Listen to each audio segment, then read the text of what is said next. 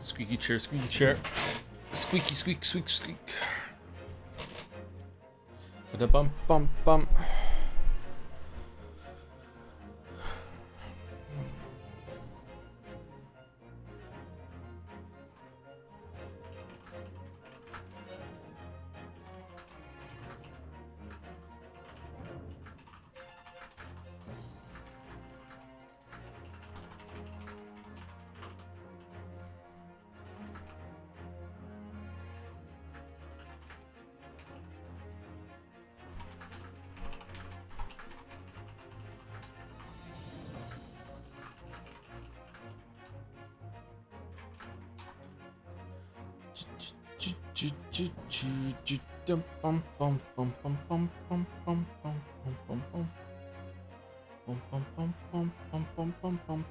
Thoughts on this new official artwork from Square Enix?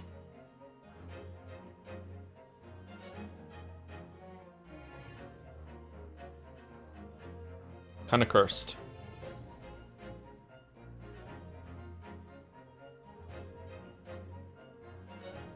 Why does Chrono Trigger get a medallion instead of a character, but the rest of them have characters from the media?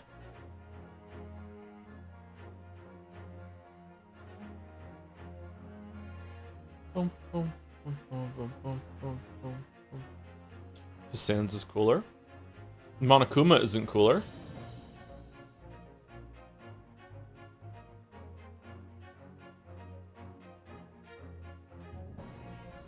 Congratulations, a 40-year-old goaltender won a World Cup yesterday for a country, population of 5 monktons, who's never been in a tournament before. 40-year-olds are cool now. I'm having an amazing hair day, so I also feel like 40-year-olds are cool.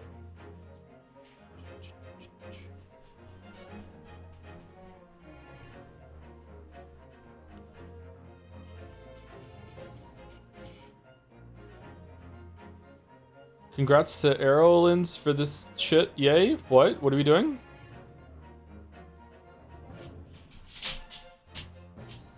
Older men.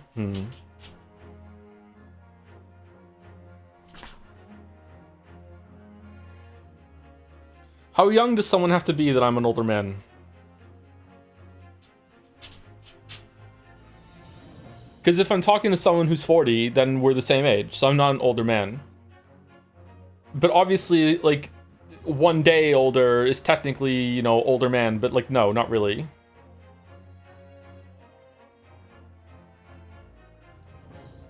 Aren't you older anyone even 1 year less? 1 second less even, but you know, like what's the cutoff?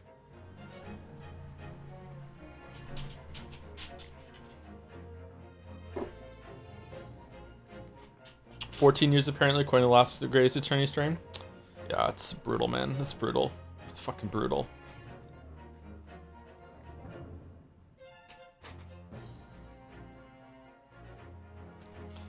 As a 43-year-old, dating someone in their early 30s seems ugh. Really? I would say once you're 30, you are like for sure done, right? Like after that, does it matter anymore?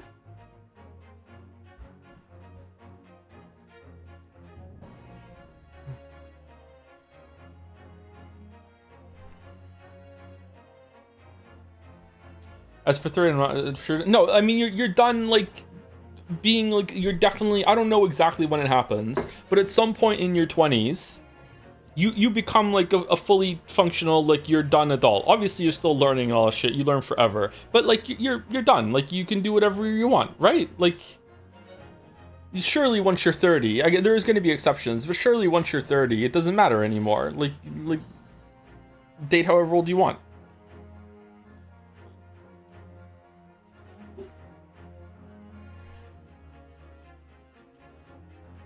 How can we make this as bad as possible? Okay, if a 50-year-old was dating a 20-year-old, I think we would all be like, whoa. But if a 30-year-old is dating a 60-year-old, that's still a 30-year gap. But who the fuck are you to tell the 30-year-old, hey, you can't do that? Like, they're allowed to do whatever the fuck they want. Like, they're 30. They're they're so established in life.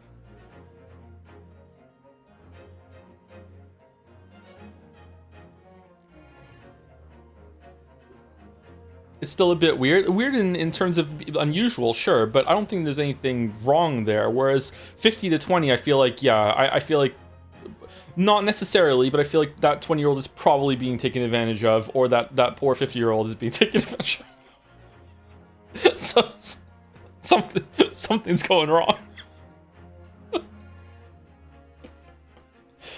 Will someone please think about the 50-year-old?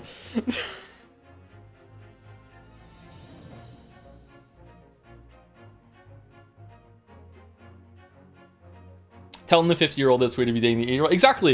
Exactly. Like how could you possibly tell the 50-year-old, no, you're not allowed to have that amount of agency? It is strange, though, I do agree. Like, that the 30 years is a long-ass time.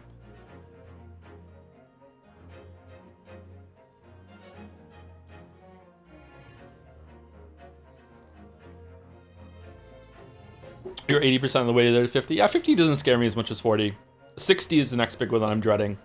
60 is like, oh god, I'm like really old at this point. 60, goddamn. Like 60 is like, I'm getting to the age that if I died, people would be like, you know, he probably should have lived a bit longer, but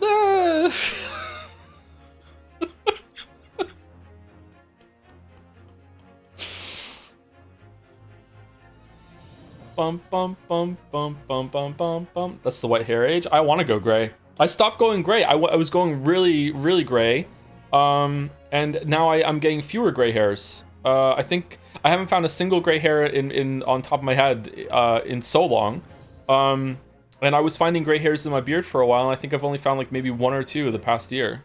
Gee, I wonder why I stopped going gray. I'm 40, and I'm half gray. Are you really?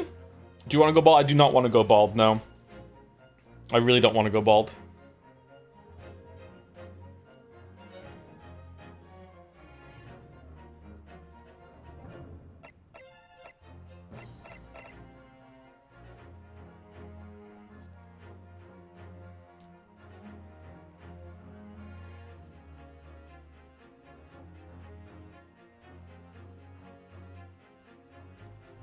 Why are we talking about age differences? I don't know. I think chat brought it up. Oh, hey, how's it going, Mouse?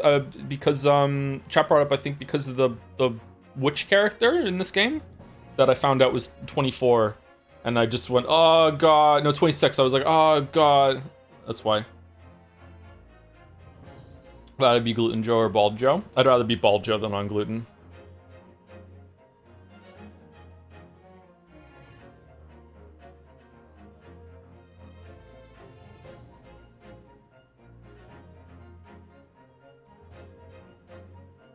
I know you mentioned this before. I recently had a run-in with the wonderful Subnautica community. The amount of dogpiling that the sentence Subnautica 1 is not a 10 out of 10 cause should be studied. Somehow the most outlandish thing I said was Subnautica is a buggy game. Subnautica fans are possibly the worst fan group that I've ever interacted with in my entire existence on this planet. It's either that or FromSoft fans. It's, the top 3 tier for me are FromSoft fans, Subnautica fans, and Nintendo fans. And for whatever reason, Subnautica fans, my pet theory that I haven't done any studying whatsoever is that the early access stage of Subnautica fans of Subnautica was so good and well done. It was really well done. It's really well documented. There's a whole GDC talk on Subnautica's early access. It was a really cool way that they did it. That was so good and involved in the community that I think a lot of people think that they co-developed it. It's on their resume. So like so when you criticize Subnautica, they're like, so it's I think they take it way too personally, because like the amount of shit I got for that video, man, like bro played it on a fucking Xbox fucking 360 and he's complaining about the pop-in. It's like it was a state-of-the-art computer. Probably was, I think it had the best GPU that money could buy at the time, unless except for one of those founder cards, like, and it still had stuttered more than my 4-year-old son, and had more pop-up than his favorite books. You know, it's just insane. Is it fixed? I haven't played Subnautica in ages. Subnautica's a great game. It's a great game, but it's like a 9 out of 10. It's not a 10 out of 10. There's like some huge mistakes in that game.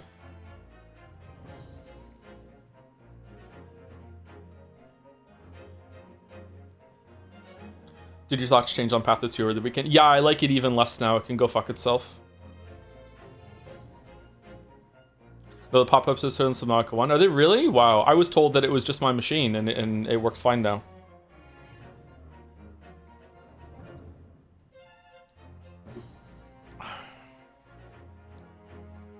How's it sound, by the way? Is it too loud, too quiet? How are we doing?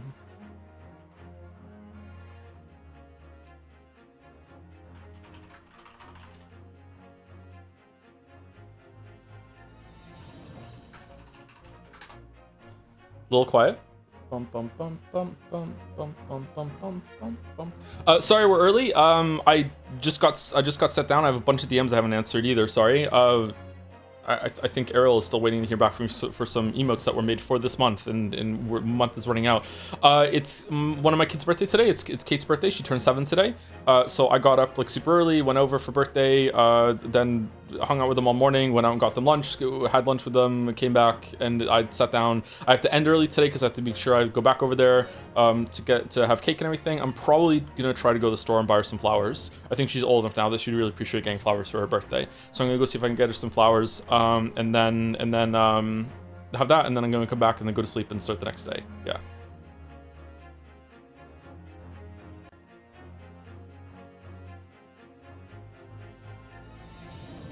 What is this?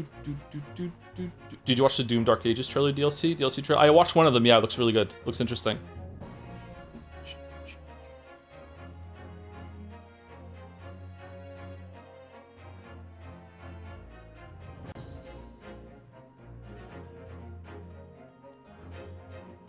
Sorry we're early. Sorry my speak is too juicy. Well, some people, like, they try to watch right when they finish work at the regular time, right? But I started a little early so we can do some yapping. All right. I have a bone to pick with a Naja commenter again.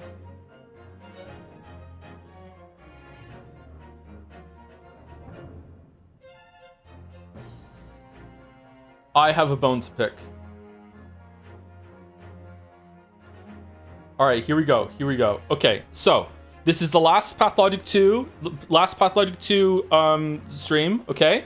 All right, and we're scrolling down, and some people are responding to my comments on the ending, all right? So here's what I don't get. This drives me crazy, okay? All right, Maria Luke 2116, okay? Here we go. From what I'm picking up, Joe gave himself an expectation based on a pacing question mark pattern from an unrelated work instead of from the mindset of someone expecting to play an evolved version of Path 01 only to be dumped near the end of some failed attempt at saving the town. Basically, a bad ending path we, the players, were clotheslined into experiencing as an introduction to the consequences before properly starting on day one. Okay, I do not need to read the rest of this, I guess, but here we go. Here's all I want to address. Okay, so when I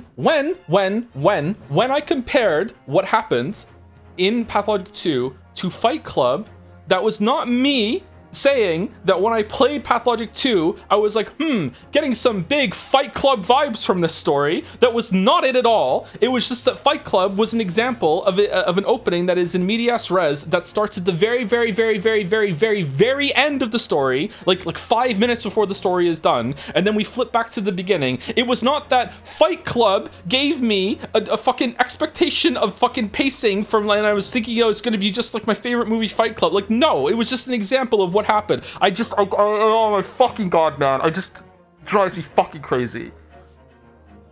I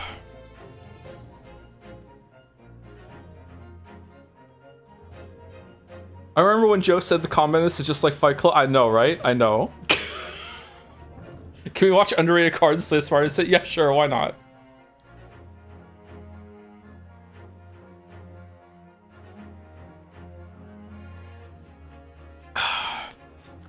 I get that it didn't meet his expectations, but there's more to use than the start and the end pacing trope, and they use it to play in the game's own themes and setting, and play about crisis while simultaneously in the play's world pretty damn well. An actor dragged in the third act, hating the whole spin being done on stage and wanting to do it over the top. That is simultaneously high respects from the play, realizing got dragged in the regular and demanding a proper track. Okay, that's all well and good. Fine, fair enough, okay? But we don't have to say, oh, he thought it was going to be Fight Club.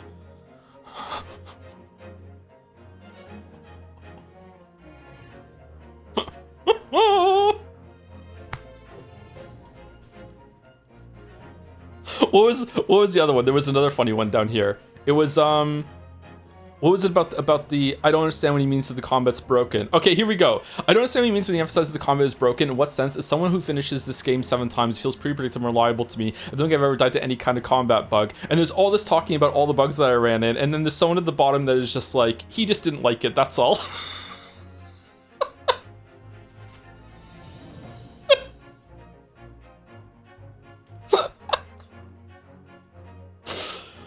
Anyway, that's it. Sorry. This is cathartic for me, being like, come on. It wasn't meant to be like I thought it was going to be like Fight Club, literally. It's crazy how many bugs you get through. You got though. I have like 300 hours in Path 2 and I never got any of this shit. I am a bug magnet. I don't know why. Do I just play in an unusual way or something? I don't get it. Like, why do I get so many bugs? It happens almost in every game. We got a bug so hard in Path 2 that we got both endings at the same time. I haven't got through the last Path 2 VOD. Did you hate it? No, I really, really liked it. Overall, I would probably give it a 9 out of 10, and that's with all the gameplay problems, because it's such a unique experience, okay? I'm still going to probably give it a 9 out of 10. However, 9 feels way too high, but 8 feels way too low. I don't know, man. I don't know. Like, if only there were numbers between those numbers. But, like, the ending was really disappointing.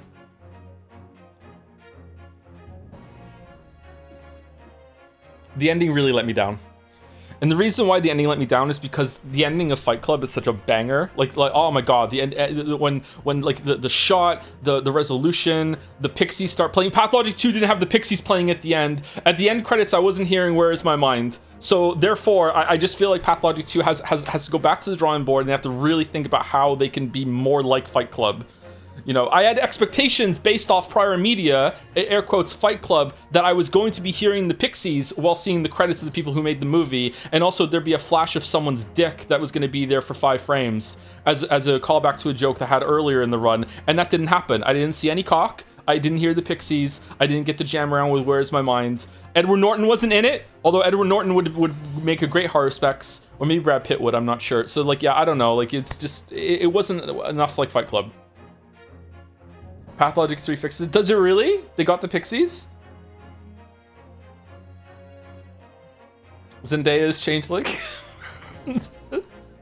Zendaya is Michi?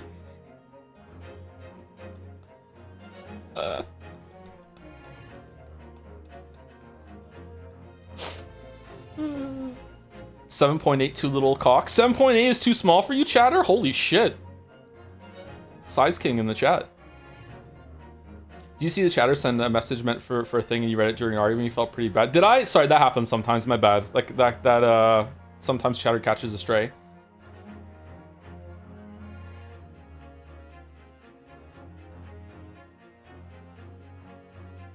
Famously straight, not by streamer Joey Anderson, disappointed there was no cock at the ending of Pathologic 2. Curious. Yeah, because in Fight Club, there's a very famous scene where Tyler Durden is working as a projectionist in, is it projectionist? Is that the right word? In a movie theater, and what he does is that he splices like one frame of a shot of a cock into children's films. So as you're watching the movie, just suddenly just one frame, you see a dick, and he's like, you know, you didn't notice it, but your brain did. You know, like you really did see it. And at the very end of the movie, as the credits are about to go, the cock that was shown earlier in the movie shows up on the screen as like a joke. This is what like Tyler Durden is the projectionist in the movie theater that you're seeing. And because that is about like the making of movies and it's a meta experience that breaks the fourth wall in the same way that Pathologic 2 is about a theater putting on a play within a play within a play within a game. They're both meta experiences, and you go backstage, you talk to them. I was expecting it to be exactly like Fight Club, and they would show a cock on stage at some point, or you know, in a frame, and they didn't. So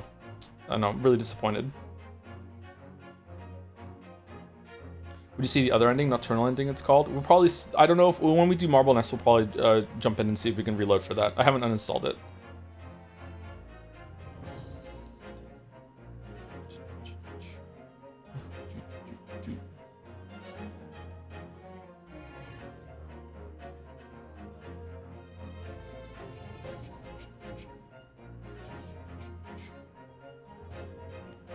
Marble Nest. Are you Bachelor for Marble Nest? Is it set before, after, or concurrently? It's probably in its own realm, I guess.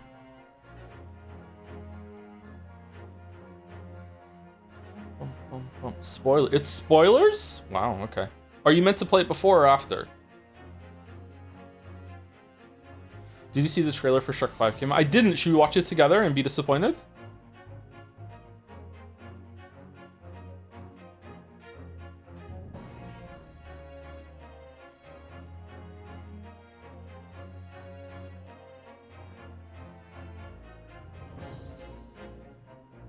They made 4 Shreks. They did, but after 2, you don't want to watch them anymore.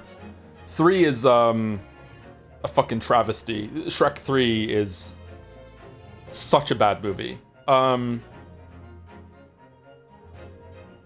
Question mark. 3 and 4 were good. What are you talking about? Shrek 2 is one of the best movies of all time. Like, it's all, everyone agrees that it goes 2, 1, 4, 3. The only argument is that maybe the originality and the freshness of 1 can put it up above 2 for some people. Maybe I could understand someone saying 1 is better than 2, but like 2 is the next one after that, no matter what. But like 2, 1, 4, 3 easily.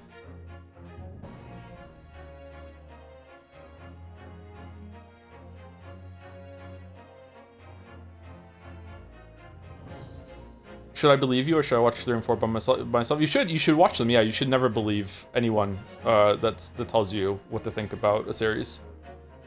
That's why you should also go watch BBC Sherlock all the way through.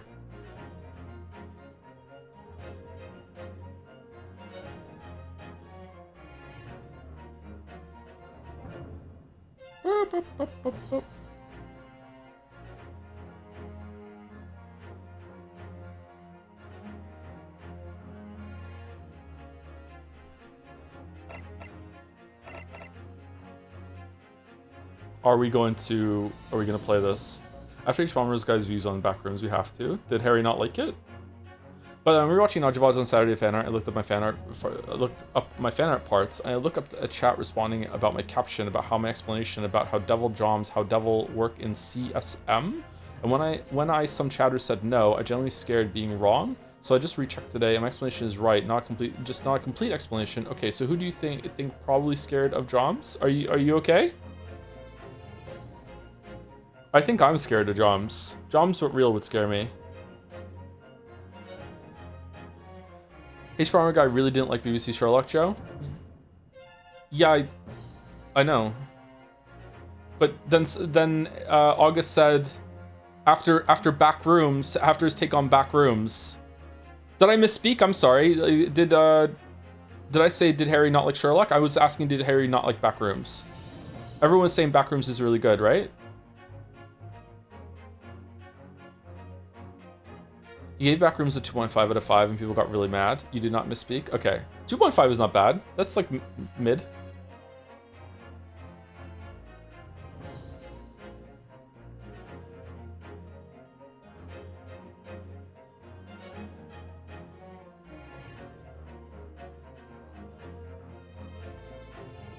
Can we get Harry in here? I need another thing. He's a close personal friend of mine. Let me just give him a quick phone call and he'll be here right now. He always answers. Who's last person to thank you to?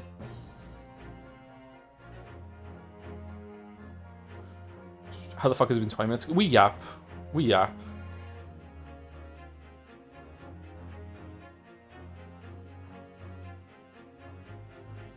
Harry is actually super fast at answering DMs. I am not fast.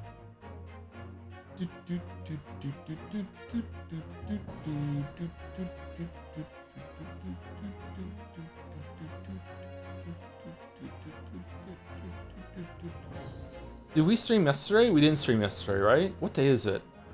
Oh god, sorry. It's been like so many busy days in a row, and just the sleeping has been awful. And I still don't have a lease for the apartment.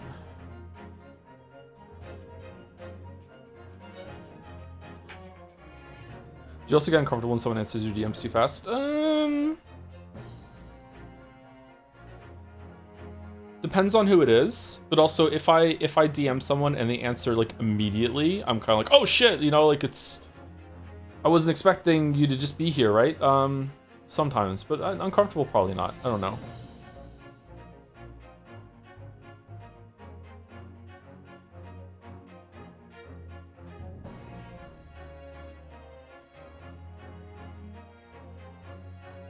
All right, thank you, Oni Adapt, for the 14 months. With Hey Tom, don't really watch Twitch right now, but it's better to use and steal money from the corpse than not use it. Thank you for the Corpo bucks, Oni Adapt. It is a Prime sub. Thank you very much for using your free Prime on me. Thank you, Scruffix, for the 45 months with 2 joms or not the joms. That is the question. True. Thank you, Scruffix. Thank you, Calm908, for the 99 months. Damn, tier 2 as well. Holy crap, 99 months. I keep forgetting to come up with something. So here, I got 99 problems, but a plot ain't one. Use that for the next game that we find that fits it. All right, I will. I'll keep it in my pocket. Also, this is my pitch again for you to play old school RuneScape. And if you'd allow me to prepare a full 35 slide deck for your viewing pleasure, I can show you how it will change your life. Old school RuneScape Saturdays on a Saturday until we get bored of it. 1 stream only. I don't think I would like it. Oh no. I do enjoy number go up. Can you play solo or do you have to play with a group? Don't, you'll get addicted. Me? No way. Thank you, Nova Odin, for 23 months with a joms. Thank you. We love joms here. Thank you, Nuclear Plums, for the 35 months. Translucent Moth for the 8 months too. Hope this stream is just like Fight Club. It has an Insomniac lead, so yeah. It's probably one of the reasons why I like Fight Club so much, is the character had just the trash fire sleep schedule. Thank you, Radio Bob, for the 5 months with finally my summer vacay and the Great Ace Attorney 2 streams. I'm so hyped for the last 3 cases. Apparently they're really good. Chat seems to be very gung-ho on these. Maybe this is what the games have all been leading to.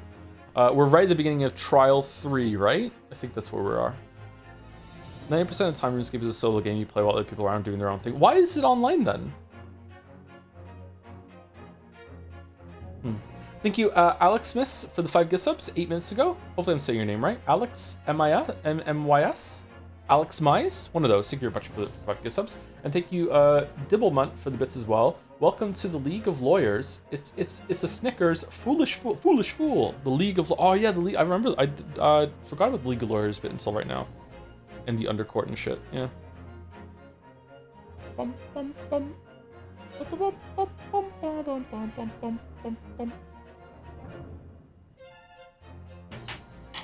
Okay, let's get into the game and see if we need to tweak any of the volume again. What's next on Saturday docket? Marble Nest 3? I don't know what we're doing on Saturday. I think Walrus and I are starting Road to Empress 2 this Saturday, so I should stream before that with something, but I don't know what. Maybe it's just gonna be like a one-off, like a Mugenics or Slay the Spire, or I guess we could possibly do Marble Nest, maybe? I don't know. Return of Kingdom Deliverance 2? I guess we could do that on Saturday until we're done. I finished Mina, yeah. Thank you for the tier 3 sub caps. With it's 67, 67 dance. Accidental 67 dance. Irene Morbed. Dispatch Saturdays? I think the dispatch is probably something we want to get done like sequentially, just day to day, instead of spacing out week by week, right? Or would it be good to do that? I don't know.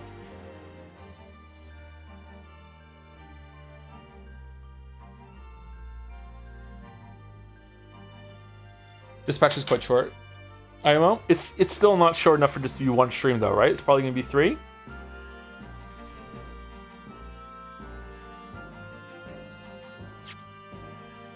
Okay, we kind of barreled through this at the end because we were trying to save a chatter from being banned forever and ever and ever, Gay Ben.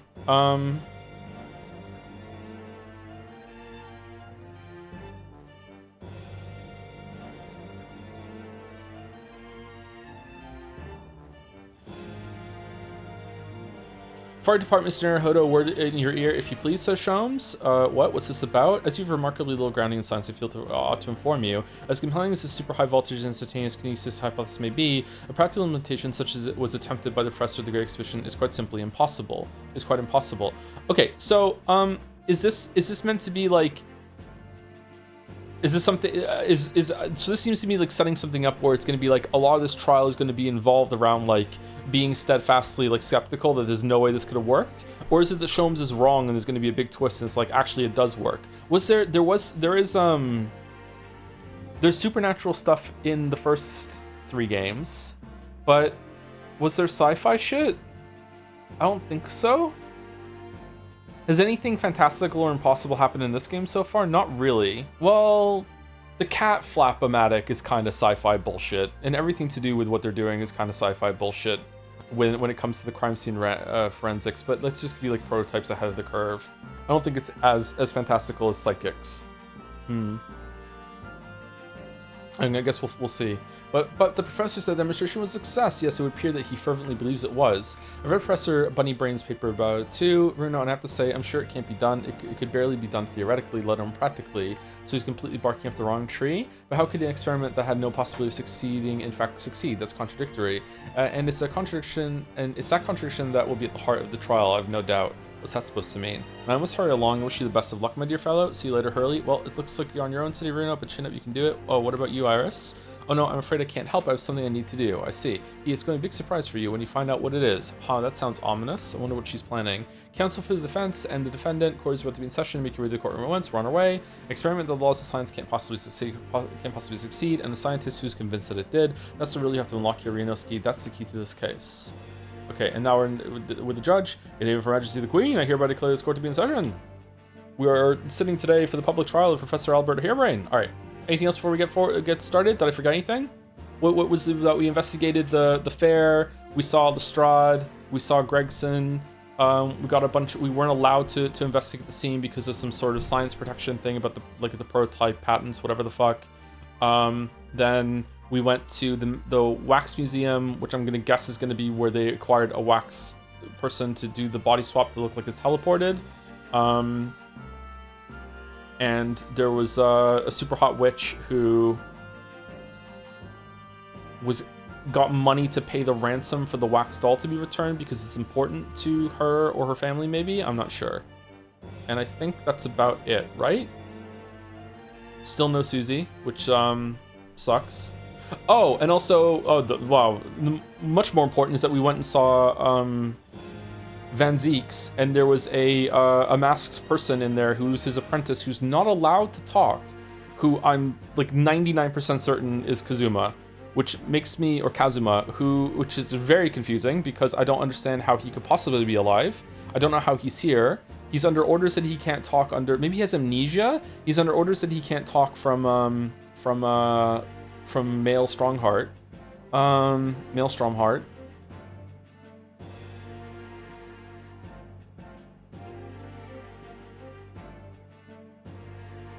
I guess we'll see. Okay. We're sitting today for the public trial of Professor Albert Harebrain. How's the sound also? I now call upon the counsels of the prosecution and defense to declare their willingness to proceed. The prosecution is ready. 1 decibel higher necessary, IMO. It needs to be 1 decibel higher, or it's already 1 decibel higher than necessary.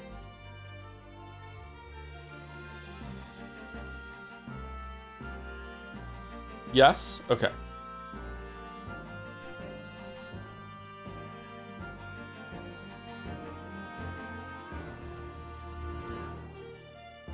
Okay, it's 1 decibel higher. There you go. The defense is ready, my lord. Is he really gonna solo a case? I'm 6 months out of practice, and what's more? Ghost? I'm without Susato-san today. Susato-san.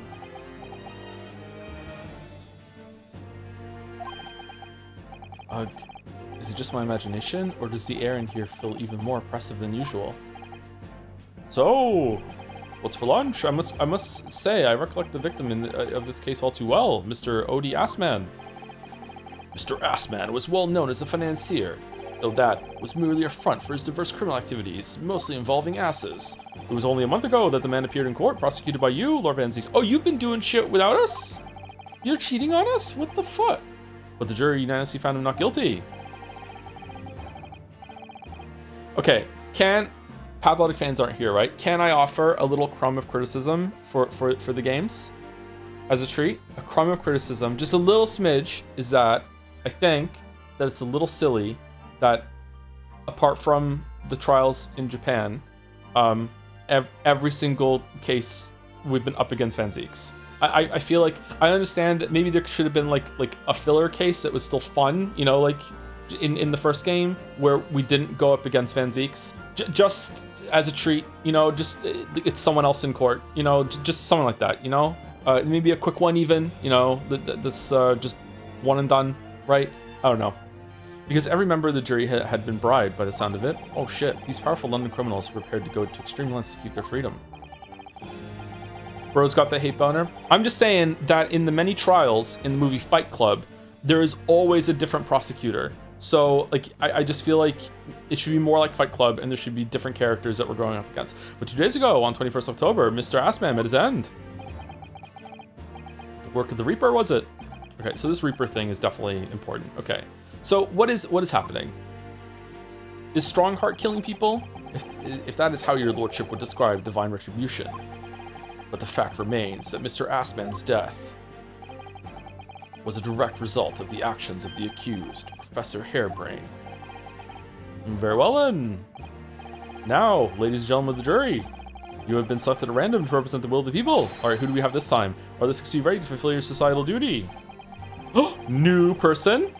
I'm most gratified to have been selected to carry out this important civic duty, my lord. Okay. Okay, Assman in a wig. How are you related to this? Hello! To have a man's fate in the palm of one's hand. Oh gosh. Oh golly. It sends shivers down my spine. Okay. She's gotta be older than 30, right? Okay. Also Assman in a wig? Okay. What? Science experiments, magic, conjuring tricks, courtroom trials are nothing more than performances. Okay, we have all new people. Any spurious scholar that defiles the reputation of science deserves to hang. Okay, so we have to listen to what's said on both sides, both sides of the fence, and then settle on one. That's it, isn't it? Isn't that the guy from the Wax Museum? Wasn't like this in my day. It wasn't like this at all. Wow. Okay, so we have 6 brand new jurors that... Okay, how are they going to be related to the case? Maybe they won't be this time. The science one has to be about explaining some shit about the law or whatever. That's the police killer otter mole look like again. And he's exhausted as ever, it seems.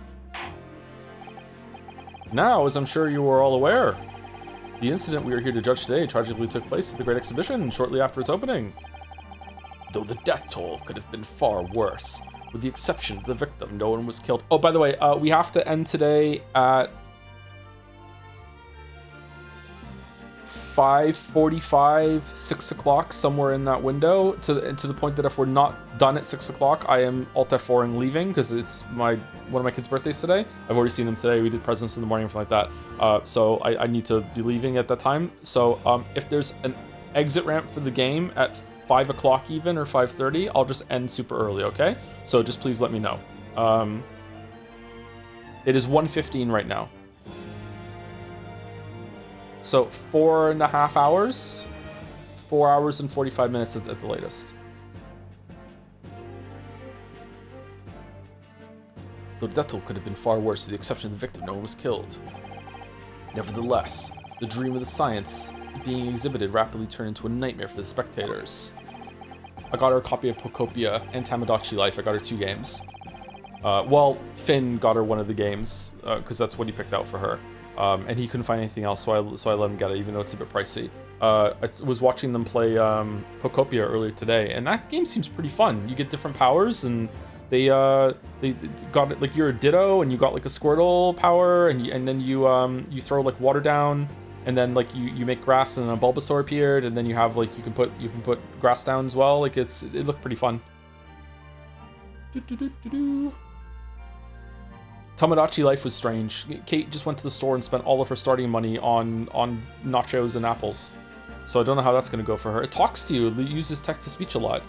Tragic turn of events, and as such, the eyes of all London, no, the whole world will be on this trial. It is our duty to reach a swift and just conclusion, I feel. So, your opening statement, please, Lord Van Zeeks. At the heart of this incident is technology never before demonstrated anywhere in the world. One of science's latest developments, I take it. The government is keen to capitalize on the Great Exhibition to improve Britain's technological advantage. This is a cool concept, actually, that, like, they don't know if it worked or not. It is cutting edge. Maybe it did, maybe it didn't. And because only like the people that are into the science can understand it, we have to kind of suss that out. It's a cool way to kill someone. Technology being demonstrated by the accused was described as super high voltage instantaneous kinesis. Good lord, what the fuck does that mean? It's designed to disassemble human subjects using extremely high voltage electricity and beam them instantly to another location where they are subsequently reassembled. Is it the same person though?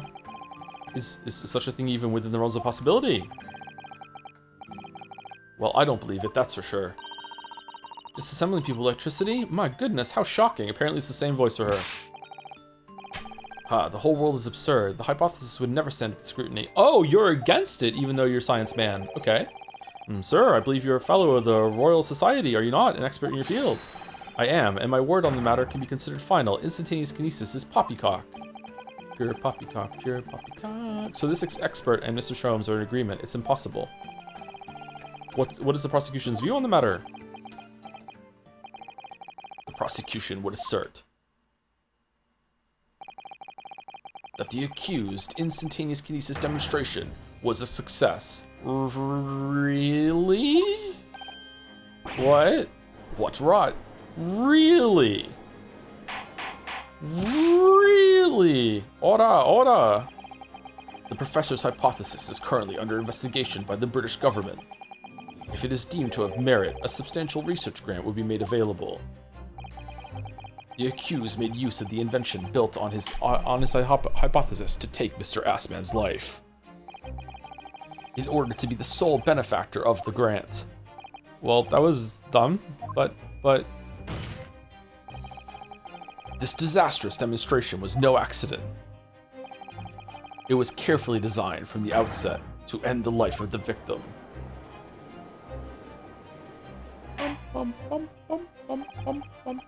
Thank you, Lord Van Zeeks. Well, bullshit. The prosecution's stance is clear. But you will now bring forth witnesses to substantiate your claims. Gladly, my lord. Ooh, cloak is off right away. Bailiff, show the first witnesses to the stand.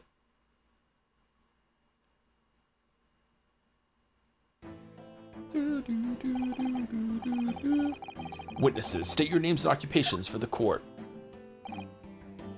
Yes, sir. Tobias Gregson, Detective Inspector at Scotland Yard's Homicide Division. I was on duty at the demonstration on the day in question and in charge of the following investigation.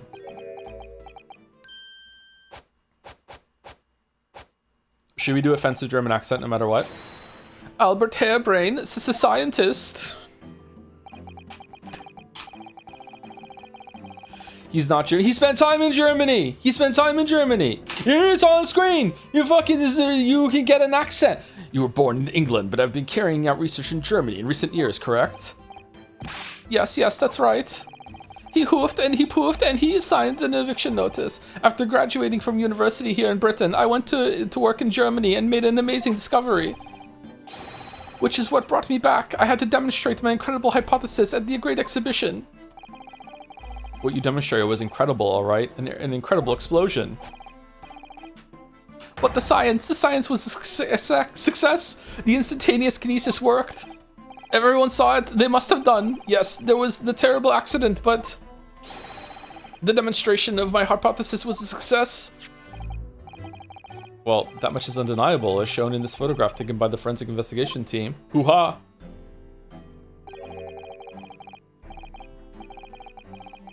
The jawline on this, bro? What the fuck? The drip? Holy shit. I should dress like this. This was taken inside the Crystal Tower, I take it. The centerpiece of the exhibition, no less. That's right, my lord. It seems the victim rammed straight into it. I see. Very well. Submit the photograph as evidence. The photograph of the victim has been entered into the court record. As the courts heard, the victim of the incident was Mr. Odie Assman. He's an Assman too? Damn, there have been a number of allegations made against the man, but putting them aside for the time being, he was the man who financed the research for the experiment and demonstration itself. I see. So to summarize the situation, The defendant is accused of taking the life of the man who funded his work. Would that be correct? If he's a criminal, then why hot? Exactly. But couldn't it be that the explosion was caused by some malfunction in the apparatus used for the demonstration? That's right, that must be it. My splendid machine. My poor, splendid machine. You saw it yesterday, didn't you? We can't even examine the wreckage thanks to that special dispensation for the Scientific Equipment Act. Do you think Ass Man Ass Play are creators? Yeah, right next to Buttman, but... What? The wreckage? The wreckage? But that being the case, how can the facts be established? How can it possibly be determined whether this was an accident or a deliberate and malicious act? We can't. Extremely simply, my lord. Oh, barely an inconvenience. Okay. I beg your pardon. Isn't that right, witness?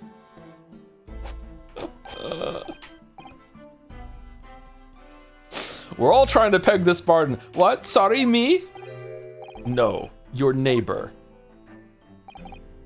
Yes, sir. It was a murder, plain and simple. Anyone could state that with complete certainty. Oh yeah? Explain how? What? How can you possibly think that? Thank you, Inspector. All right, I've heard enough. Guilty. I think we had better proceed to formal testimony.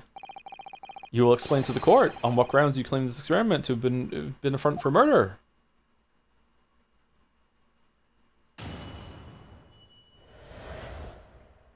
A front for murder. Dude, I thought he was an ass man. The corpse that went crashing through the crystal tower had a broken neck. I made a minor miscalculation in the angle of the beam projection, Dr. Jones. That's all. That was my mistake. But the post-mortem examination revealed another injury, a fatal wound. I have had many perfect scans since we last met. There was a lesion in his chest where he'd clearly been stabbed by something sharp right in the heart. Oh. So the victim was killed before he went anywhere, and this fellow's the only one who could have done it. Okay, so is it possible to hollow out a wax statue and wear it kind of like a suit, and people will think that you're there when really you're not? An extraordinary business. In addition to suffering a broken neck, the victim was stabbed in the heart, and you're too late. Information I would really like to have heard from someone other than the judge. Yeah, it's kind of bullshit. The coroner says death would have been all but instant for a wound like that. You could say, in fact, that the victim was killed twice by the accused. Double sentence then.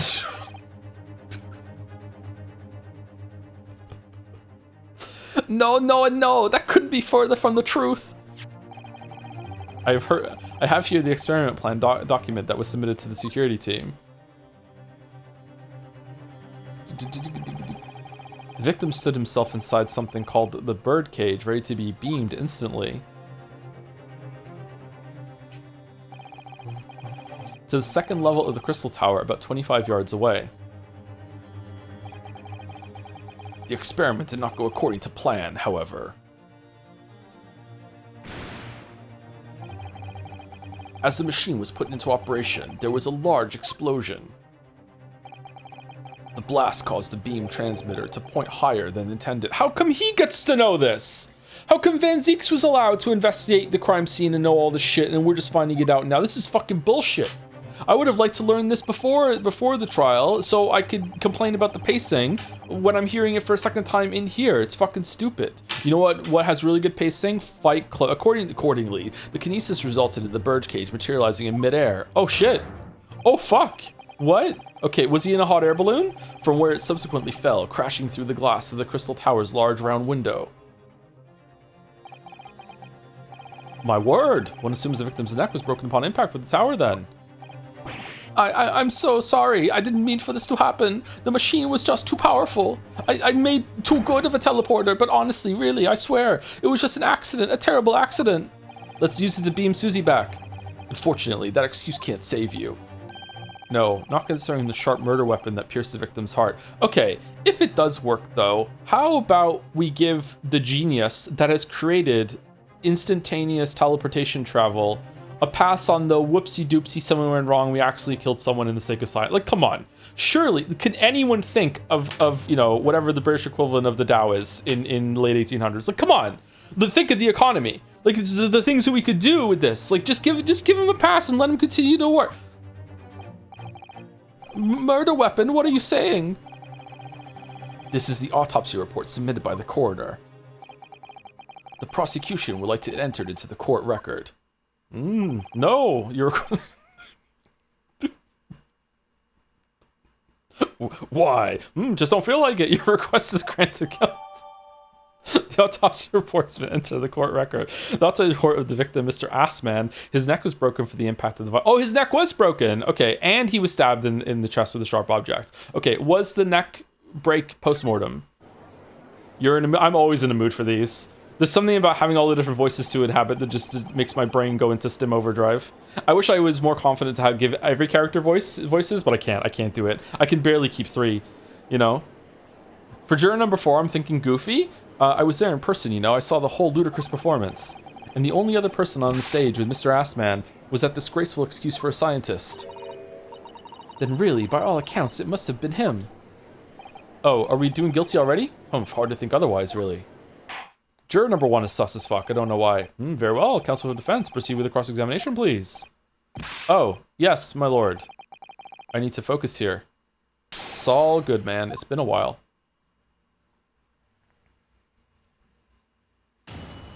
Cross-examination. Before we get into that, thank you to 2 people. Thank you, Sigma Vash for the 18 months. Thank you. 18 months. It's been really fun to follow all the games alongside you, and I thank you for the streams because they offer comfort after my dog passed away 2 weeks ago. Oh, I'm sorry to hear that. That sucks. I'm sorry. People who have never had a dog don't know how difficult that can be. I'm sorry. Much love to you, Joe, and to chat. Appreciate your pets as much as you can. Yeah, seconding that for sure. Glad that we can have a distraction for at least a little bit for you, Sigma Vash. And thank you, Vanny227, for the 66 months too, for those sub after. Thank you very much. Affront for murder. The corpse that went crashing through the crystal tower had a broken neck. Hold it! Are you suggesting that's because he fell from a considerable height? Exactly. Which highlights something else about this whole rum business. Rum business? What's that? The fact that the instantaneous kinesis itself was a success. I think the British government's just trying to steal the patents. Kill the guy who made it, and then they can do their own. After the explosion, the cage with the fellow inside suddenly appeared out of nowhere in midair. Did anyone see that happen, though? So although the experiment ended in disaster, the so-called instantaneous kinesis did actually occur. Remind us, Professor. What was the cause of the fatal disaster?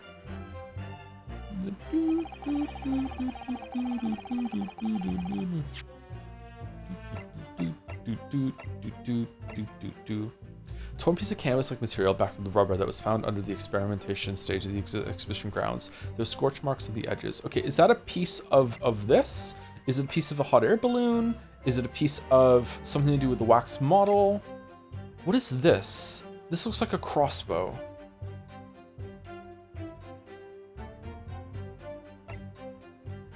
Photographic print of the victim taken after he had been ostensibly been beamed to the crystal tower. It shows an apparent stab wound to the chest. How the fuck did he get the stab wound? Oh, they're not suspenders. He's strapped to this thing. What's this thing? Was this the thing he was strapped to in the teleportation device, and that was and that went with him? How'd he break his neck then? I guess upon impact, like from that fall, like you might break some bones, but specifically his neck?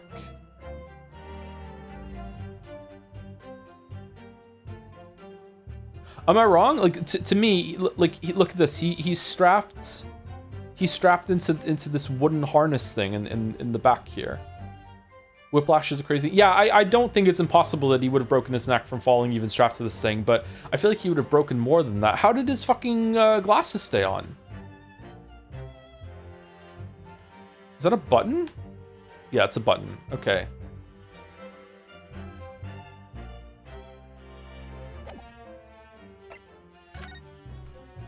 Victims, details of the victim, Odie Assman, male, 47, really. Time of death, 21st October, around 2:20 p.m. Hemorrhage of a wound to the chest that pierced the heart, inflicted by a sharp implement. That's the cause of death. Additional observations.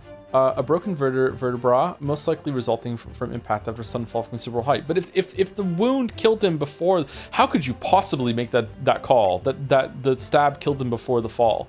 Coroner Courtney Scythe? I didn't see the coroner name before. Huh.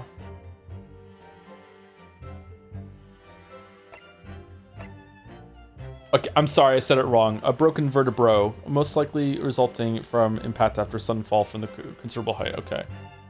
All right, that's a weird detail.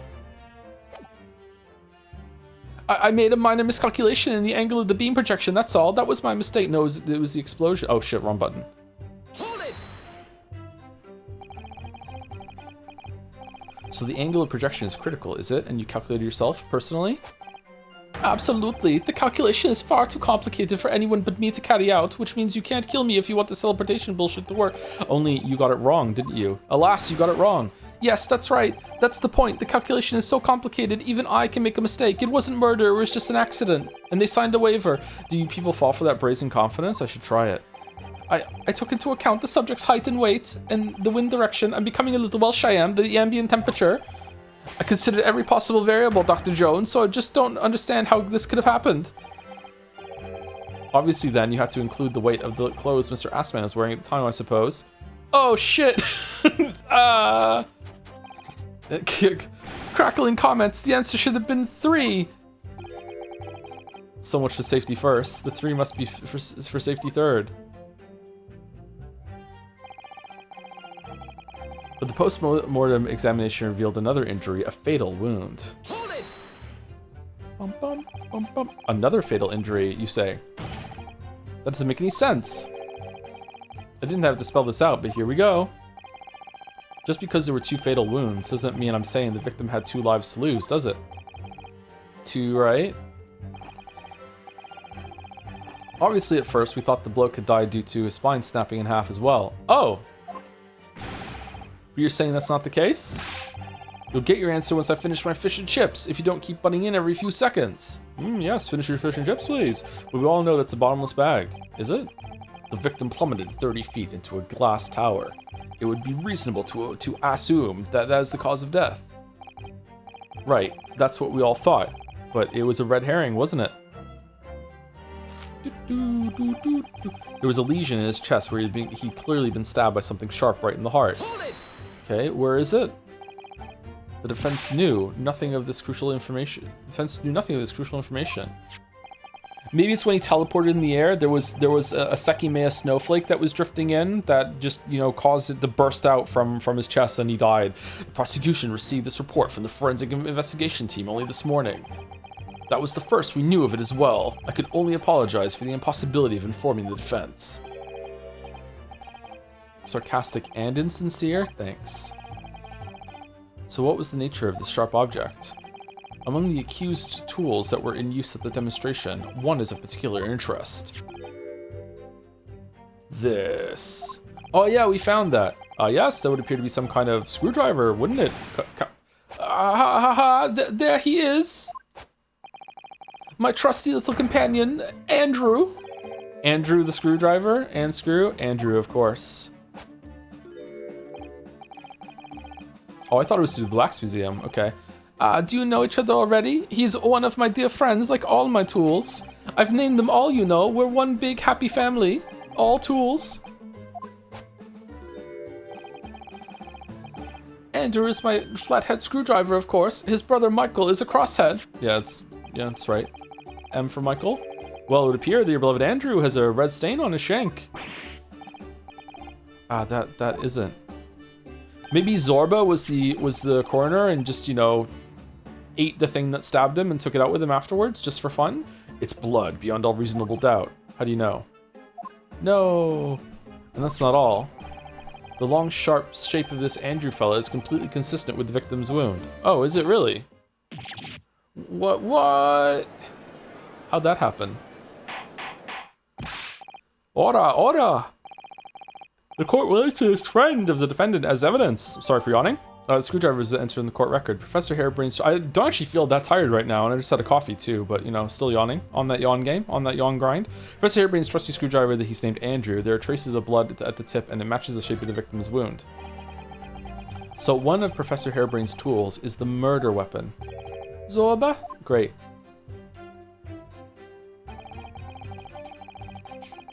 So the victim was killed before he went anywhere, and this fellow's the only one who could have done it. What grounds do you have for saying that? Do you really need to ask? There were only 2 people on that public experimentation stage in front of the whole crowd. And there was like smoke before it went off too. So the smoke went off, like that created a smoke screen for someone to run in and stab him in the chest before the teleportation that totally works send him across the sky that will make him fall and break his neck. But it wasn't enough for the fall to do it. They just had to get that stab in just to make sure. Okay, that's what happened. That's what happened. The victim, Mr. Odie Assman, and the accused, Professor Harebrain. And we know for certain that before the experiment, the victim was alive. That's right, I saw it with my own eyes. Furthermore, how does soap eating get into this? Following the explosion in kinesis, nobody went anywhere near the body.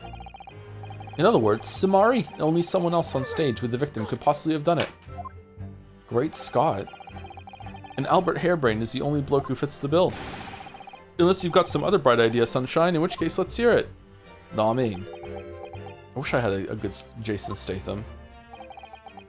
My learned friend, silence is your answer, Inspector.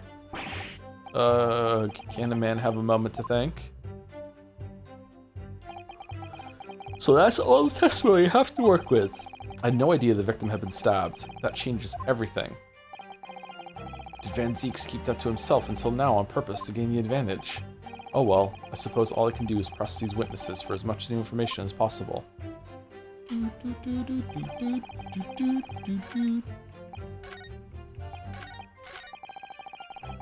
Hold it!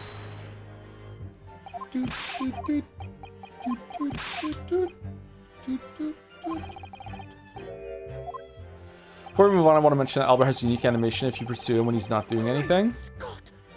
How, can you do that? I didn't know you could do that. Excuse me. Professor Harebrain, do you have some information that may be relevant here? Professor. Sorry. I was just calculating the optimum coefficient of electrolysis to separate molecules in the human body. Right now, and the witness stand is the best place for that. Always be sciencing. Seems as though you might have something to say about Inspector Gregson's last remark.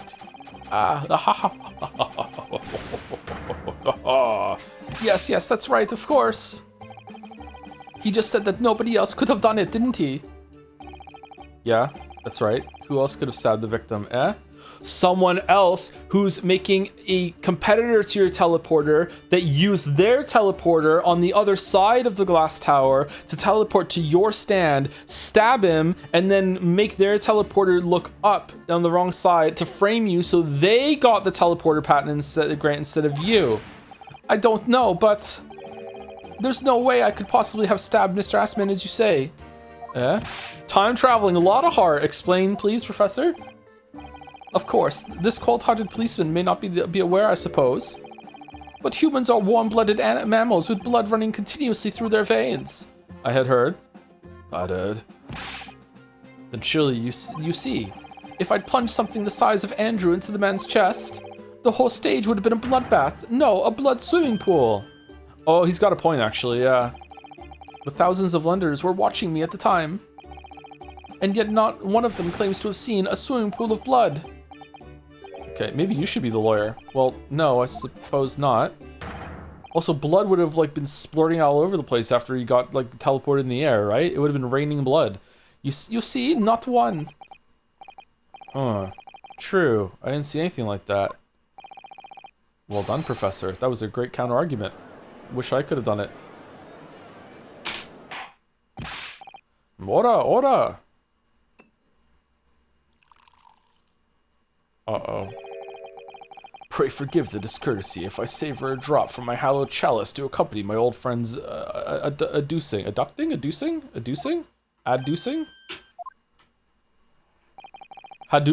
Hadouken? Here's to you, Albert. Ah, you're too kind, Barack, but I'm really not a patch for you.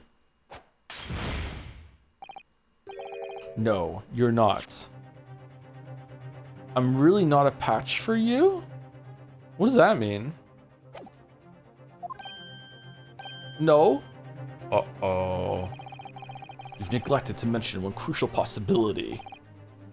I have. Read it again? Did I misread it? I'm really not a patch on you. Oh, sorry. I still don't... What does it mean? I'm really not a patch on you. I still don't know what that means. What does it mean?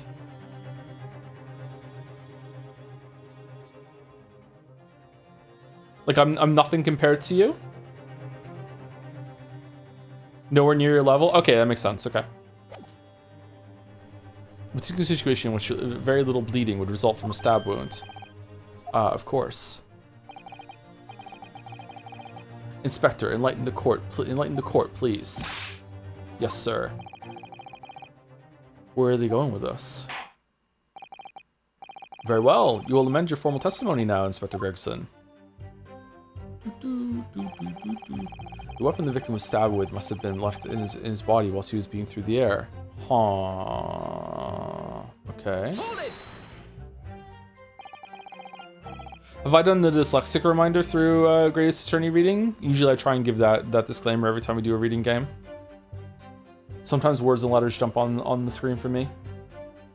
Sometimes it happens in it happens less with books, I think, but it does happen in books as well on the page. Thank you, Sir Kikek, for the 13 months.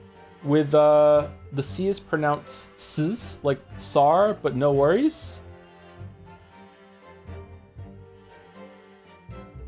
What?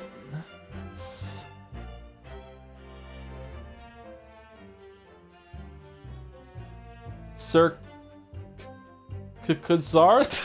What? What do you mean? Thank you for the 13 months?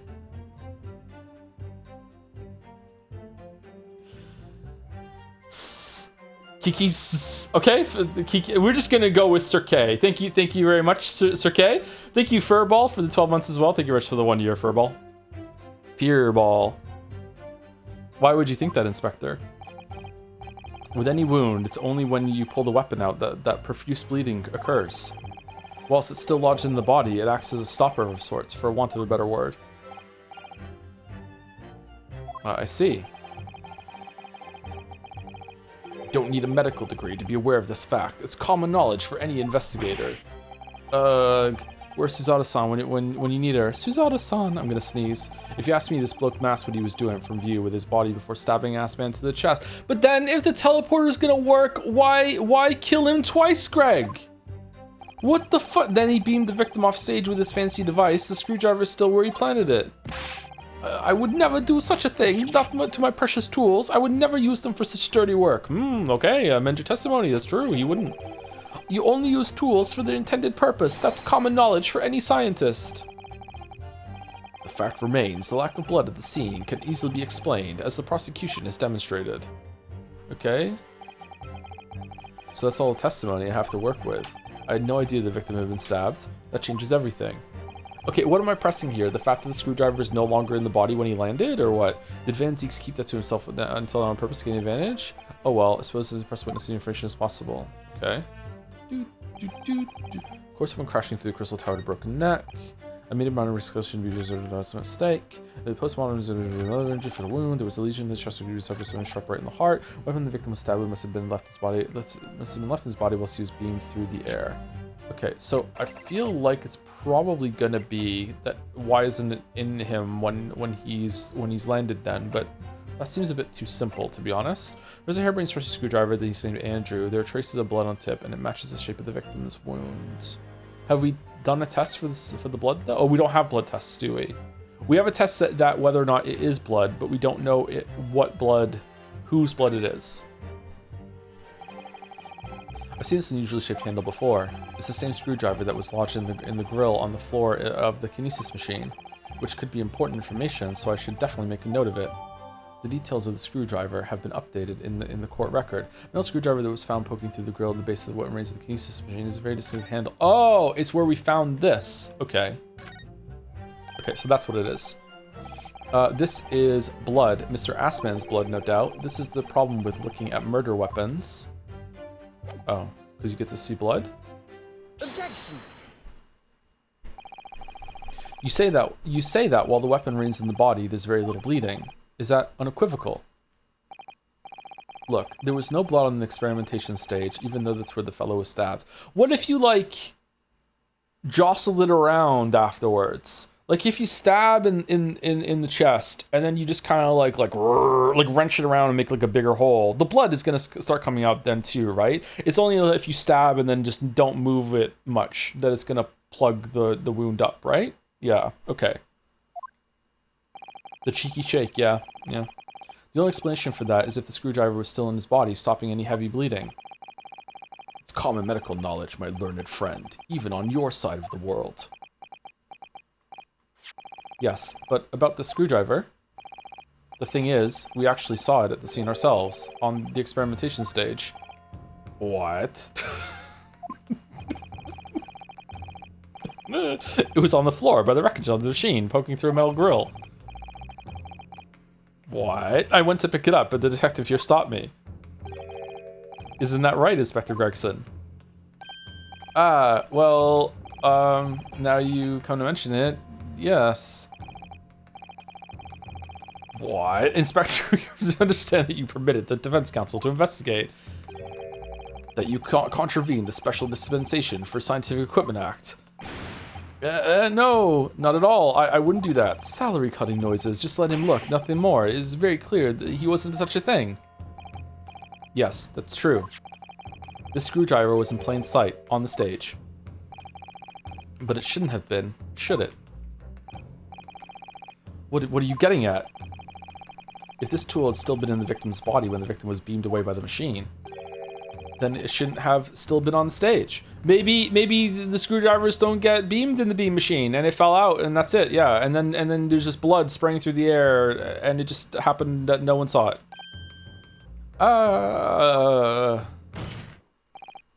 That's right. It should have been beamed across the Crystal Tower along with Mr. Assman. And been found still lodged in the victim's chest. I wonder if the photograph would have worked too. Probably not. Ora! Lots of orders this time. How do you explain this, Inspector? I fucking can't. I don't. It looks as though everything that the victim had on his person moved with him when he was beamed. If the screwdriver was still in his chest when the instantaneous kinesis occurred, obviously, that should have been beamed to the destination as well. This is a strange situation. Even though people are saying that this instantaneous kinesis is a scientific impossibility, we're still basing arguments on this. I was just saying this actually on the assumption that it did actually take place, yeah. Alright, time to tighten the screws here. My lord. Yes, if the prosecution is unable to explain this inconsistency in its argument, we can only conclude that the testimony given in support cannot be relied upon. Oh shit. Lord Van Zeeks is stumped, and he's also matching my pose. He wants to fuck me so bad he looks... What? Bro, don't incriminate yourself. Don't incriminate yourself. Don't incriminate yourself. Don't, bro, shut the fuck... Do you have something to say, witness? Yes, I knew it. It bears out. The equations hold. Mr. Naruhodo, don't worry. About what? Without delving into the details, there is no inconsistency. What? Even if Andrew had been lodged in Mr. Assman's chest, my trusty tool wouldn't have moved. Andrew remaining on the stage is consistent with my calculation. Ah, for fuck's sake, dude. What?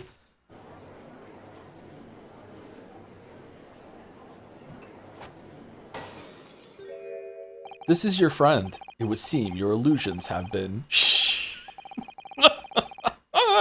shattered. Clearly, we should hear the accused's explanation. Or should I say, this brilliant scientist's explanation? Just when I'd found an inconsistency in the prosecution's argument. Scientists. Very well, the defendant will testify again. Provide us with a scientific explanation as to why the inconsistency asserted by the defense fails to hold. In the name of Apollo, I will, my lord.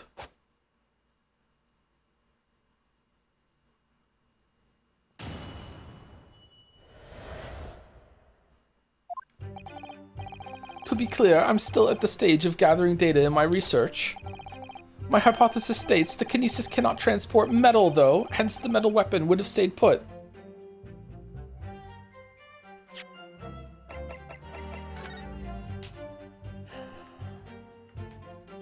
What's that? What's this?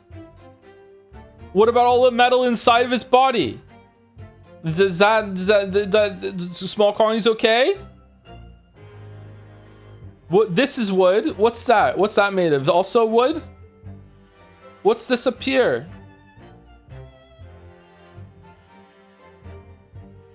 Wood.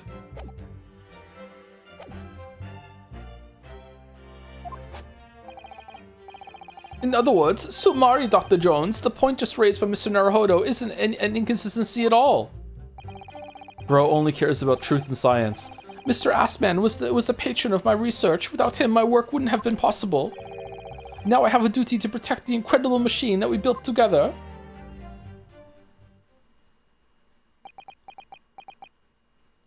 So all the lead pills he took in the morning from his lead maxing were wasted? Holy shit.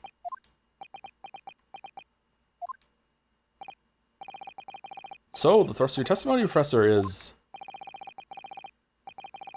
that based upon his hypothesis, metal objects cannot be moved by this method of instantaneous kinesis.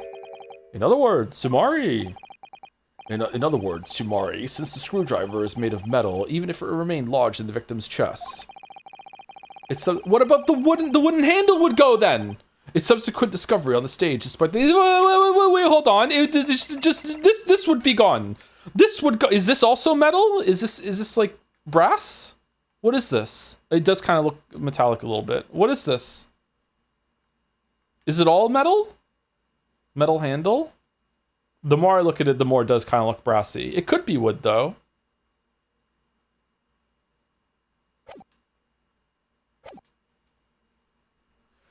Its subsequent discovery on the stage, despite the victim being found elsewhere, is not inconsistency. And therefore, Professor Albert Harebrain could still have been the killer. My great hypothesis holds, you see. Wait. Shit. We had to make the cage used to contain the subject from wood for that very reason. I was not addressing you, witness.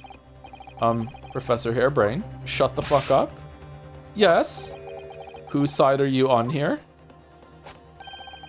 I don't take sides, Mr. Naruhodo. No. My only interest lies in upholding my hypothesis. I'm a scientist after all. Is he working for us or against us? It's very hard to tell. Let's see how you cross-examine this testimony, my Nippity's friend. Let's see how you cross-examine your way out of this one. The ropes are tight tonight. Yes, fire away, Mr. Naruhodo.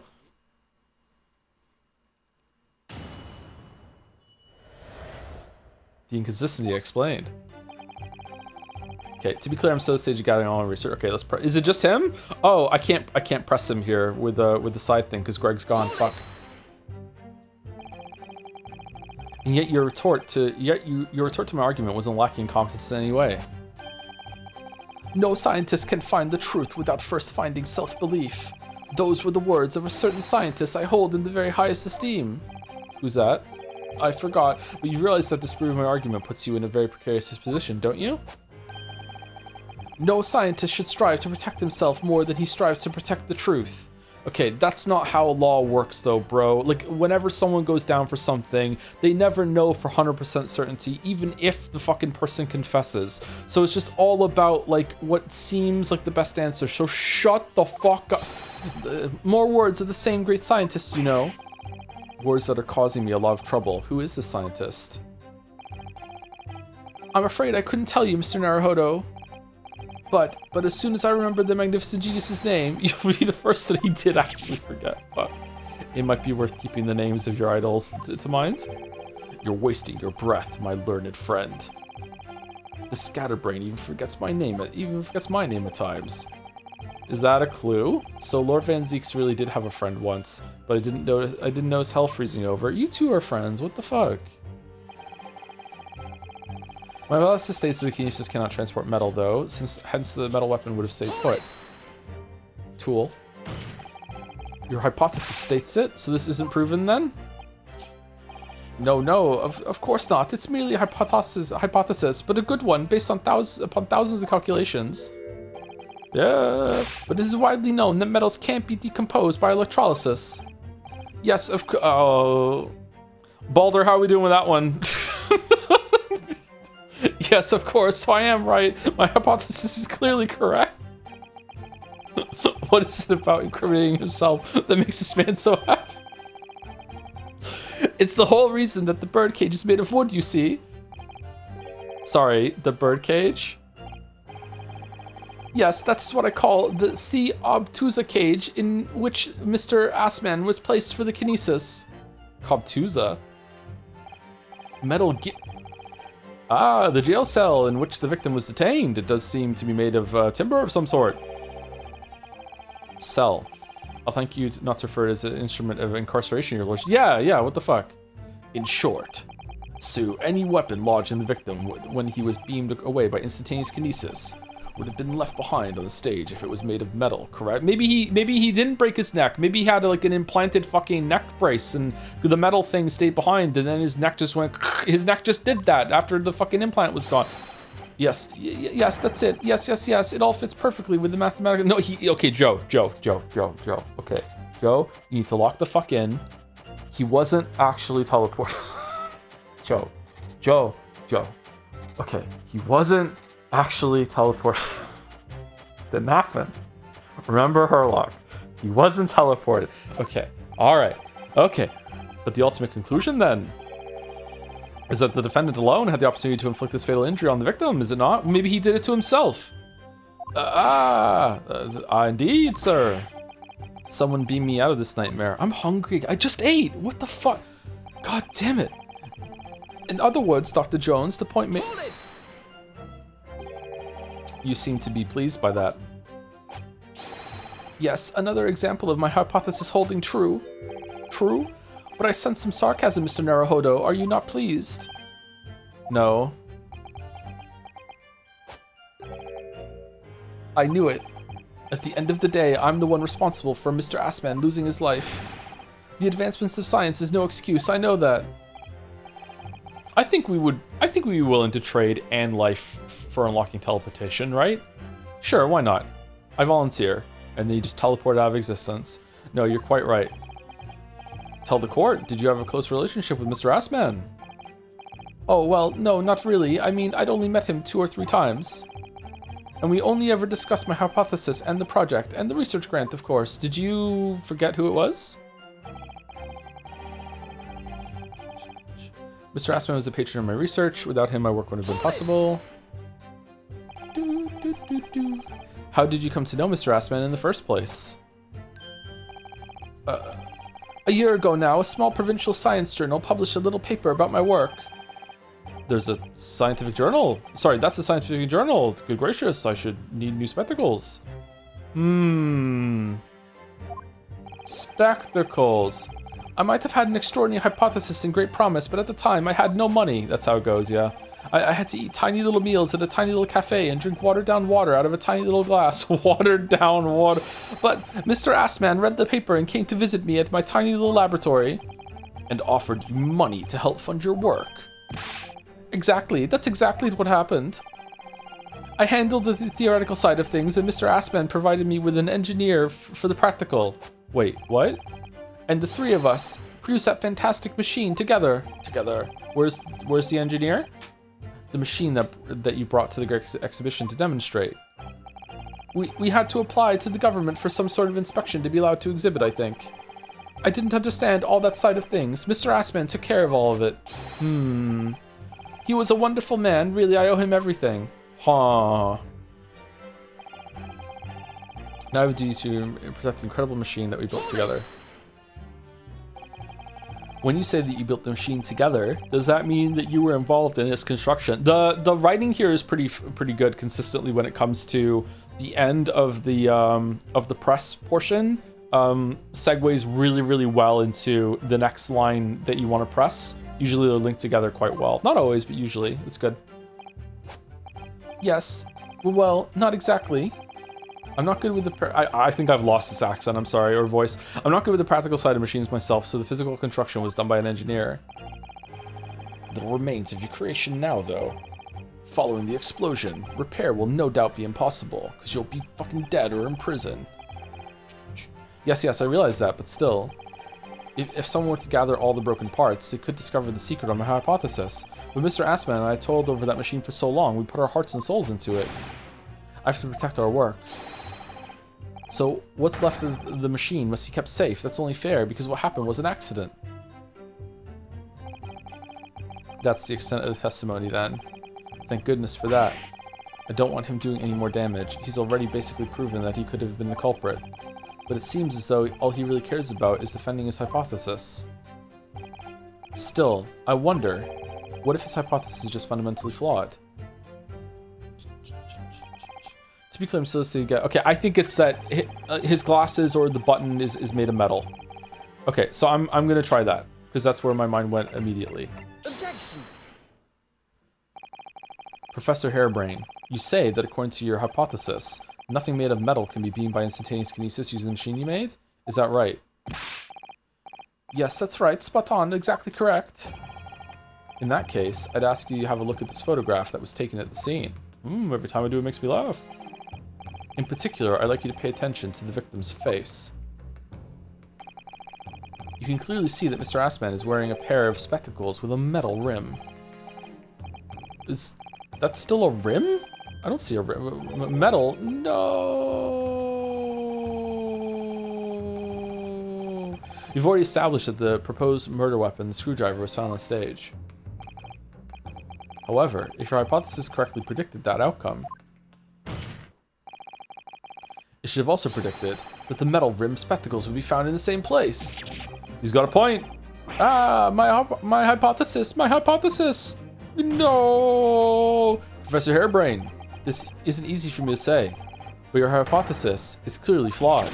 I mean, the teleportation still worked though, so I don't think he gives a fuck. Ora! Counsel, what is the implication of this? If, on the day in question, the alleged instantaneous kinesis never actually took place, then it's entirely possible that the victim was killed somewhere other than on the stage. And in that case, someone other than the defendant could have been the culprit. But my hypothesis is sound. I proved it that day. The experiment was a success. The experiment was proof of all my work. Are you just an idiot and they were just fucking with you? If I could say something here in my capacity as a fellow of the Royal Society. Yes, Juror number 4. Go ahead. You know what would be awesome right now? If they all voted not guilty and then Van Zeeks had to do a fucking examination summation and we just watched him do it. That would be fucking hilarious. As a man of science, there's one thing I simply cannot abide. And that's a fraud who pretends to be a fellow man of science. Ooh. What? Wait, great Scott. No, you're way too early for that. Are you suggesting my science is suspect? It's just been disproved, hasn't it? In front of all of us. In other words, Sumari, the rare juror Sumari, the whole demonstration was a complete nonsense from start to finish. Believe me, my fellow jurors, when I tell you that this man is a heel, a bounder, and a fraud. I say the wreckage of that machine should be stripped down and thoroughly examined. No, never. That machine is the essence of my entire hypothesis. It's protected by the Special Dispensation for Scientific Equipment Act. What the devil is that blasted act all about, eh? Who made up such a daft rule? Oh, you're awake? I don't like the way this seems to be going. What's the best way for me to help the professor? Raise an objection? Wait, yeah, just wait and see. Maybe I should watch and wait for the time being. My feeling is that the machine requires a thorough examination. But what about the special dispensation that's been mentioned? Oh gosh, this is all too much. If it's determined that the machine itself was the murder weapon, I think you'll find that act won't apply. Of course it was the murder weapon. Anyone could see that as plain as day. Okay, so it both worked and didn't work? What are we doing? So we're all in agreement, are we? That the machine should be stripped? Well, if I don't do something, they'll... Objection. Why do we care? Professor Harebrain has yet to perfect his invention. That would seem to be the case, yes? But even so, I know we promised, but who gives a fuck? Even so what? Going to such trouble and expense to create a fake machine to display in public. Joe, in your opinion, if there was a teleport that destroys your body and creates a new one at the other end, you die, but a clone lives on? Yes, you absolutely die. Yeah, yeah. I would say that the only way that you could possibly see that you continue is if every single piece of matter that you are is broken down, is actually physically transported somehow to the other space, instead of using the same like a copy of all the matter that's already at the other place and they rearrange it. Like, yeah, I think you're dead. Yeah. Depends on how the teleporter works.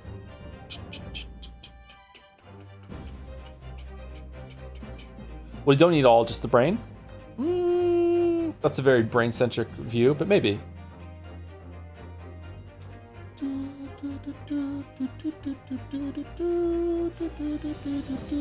You would have absolutely no reason to do such a thing.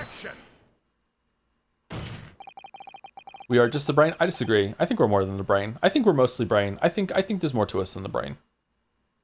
I think this like modern view of that we're just the brain and nothing else and the body is a vehicle is a bit flawed. I think we're more than the brain. Don't we have like fucking like neurons or whatever in our fucking stomachs or something? Or maybe neurons is the wrong word. I don't know what it is. Isn't there some fucking thing like elsewhere in the body that has like some amount of like thought control, blah blah blah blah. Like, yeah. I don't know. He had an obvious reason to do exactly that. For the research grant money. If the government was foolish enough to have deemed the man's ridiculous notion plausible, he and his conspirators would have received a handsome sum indeed. Conspirators? What would be the value of such a grant? 10 pounds? You're an order of magnitude out, madam. 500 pounds a year. Whoa! That's like 300 pounds more than what the fucking wax statue is being held for a ransom, which means that is an insane amount of fucking money that's being held ransom there. Oh, you could live ransom on that much for years. Why are you here? Is that a kid or what? The society's noticed an increase in bogus public demonstrations in the field of science recently, and plenty of scientists arguing with each other to get the largest slice of the funding cake. Oh, don't bring up cake. People's greed is plenty motive for enough for murder, I assure you. No, I haven't deceived anyone, least of all the government. My hypothesis is sound. The science is sound. Please, you must believe me. It's a little unreasonable to presume at this point we've got everything figured out and we can fully explain consciousness self through brain activity and absolutely nothing else. Imagine there's probably still things out there that makes us who we are. Maybe we connect us together, that we don't have a scientific framework to be able to decide it. This, you know what's really, really relevant to this? I was just watching the Rest is Science podcast with Hannah Fry and Mike Michelson from Vsauce, and they were talking about how human feet are strange. And apparently, like just recently, like within like I think it was 2020, that they upturned the whole entire view of how the foot works. That the curve in your foot that goes from your toe to your heel is like less important than the curve that goes from like the other way, from like big toe to small toe. Like the curve that goes that way is like 75% of how like the support that comes from your foot, and the one that goes from the front of your foot to the back of your foot is only 25%. Like they did research in 2020 where they got cadavers and they cut the curve in a different way than lengthways, and that made the whole structure of the foot collapse. Like we just thought that was true for like 100 fucking years, and that's like something we can physically verify, and that's our foot. So imagine how much we're wrong about like how the brain works and shit like that if we didn't even understand properly how fucking feet worked until fucking 5 years ago. It's fucking stupid. Is like how curved bridges work. Yeah, she described it as how it works when you have a floppy slice of pizza and you fold it so it stays up, so it'll stay rigid so you can put it in your mouth, right? You know what I'm talking about, right? When you fold the slice, would it be horizontal? Like what would that be? When you just fold the crust, the tips of the crust together, so the pizza stays upright. That's kind of like how our feet are. It's not the other way. A Gaussian curvature. There you go. That's what they use. Yeah, that's the term they used. Gaussian. So yeah, so imagine how much there's still to discover about the brain and everything like that. And the liver. I like the liver. No matter how unbelievable this hypothesis may seem to you, ladies and gentlemen, the fact remains that the victim was transported instantly to the Crystal Tower. which means that the experiment was a success. Was it? Oh, I'm still here. The secret seventh juror hiding somewhere in the courtroom. Oh no. Barack. And therefore, the only person who could possibly have committed this murder is the accused. Barack. Where is this heading? I have no idea. My lord, if I may. Yes, Lord Van Zeeks. The prosecution would like to summon new witnesses to the stand. Really? No examination summation yet? Huh. New witnesses? What would be the nature of their involvement? They were spectators of the demonstration at the exhibition who were occupying special seats. Oh, really? Eyewitnesses. Wasn't that one of the jurors? Very well. The court grants the prosecution's request. I should very much like to hear from eyewitnesses to the incident. The prosecution's stance is clear. This experiment was no... Obviously, I know how to say that word, and obviously I know what it means. So we don't need to go back and read it. Everyone knows that it's fine. The accused killed the financier victim there on the public stage before the very eyes of the spectators. Now, my learned friend. Oh, yes? It's time for you to make your own stance clear. What? There's clearly a flaw in the professor's hypothesis. I can definitely see that. Why are we just glossing over the fact that the blood must have been all over the stage and all this other shit? Like what? Like... But where does that leave me?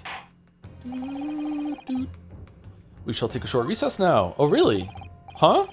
During which time, the prosecution will prepare its new witnesses to take the stand. Oh. As you wish, my lord. Good. In that case, court is adjourned for 20 minutes. Go take a leak.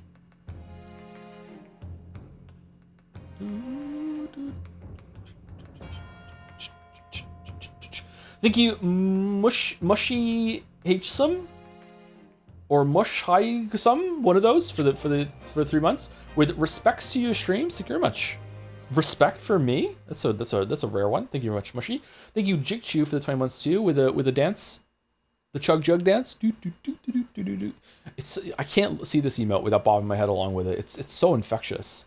And thank you, Goldstar99, for the 300 bits. With can't watch the stream today, but I want to drop in and say the Patho 2 roller coaster was a joy to watch. Thank you so much for streaming one of my favorite games. Can't wait for Patho 3. I can. It's just my name as a palindrome. Oh, it is Mushy. It's just Mushy forwards and backs. Okay, cool. Thank you. Save your progress.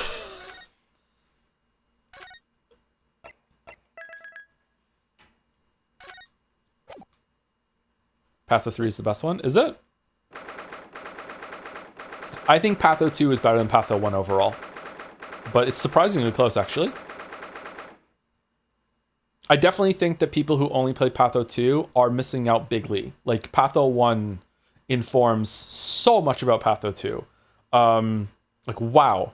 And I wonder if Patho 2 informs a lot about Patho 1. If I went back and played Patho 1, I wonder if I could bring a bunch back from Patho 2 with it. Probably, yeah, about Mark Mortel and stuff like that too. Like, yeah, it makes me sad that some people only play Patho 2. Which means that if you are a Patho 2 fan that watched me play and you only play Patho 2, I'm more invested in the series than you are. And I'm a bigger fan.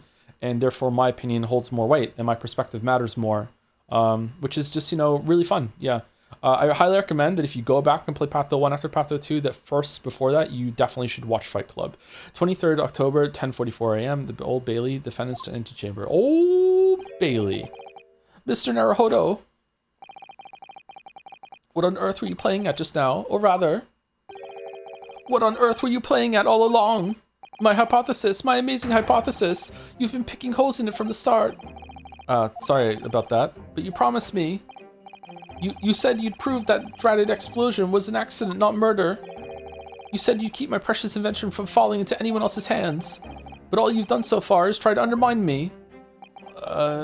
Okay. Are we gonna have like a Umineko-like experience now with having to make this guy believe that his thing worked? Yes, I did make you a promise, you're right. I said that I believe in you and fight for your freedom to the very end.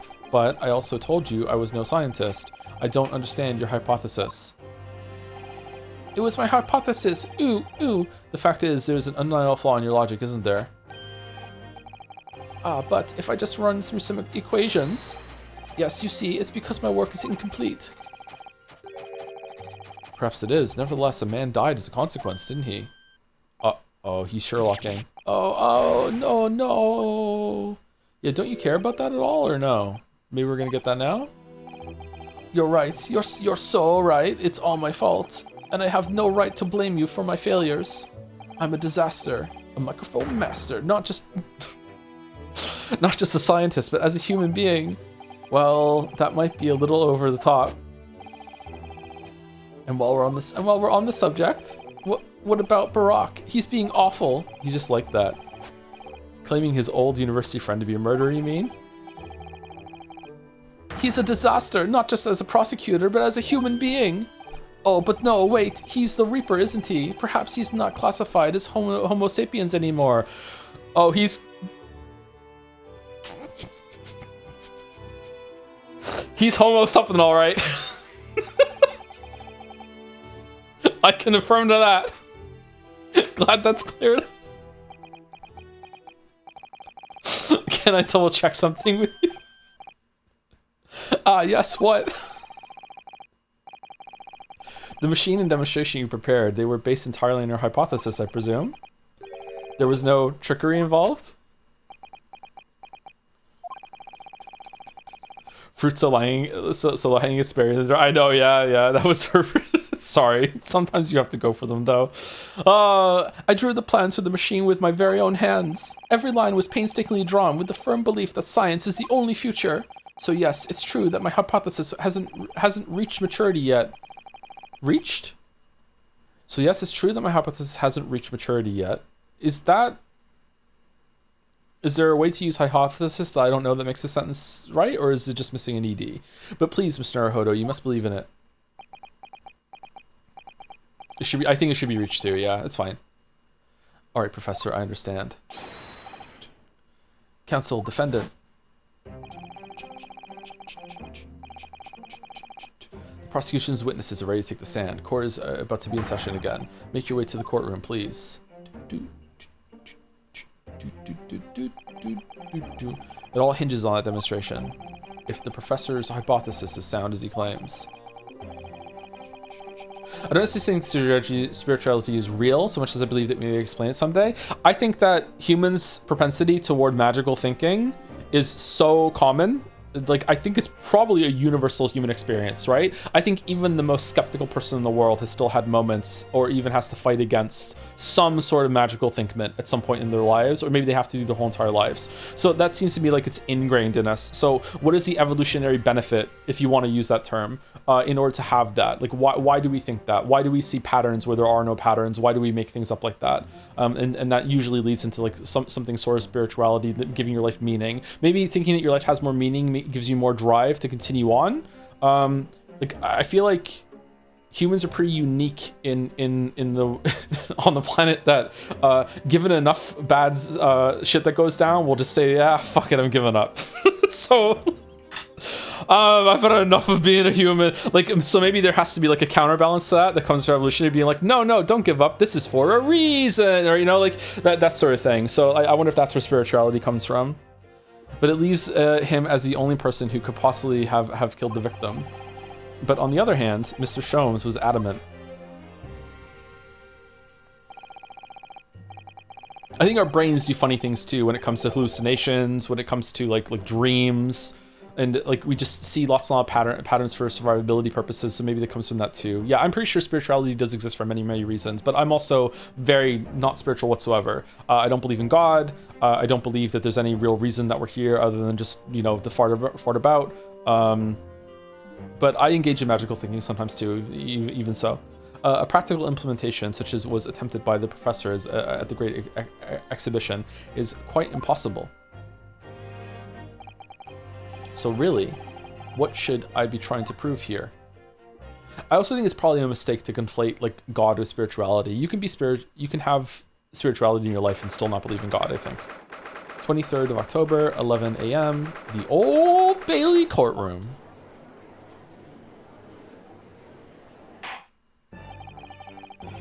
In the name of Her Majesty the Queen, I hereby reconvene the proceedings of this court. Counsels to the defense and prosecution, are you ready for the new witnesses to testify? The prosecution is ready, my lord. As is the defense, my lord.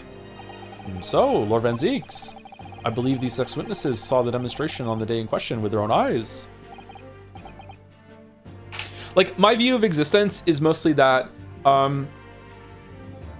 we're not separate from the universe. We are the universe. We're made of the same stuff. We're made of like a supernova going off. Blah blah blah blah. However, that's a very romantic way of viewing our existence. But we are. That's how our star system was formed. So to me, like we are the universe experiencing itself. Like we're one part of the universe. So like to me, like life is just all about having as many positive and interesting experiences. Positive doesn't always mean good though. Sad and bad experiences can be interesting too, as we possibly can to add to that collective. I don't know if you get to have access to that collective after you die, but also you also have some sort of obligation to also be nice to all of the other individual people that are experiencing the universe through a unique subjective experience at the same time too. That's what I think. But does that count as spiritualism? I'm not sure. Maybe someone would look at that and say that's a very spiritual outlook. I don't know. Maybe. But that's how I view existence. Most of the time. Sometimes I view it in a much more pessimistic and dark way. But 80% of the time, that's how I view existence and why we're here. Indeed, they did. And as luck would have it, one of them is a police detective. So the testimony we're about to hear can be considered highly reliable. Oh, perfect. A detective of all people. Is it Lestrade? The prosecution's stance remains unchanged. Though it ended in tragedy, the demonstration on the day in question was scientifically sound. And consequently, the sole person with the opportunity to have committed this act of murder is the only other individual to have been present on the stage at the time, the accused. Thank you, counsel. The prosecution's position is clear. So bring forth your witnesses now. This is kind of a short intermission, and I really want to drink. Let's take like a quick 2-minute recess. 2-minute recess? Like really, really fast. I'm gonna use the bathroom, get a drink, and then come back.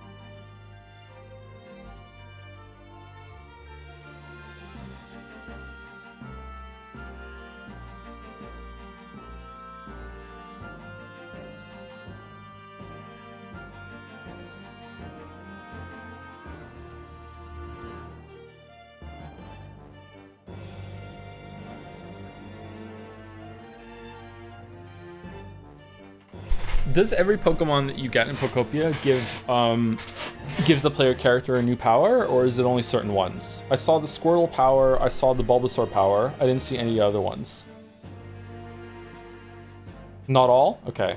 What's the Pokemon that gives you the ability to dig? Is it a Diglett or is it a Geodude?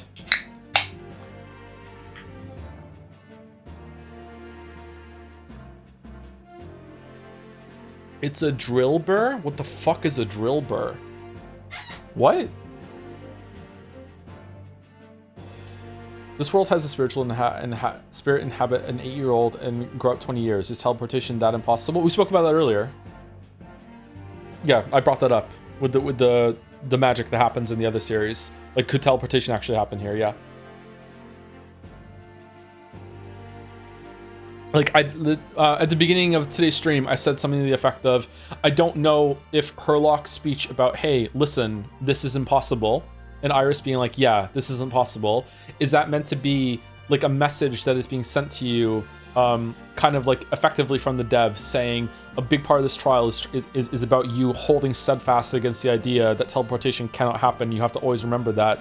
Or is that a red herring and it's setting up this moment of subversion where like, well, Herlock and Iris were wrong and it actually does work, right? So, like, I don't know.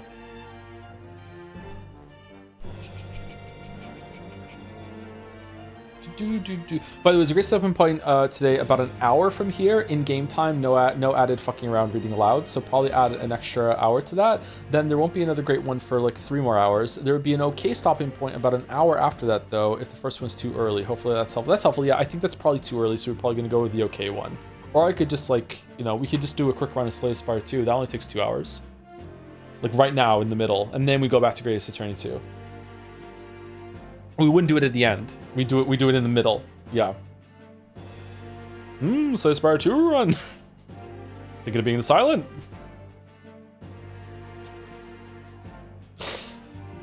Joe, do you know Pokemon Mana? I know hardly anything about Pokemon anymore. I didn't even know there was a Tangrowth. I'm like, is this a new one? And Finn was like, when was Tangrowth added? Was this the first one? I looked it up. It was Gen 4. I didn't even know there was a Tangrowth. So bring forth your witnesses now. And I played Gen 4. Bailiff, show the witnesses in.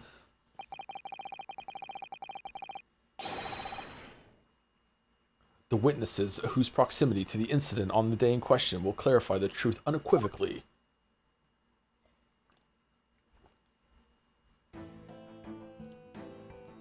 It is Lestrade. Okay, who the fuck are these other two? Witnesses, state your names and occupations for the court to hear. Lune? My name is Balthazar Lune. I am the impresario of all the hot air balloons in the vicinity of the Esperimento stage. Oh, for fuck's sake. My name is Wilhelm Gottschalk Sigismund Ormstein. Did you hit your head? I have come to see the great expedition all the way. I thought I didn't have to do this voice anymore, all the way from my home in Bohemia.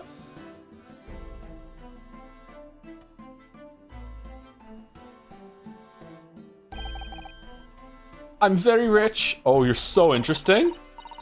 Inspector Gina Lestrade, Scotland Yard. I'm a great detective. Even Sherlock Sholmes agrees. I was on security duty at the exhibition, and I got to go up in one of them balloons. It was amazing. Gina, again. It is Ornstein and Smo, but she did mention that she'd seen the disaster from up in a balloon, actually, didn't she? And she clearly loved every minute of it. There were 3 balloons flying near the public experimentation stage when the incident occurred. 2 of these witnesses were in one such balloon at the time and saw events unfold from the skies above. You make it sound like they were in the clouds. It was only an altitude of circa 60 feet, very low. Well, you can't see nothing if you fly too high, can ya? 60 feet. About 18 meters then. That's not very high. What? Huh. And thank you for your introductions. Now, you will give your formal testimony for the court. Calling describe exactly what you witnessed, especially those of you who had a vantage point above the stage. That is high, you can die from that? I think you can die from that, but it's not very high compared to how we saw the hot air balloons in the sky earlier. Yeah, it's not very high. It was an sorry, not incredible. It was an incidente terrible. I am only grateful that my balloons were not damaged. There's this huge bang from the stage, and then the next second, another bang in the sky beside us. Was the corpse hidden in a hot air balloon? And from amid the smoke, a cage appeared out of nowhere.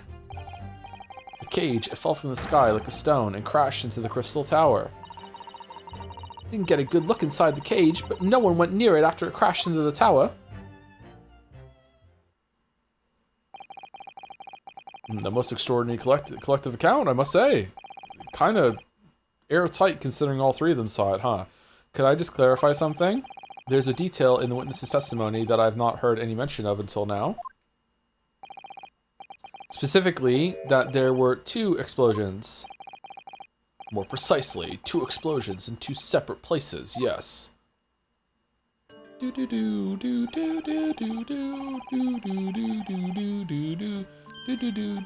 Is that 18 meters?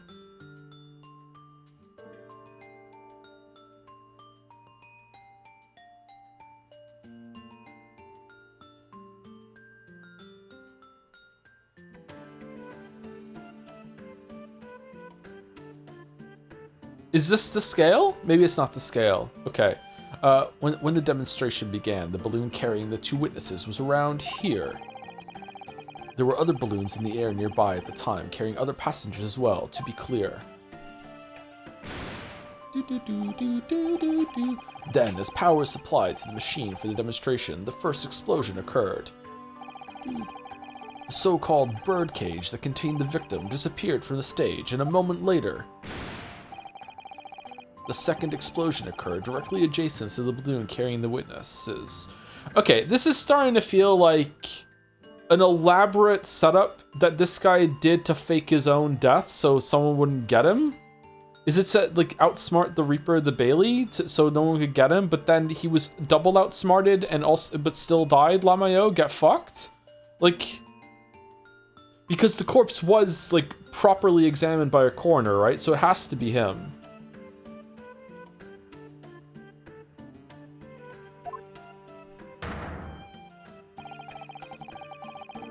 Birdcage appeared at the site of the explosion, subsequently to plummet down into the crystal tower. I was very surprised. Suddenly, a cage appeared before my eyes with a person inside.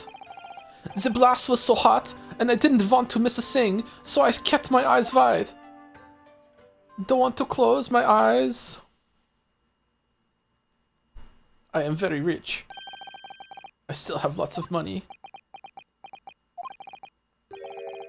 Precisely who is this curious infant?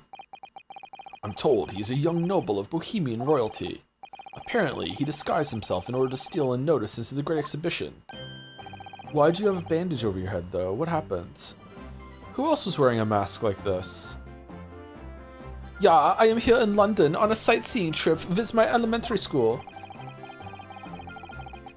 Bro, like, Kate wanted McDonald's for her birthday for lunch, so I went to McDonald's with the kids. Coincidentally, Kate didn't want to go, so I went with everyone except for Kate. So we go to McDonald's, and, like, we get there right at 11 when they start serving lunch, because I didn't want to deal with the rush of like, kids being there. And then, for whatever reason, some guy comes in with, like a whole fucking classroom. And, like we're sitting there waiting, and, like, fucking 40 kids walk in. With like 2 adults like managing them, and just like, and all the kids had their own like way of ordering too. I don't know if they bring in their parents' cards or whatever. I don't know how the fuck that works. I don't think this should be allowed. I don't know, man. I don't know. Like that's like it was such a hazard. There were so many fucking people. When you look at the chaos and go, fuck it, we already ordered.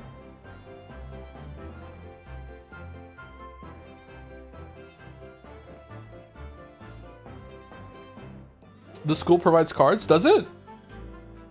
If it's planned in advance, surely it's fine. I don't think it was planned in advance. I think they just fucking showed up. Field trip to McDonald's? We didn't do that when I was in school.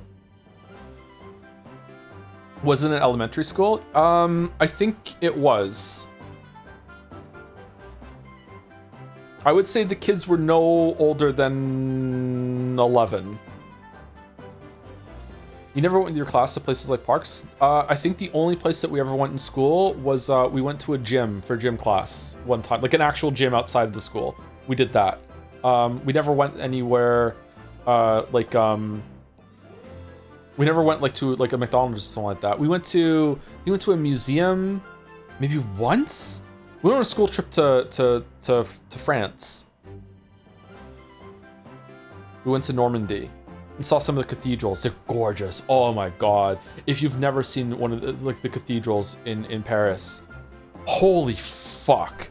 There's probably nothing like that. You go in, the ceilings are so tall. They're fucking so gorgeous.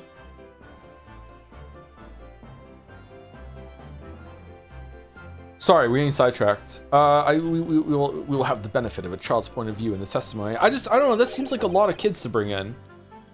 Do we really need that? And not enough adults to look after them too. Then I remove my mask because this is what I would look like. Oh, well yes, I see. A delightful face, I'm sure. Yeah, everybody says so. Because I'm rich. Great disguise then. The point is, the testimony of these witnesses further substantiates the facts for the court. Namely, that despite ending in an explosion, instantaneous kinesis was successfully demonstrated. And furthermore, and that until the arrival of the police, no one approached the crystal tower where the victim fell. Therefore, more than anything else, only the accused, who was with Mr. Assman on the stage, could have possibly committed the murder right now. But what about the blood? We already did this. He couldn't have stabbed him because of the blood. And if the teleport had worked, then the screwdriver would have went with him. Yes, thank you, counsel. The prosecution's views on the matter are quite clear. So, the defense's cross-examination now, please. Yes, my lord. I feel like this case has more new characters than previous cases combined. I feel like this is the first actual new case in Greatest Attorney 2, and the other ones were just kind of like bridge, like intermission sort of thing, which is fine. Apparently these three are very, very long. Chat said that these three cases are gargantuan together, so maybe that's fair, yeah. Oh shit, I hit the wrong button. It's fine. It was an incidente terrible. I'm only grateful that my balloons were not damaged. Were they not? There were 3 balloons flying high, flying above the experimentation stage at the time, I understand. See, all 3 of them. My bellissimi bambini. Sure, why not? They are very popular, signor. Some people will pay £10 for one ride. What? £10? And the research thing is 200? What? That's more than my annual stipend. £20 a month, that is my pocket money. How is Lestrade up there? Royalists have all the luck. 5. Oh no, sorry, it was the ransom. That was 200, right? Sorry. I got up there for free, I did. Played the old, I work for Her Majesty's police card, you know? Good job. Detectives have all the luck. How was Iris getting up there then? If they're so popular, why would you only be operating such a small number of balloons though? Because if I have too many in the skies, they could crash into each other. Huh. The operators of the balloons were decided by lots, with each operator manning a particular area. Huh? C. And the zone above a public experimentation stage is the most profitable. The other impresarios, they hate me. I hate you too. Thank you, witness. I think the court has a clear picture of the arrangements for balloon rides at the exhibition. Do we? Perhaps you could hear more about what you actually witnessed of the incident. Right, I can feel you in there, my lord. Alright, this huge bang from the stage, and then the next second, another bang in the sky beside us. I don't think the kid is an Oomphy Boomphy, no. So you actually saw the accident happen from up there in the air? Yep. Isn't it amazing what a detective gets to, eh? I'm telling you, Odo, being a lawyer is a mug's game. You should join the force and we can go flying together. Let's do it, actually. You know me so well.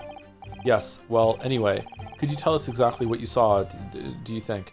Does Ryu have parents? Does, like, the parents are just like, yeah, sure, go, like, was that a consideration at all? Is he an orphan, or is it just conveniently we're just not fucking talking about that? Everything. We saw everything, because we were up above it all. That dodgy cove climbing into that cage, and that dodgy professor pulling all them levers. And that's when it happened. That's when there was that massive bang, and the cage disappeared, just like that. You were describing the moment the subject's body was decomposed by the electricity, I believe. I didn't know what to make of it. But then there was another bang right in me ear. I looked round, and there was a huge great fireball right next to us in the sky. And there was nothing there before. Huh. And what appears out of the flames? The cage, that's what. And that description sounds like the moment after the man was beamed instantaneously through space. Some long lines for the judge in this trial. It's mind-blowing, innit? But that's the 20th century for you, I reckon. So the people who actually saw the demonstration with their own eyes really believe they saw something miraculous taking place. Hold it! He at minimum has a grandparent. His granddad is mentioned as gifting him a pocket watch back when they got into university. It's relevant evidence to one of the aforementioned Japan exclusive DLC cases. Is it really? Maybe his parents are dead, or just like they're just Pokemon'd in the background, maybe. So you're saying that you witnessed the actual moment that the instantaneous kinesis took place. During the stay in London, I have seen many extraordinary things. The great exhibition itself, the instantaneous kinesis, big explosions, a stabbing, fish and chips, the British courtrooms, and strange creatures. Strange creatures? Sorry, yeah, strange creatures? Yeah, you, a most unusual creature from the east. Oh, yes. I see princes wearing masks every day on this week. I also saw some lady crawling down the street instead of walking. Crawling Ollie, they call her. Did she also see the moment that the cage materialized, Mr. Lune? No, I did not see the explosion myself. However, he sounds French to me, but he's not. He's Italian, isn't he? Was Von Karma Italian in that one? What was the Italian accent I did? I am Von Karma. The cage, it fell from the sky. No, that's just his voice. It's just the kid's voice again. Hold it!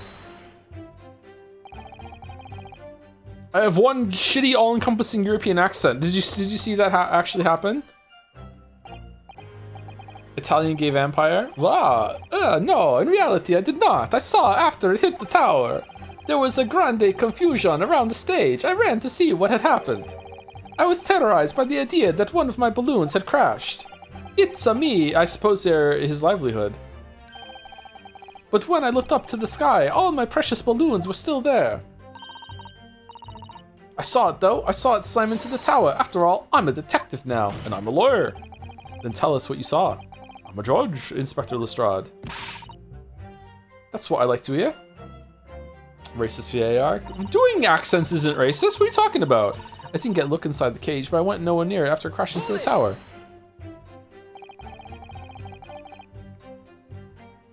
This sounds like Italian Dracula. Can we have gay Dracula? We had a gay zombie, so what would... Was it you who gave the order to keep people away?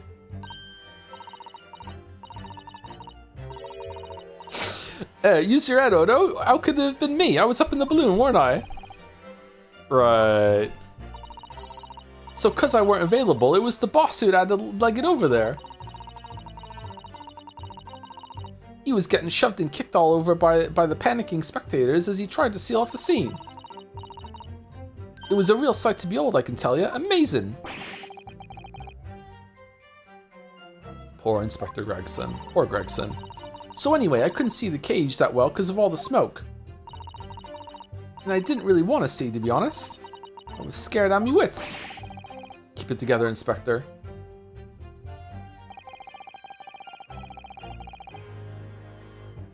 The prosecution really is asserting that the demonstration was genuine. What if it was some kind of switch around trick instead? That would mean that the victim was never actually on the stage in the first place. Hey Joe, do you have a favorite track from either game so far? Definitely the tension music when the strings go fucking crazy. Just, you know, shit's going down when that happens. I like it. It's pretty simple. Like, there's not much to that track. It's just like they're just holding that same kind of loop over and over and over again, but I like that. The two explosions would have thrown everyone watching into a panic for sure. I think I need to find out more about what exactly the people saw at the time. Oh, is it over? Are we done? Oh shit, okay, it was the second one that had a, the kid interrupts, right?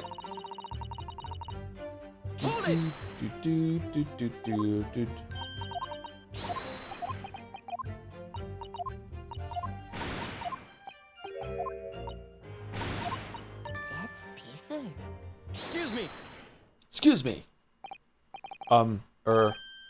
Master Gotts, does your memory of the day differ? My teacher at elementary school said that when you meet someone for the first time, you should always use their full name. Ah, yes. What was it again? Wilhelm Gottschalk Sigismund Ormstein. Just the 4 names then? The point is, do you have something to say? Something to add in response to Detective Gina Lestrade's last remark, perhaps? Oi, get it right, Odo. It's Inspector Lestrade. Why does everyone have a problem with how I address them at the moment?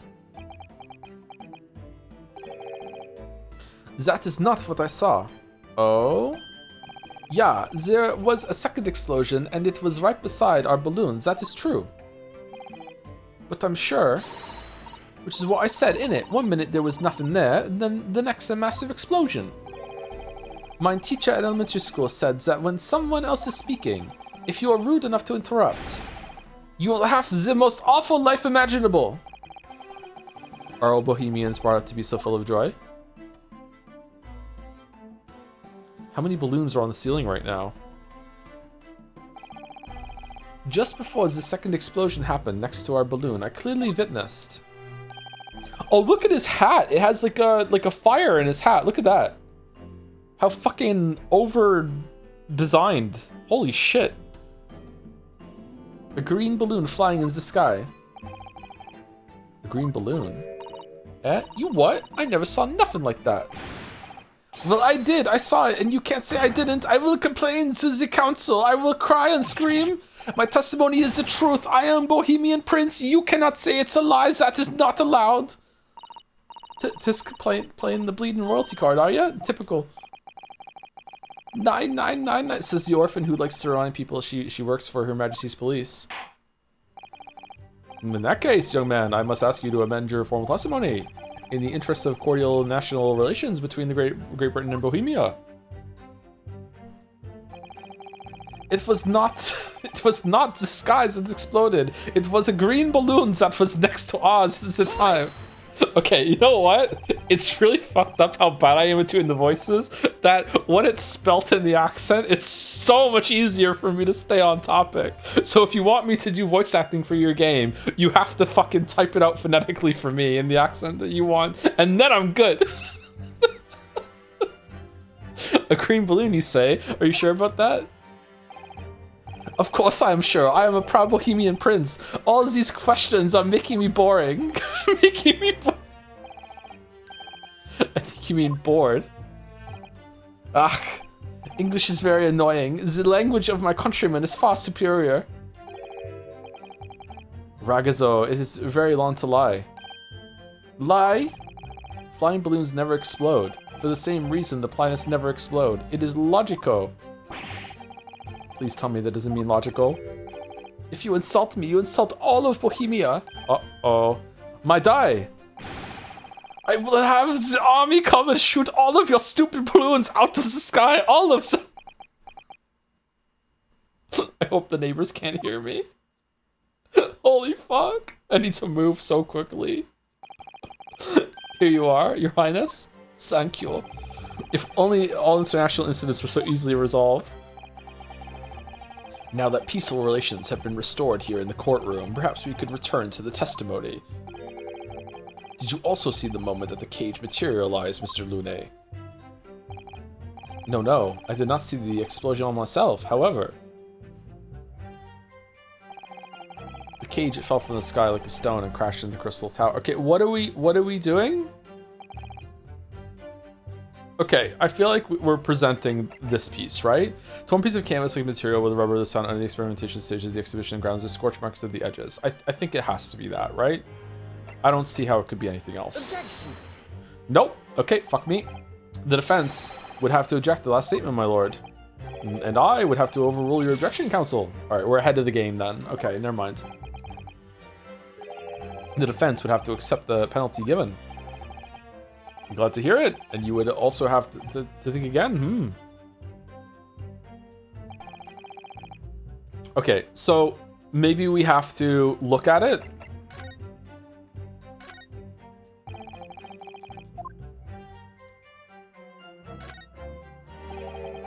It looks like layers of thick canvas with a thick rubber lining of sorts.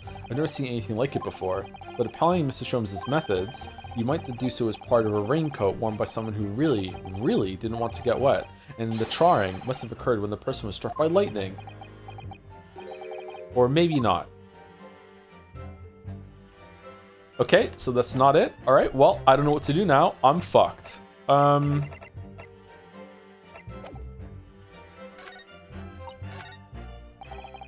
Was the incident terrible? I'm only grateful that my balloons were not damaged.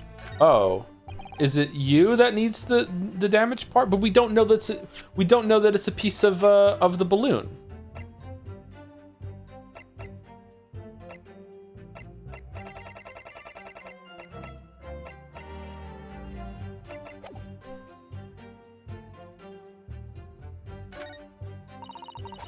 There's this huge bang from the stage, and then the second, another bang in the sky besides us. It was not the sky that exploded, it was a green balloon that was next to ours at the time. The cage, it fell from the sky like a stone and crashed in the crystal tower. Okay, that is what happens. I didn't get a look inside the cage, but no one went near it after crashing tower. That's also what happens. Okay. It does feel like I have to present... Maybe I have to present it to him? I'm gonna be mad if I have to present it to him. Oh, I'm gonna be so fucking mad. I'm gonna be so fucking mad. I love being mad, so let's hope I'm mad. Did you press the green balloon statement? I did, didn't I? Hold it! A green balloon, you say? You sure about that? Yeah, the boring thing. Wait, why would you be mad? I don't need a reason to be mad. I'll just be mad whenever I want. I'm like this kid, except I'm not rich, so I'm less interesting. I feel like it should have to be that one though, because that's the one that we got from pressing. So like,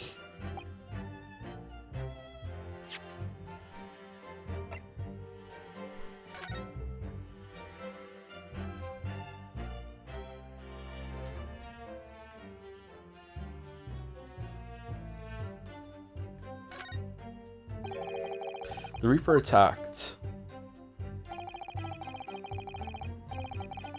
Oh, you can actually read this shit. Altamont Gas Company ad there too. Kingpins of the criminal underworld generally manage to escape conviction in the Reaper's trials, and this isn't the first time their henchmen have tried to attack Lord Venzies as a result. By the sound of it, it makes you think. If that's how the system works in London, then there must be dark forces at work. Okay, there's nothing here about one of the balloons blowing up.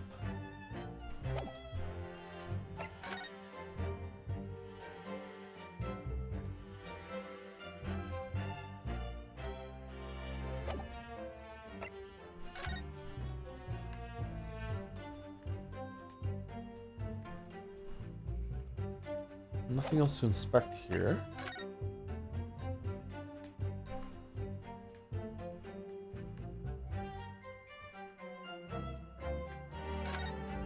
Gonna sneeze. Some sort of lever here. It is a crossbow. What is this? It looks like a cross between a bow and a gun. I think it's probably used for the same thing too. Crossbow, a weapon found hidden behind a tree under the experimentation stage of the exhibition grounds. Turns out it's a folding crossbow. Someone just dumped this here? This looks expensive.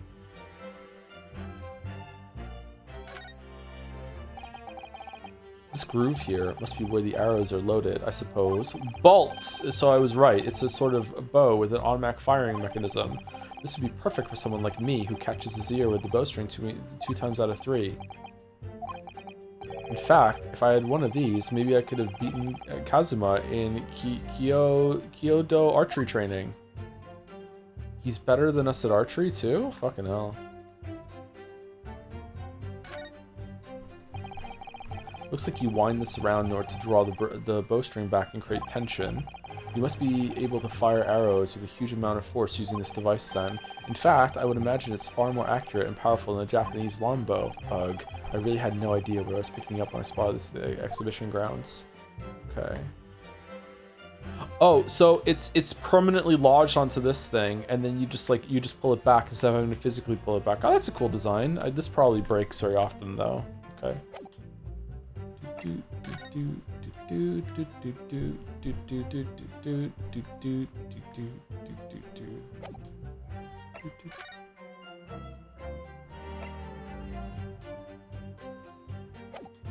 I don't know what to do. Apart from pressing with like this thing. Unless there's something here that I'm missing about like one of the balloons breaking. Hold on. Oh, nothing, okay. Alright, I guess we'll try pressing the green thing against this. Objection. Mr. Lune, in your testimony, you said that all 3 of the balloons you had operating at the time were undamaged. See, that is correct. If they had been caught in the explosions, it would have been terrible. I feel like the other one should have worked too. I wonder if you might know what this is? I guess, like, presenting the evidence to the kid is agreeing with what he's saying and helping it, but whatever, it's fine. I think it may be. I'm actually not mad, I'm fine. I'm calm now, I'm not owned at all. See, part of a balloon, a burnt piece of the fabric on the envelope. Sorry, the envelope? Pardon, that is the large round part of the balloon which becomes filled with hot air. It is made from very thick fabric lined with rubber. You do not want it to rip when you are in the sky. Just as I thought. Yeah, sure. This piece of cloth was found near the experimentation stage. In other words, Sumari, as Master Gotts testified. A green balloon did indeed explode that day.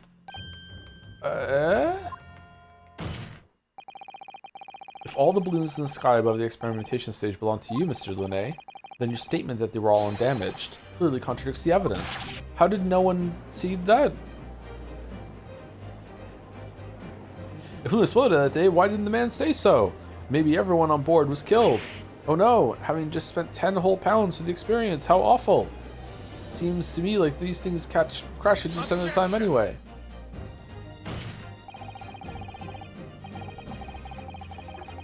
Instantaneous kinesis did occur, but after the explosion on the stage, the point of materialization shifted to a location occupied by a balloon. Causing the balloon to explode, yes, eminently plausible. Okay, we're just making shit up now. An unfortunate traffic accident, as it were, but it changes nothing about the pertinent facts. This I cannot accept. Why not, Mr. Lune? You are suggesting that I am a liar. That person has died in the balloon incident. There's no need to get fired up, Mr. Lune. The victim was the sole fatality that day. That's right, and I prove it. Balthazar Lune is not a liar. There was no such balloon in the sky. It is non-possible. Oh, so Balthazar Lune, he's B Lune. Fucking hell. You're saying it's impossible? Why? This court has more important matters to discuss than the numbers of balloons that were operating that day. I think that it's important, actually. But we can't ignore the fact that nobody appears to have known anything about this other balloon until now. My lord. The defense calls for further testimony from Mr. Lune. Mr. Lune. I concur. There's clearly more to the truth here than meets the eye. He's a fucking transformer. It's imperative that we clear up the issue of this phantom balloon, I feel. Witness, you will give supplementary testimony about the balloons you were operating at the exhibition. Ah. Grassy, my lord. Mr.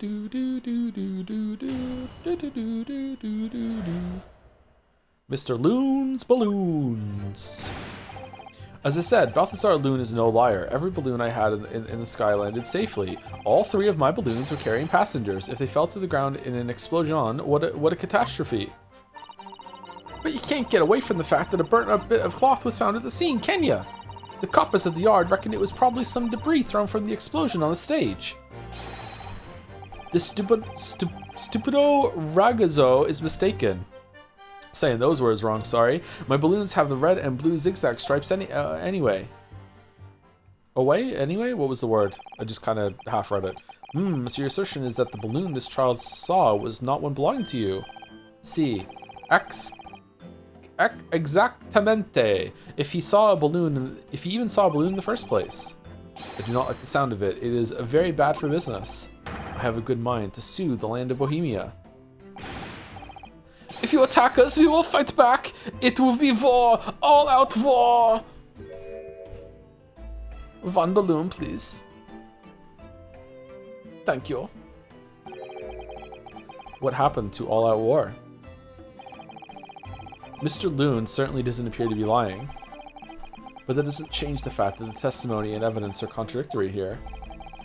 If the defense is unable to find fault with the witnesses' statements, the court must consider them the truth. Think long and hard on that, my learned friend. The situation has clearly changed now.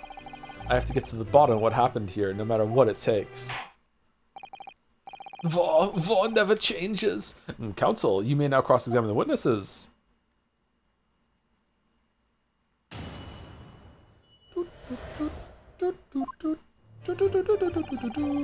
As I said, B Loon is no liar. Every balloon I had in the sky landed safely. Okay, so there must have been another balloon in the sky. You couldn't just have forgotten one, maybe? Signor, I might not notice if I was given 100 lentils and one was missing. But we were talking about 3 enormous balloons. Do you believe I could make a mistake about something so grand and expensive? I took the liberty of having Inspector Gregson check this gentleman's warehouse. I have the report here. It clearly says a total of 3 balloons. Did Gregson not tell you? That balloon report is out of date. It would appear no mistake has been made then. Surely Miss Lestrade could have been sent for such a menial task? What, me? I'll tell you what I told the boss. East End kids like me can only count up to 2. Obviously that ain't true, but the boss bought it and said he'd have to go himself is that the case? I love Ryu's catchphrase line. Ha.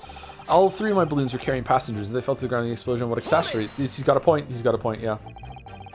It would be a catastrophe if they fell to the ground for any reason, I think. On that note, Mr. Loon, tell me, what is it that keeps these balloons in the sky? Oh, God. Are you an idiota? Sorry. That is like asking, why does a candle burn bright? It burns bright because it burns bright. And a balloon flies because it flies. What else? So he doesn't know. That must be Italian for I don't know. Joe, it's his anime girl sigh, Joe. I don't know the anime girl sighs. I just know the prosody bit when a bunch of anime girls make noises while they're eating. There are 2 types of flying balloons, hot air balloons and gas balloons. Hot air balloons work on the principle of hot air being less dense than cold air, whereas gas balloons derive their lift by using a gas that is lighter than air.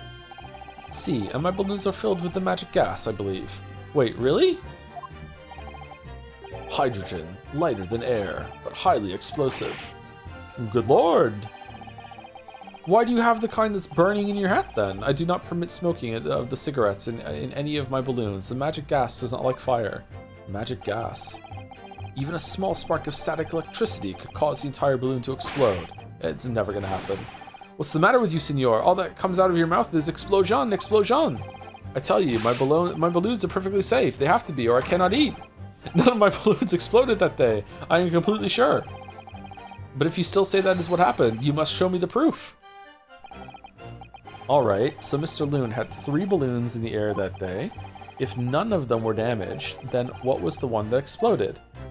Looks to the camera. But you can't get away from the fact that a burnt up bit of cloth was found at the scene, can you? So it's a different balloon.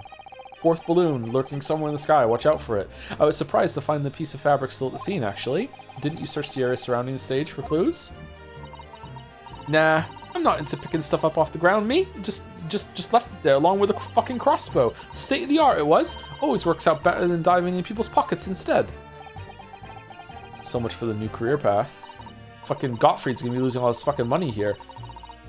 Mind you, the boss was on his hands and knees picking up all kinds of rubbish from the floor. Thing is, though, the cage went crashing into the crystal tower, didn't it? So that's where most of the investigating was going on.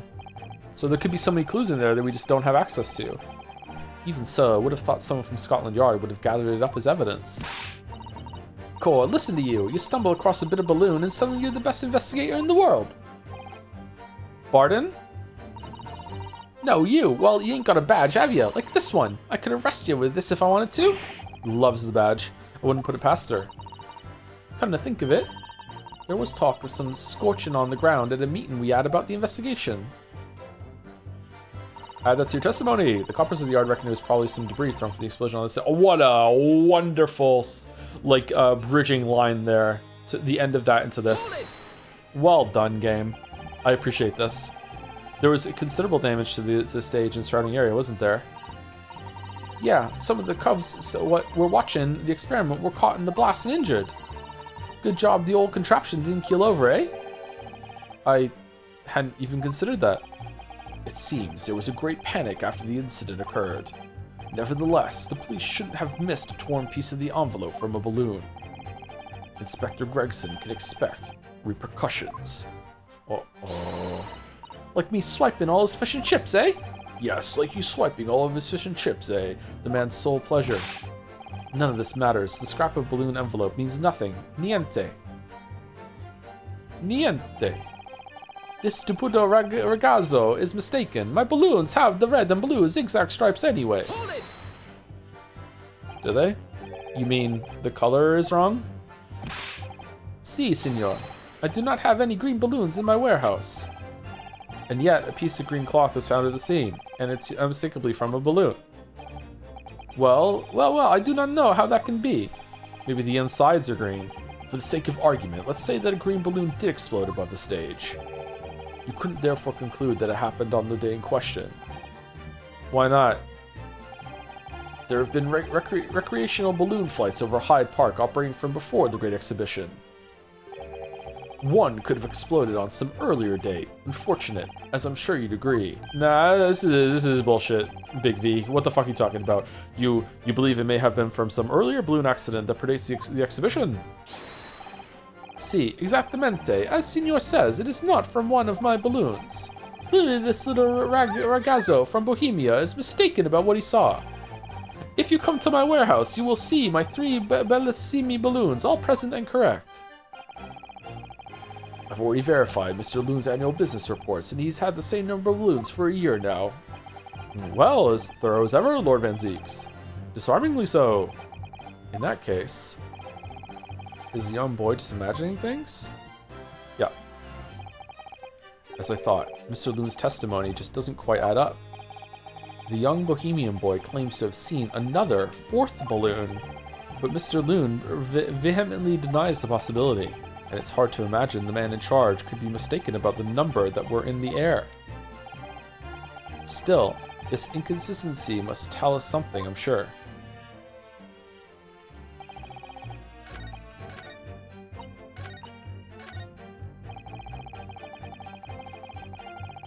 Hold it! 4 balloons in the air, the culprit wasn't there.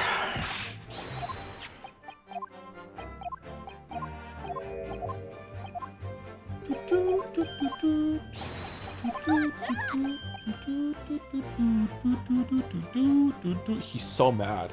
He's so mad. So mad. Oh, there's a bunch of subs and bits I missed. Sorry about that. Thank you, French Fries, for the 19 months with the message. Still enjoy the heck out of your streams, Joe. Hope you never lose the spark to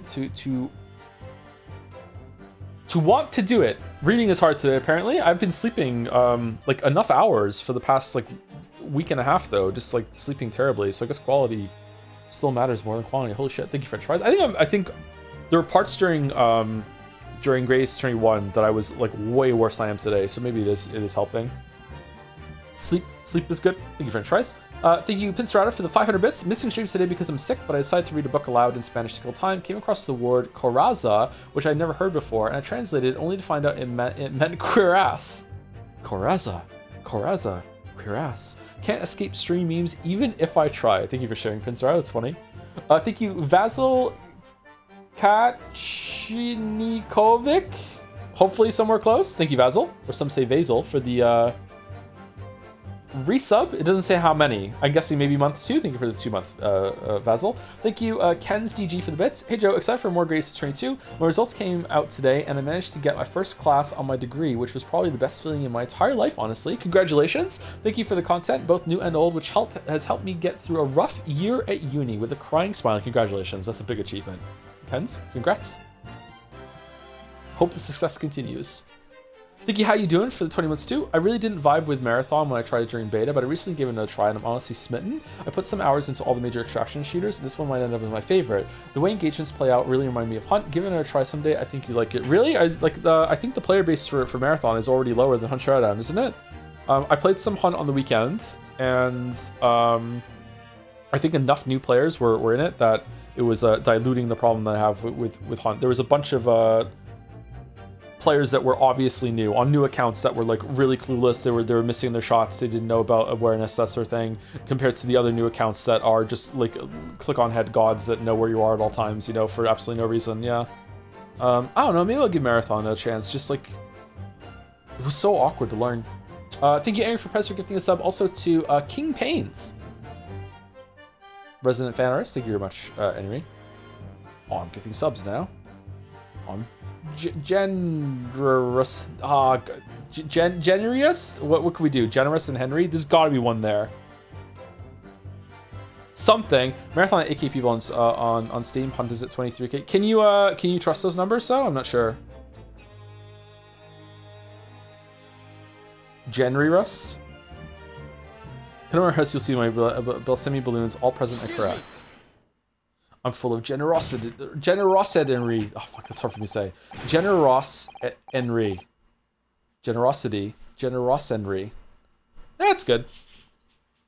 It's Master Wilhelm Gottfried Sigismund Ormstein. It was on the tip of my tongue. Yeah, something is very wrong. I know what I saw. There was a green balloon there. I swear it. I swear all over Bohemia. You can speak as much bad language as you like, but it changes nothing.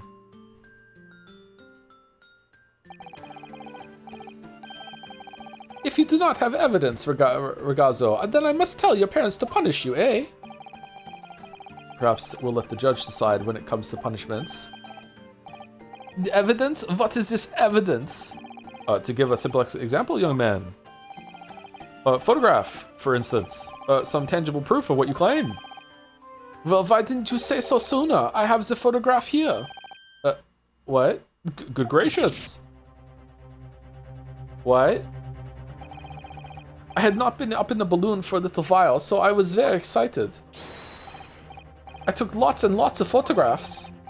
Of the Crystal Tower, of the Bohemian exhibit, of the streets of London, and the hot eel cellar, the balloon. Okay, is the cellar selling eels that are hot, or was the seller attractive? And the instantaneous kinesis experiment, did you take a picture of that? Yeah, one picture. Really? You did take one?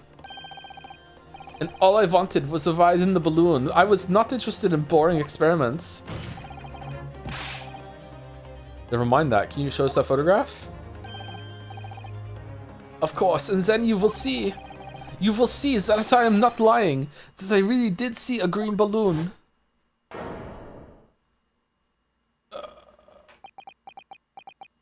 Okay, bros, how did you miss this? It's a whole ass balloon.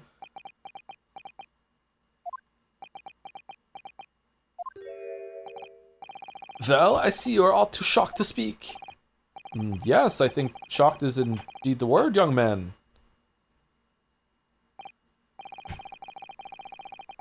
Yeah, perhaps you cannot see that it was a green balloon from this photograph, but that the balloon gone. But that is not my fault. That is the fault of the stupid person who made the camera. I mean, it's enough evidence to show that there was another unoccupied balloon just fucking freeballing in the sky. Va, va. That is one very bohemian sounding cry. Va, va. Very well. The court will accept this photograph as evidence. The photograph of the balloon has been entered into the court record. Photograph taken by... No, you never reward a tantrum. Oh, God. God, no matter what, you never reward a tantrum. You're just teaching them that tantrums work. Never, ever, ever reward a tantrum. Don't go crazy. Don't go crazy like punishing a tantrum, but you never reward a tantrum. A photograph taken by Gotts while he's riding in a balloon. It shows another balloon that he claims was green and exploded moments after he took the shot. It's not my fault. It's the fault of the person who made the camera. Well, never mind. I'm sure you have plenty of wonderful sepia memories to take home with you. In any case, when exactly did you take that photograph? The date is on the picture, dumbass. Well, it was on the day of the big explosion. You don't say. When I pressed the shutter release, there was this very loud bang, and hot wind rushed over my face. That means this photograph was taken a split second before the explosion occurred. How fucking convenient. The fucking almost Christmas bullshit. Well, if you ask me, this black and white photograph changes nothing. I could not give a flying fig. Lovely language you've picked up. Sounds like the camera was rigged to some remote explosion thing. As I thought, Mr. Loon's testimony just doesn't quite add up. The young bohemian boy claims to have seen another fourth balloon, but Mr. Loon vehemently denies the possibility, and it's hard to imagine the man in charge could be mistaken about the number that were in the air. Okay, how is this still going? I kind of feel like we're done. This seems to tell us something, I'm sure.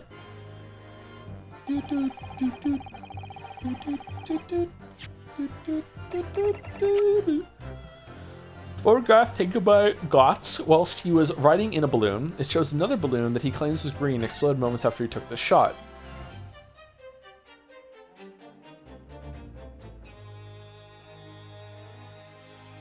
Yeah, he's in there. There's that. How could you have stabbed him through that cage?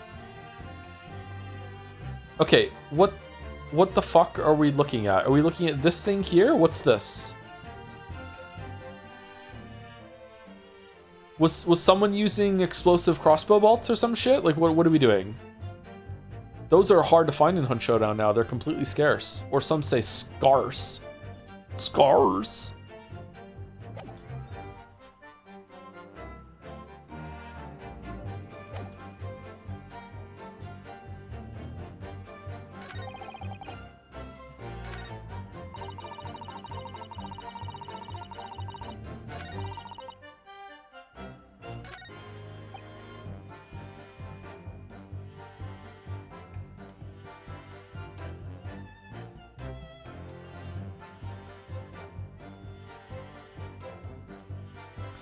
Is it this one that it doesn't have the stripes? We can still see that there are no stripes on it, right? I'm guessing. I don't know what else to do. We're just gonna go for it. Objection. Nope. That last statement would seem to be at odds somehow with the evidence. Is your task counsel to explain this somehow to the court, not the other way around? It just seems to jar, though, don't you think? What I think is that this whole exchange has been extremely jarring. Yes. Perhaps I need to reconsider this. Okay, I don't know what to do.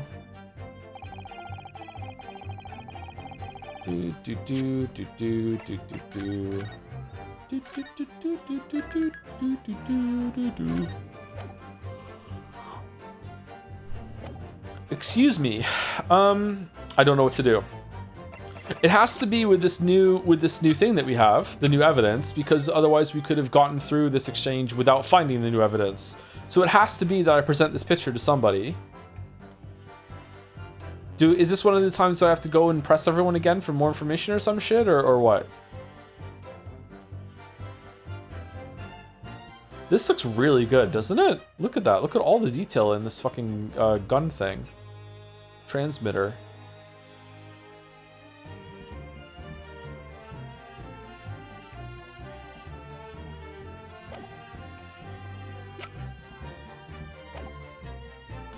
I think it's supposed to be like, look, there's something about to destroy this balloon in the photograph, but, like, okay, it's not for this one.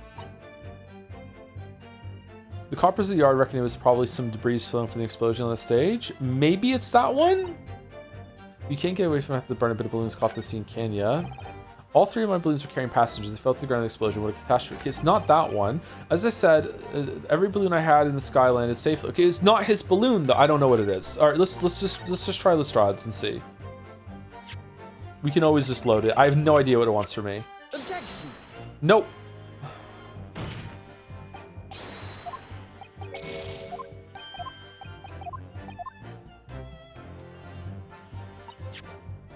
Let's load it, save lives, so we don't have to restart at some point in the future.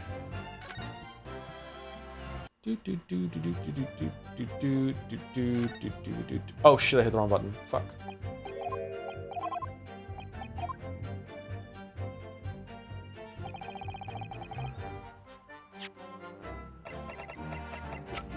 Objection.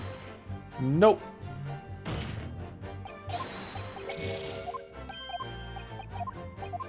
Brute force ho! Objection. How is it that one? Unfortunately, the photograph Master Gotts took can't tell us the color of the balloon. Oh, it's because no one's in the balloon. Nah, alright, whatever.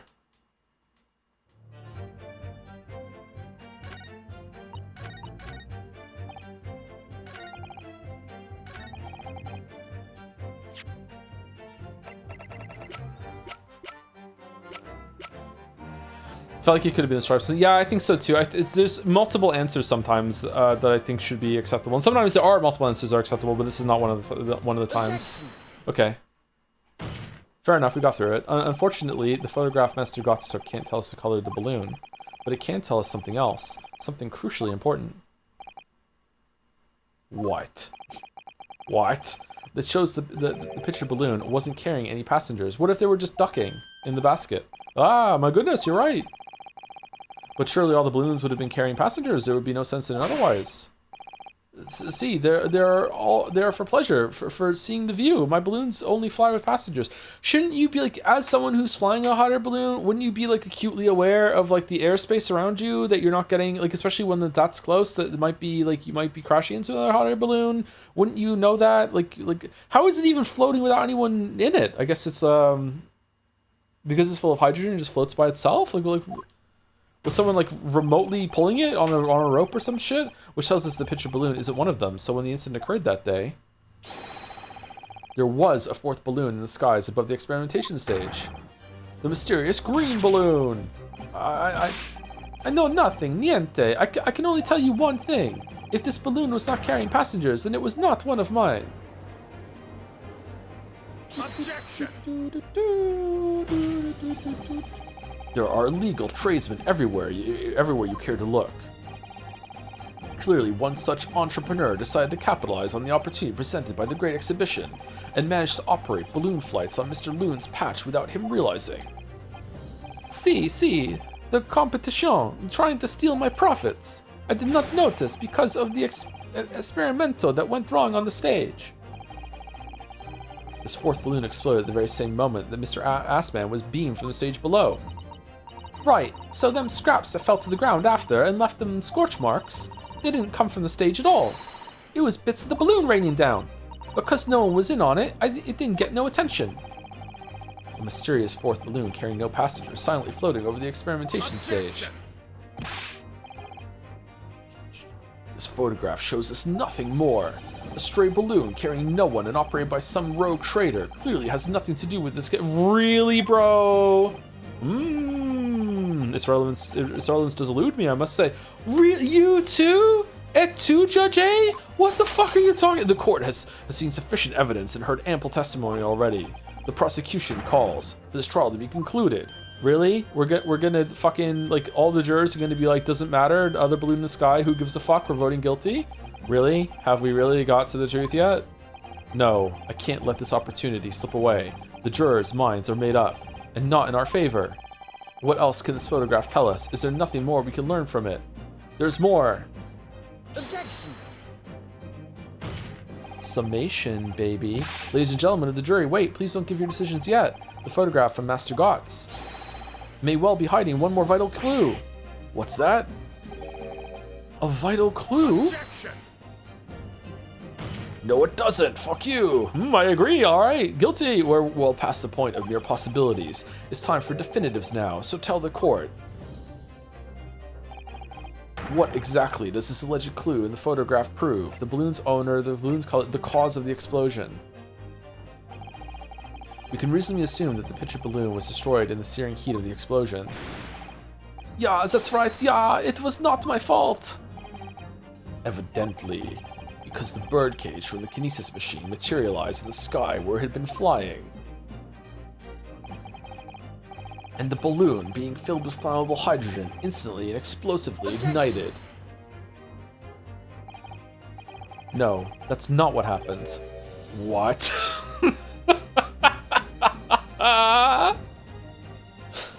What? It would appear that this photograph requires closer examination. Counsel for the defense, you will highlight the location of this alleged clue in the photograph for the court. 5 months later, I'm new to the community. Why is it that Joe sometimes bursts into laughter and says, what? In that voice of his, and chat lights up with lulls? I don't get it. Oh, well, you see, I'm also the judge voice. Well, you see, 5 months earlier when we were playing The Greatest Attorney, it was just a really funny line, a moment that Van Zeek's a super hot attorney that we end up with being our boyfriend at the end. He said it 3 times in one stream and it became a meme. Oh, is that it? That's all it takes to be a meme around here. Yeah, we're a fucking pathetic community. We'll latch on to fucking almost anything. It's funny though, isn't it? Kinda is, of course, my lord. If you look closely, it's plain enough to see. And what's shown is linked to another piece of evidence we have. In a way, that leads to an unbelievable conclusion. The clue that heavily suggests the real reason the balloon exploded is... this thing here. Take that! The timing of this photograph can only be described as miraculous. If you look, you'll notice there's a bright white line that appears to point directly at the balloon. Most likely a ray of light caught incidentally on the film. I'm afraid I can see nothing of the sort. What do you mean? Okay, maybe get a. Did you take a second photograph of it so we can cross our eyes over on it and see it in 3D stereoscope? I did actually. I always carry 2 cameras that I put side by side and hit both buttons at the same time. You never asked until now. Here's the other one. If you look with the magnifying glass, my lord, it becomes clear what the nature of this bright line really is. Goodness, what is that? Undeniably, some flash of light, yes. Oh golly, do you think it might be lightning? But it couldn't have been a finer day. I believe we may be looking at fire. A bolt of fire heading straight for the balloon, like an arrow.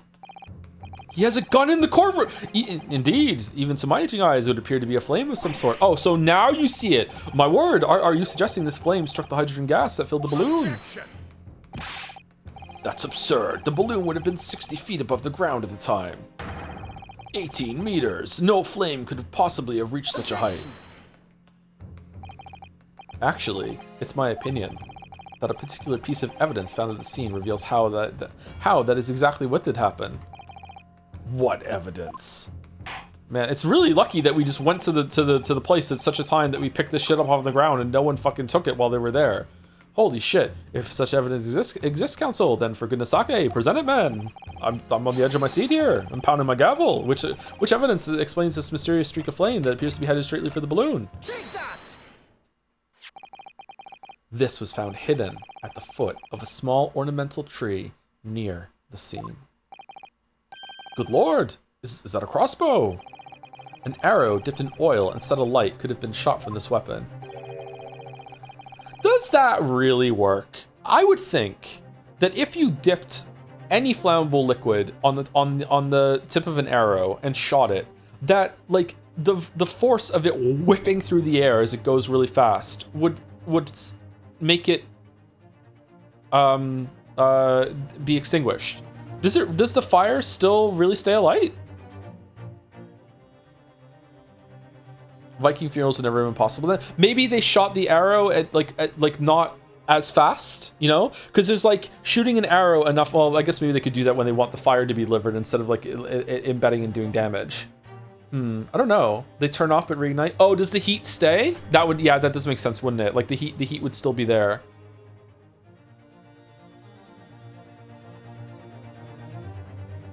It works in Elden Ring. I wouldn't know. I've never used any range options in my life in Elden Ring.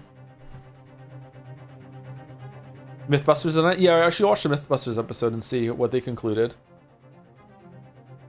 Fire only needs heat, fuel, and oxygen. Yeah, but when the arrow is moving through, isn't it going to be that it's moving so fast that there wouldn't be air that has time to get to it, right? Like if you have a fire at the end of a stick and you wave the stick as hard as you possibly can, sometimes you can make the fire extinguish because it's like ripping through the air at some point that it gets suffocated. I actually don't know the physics. I'm just guessing, but I know that happens. And then after you did that, it's possible that there's enough heat there that it might reignite if there's fuel. I don't know.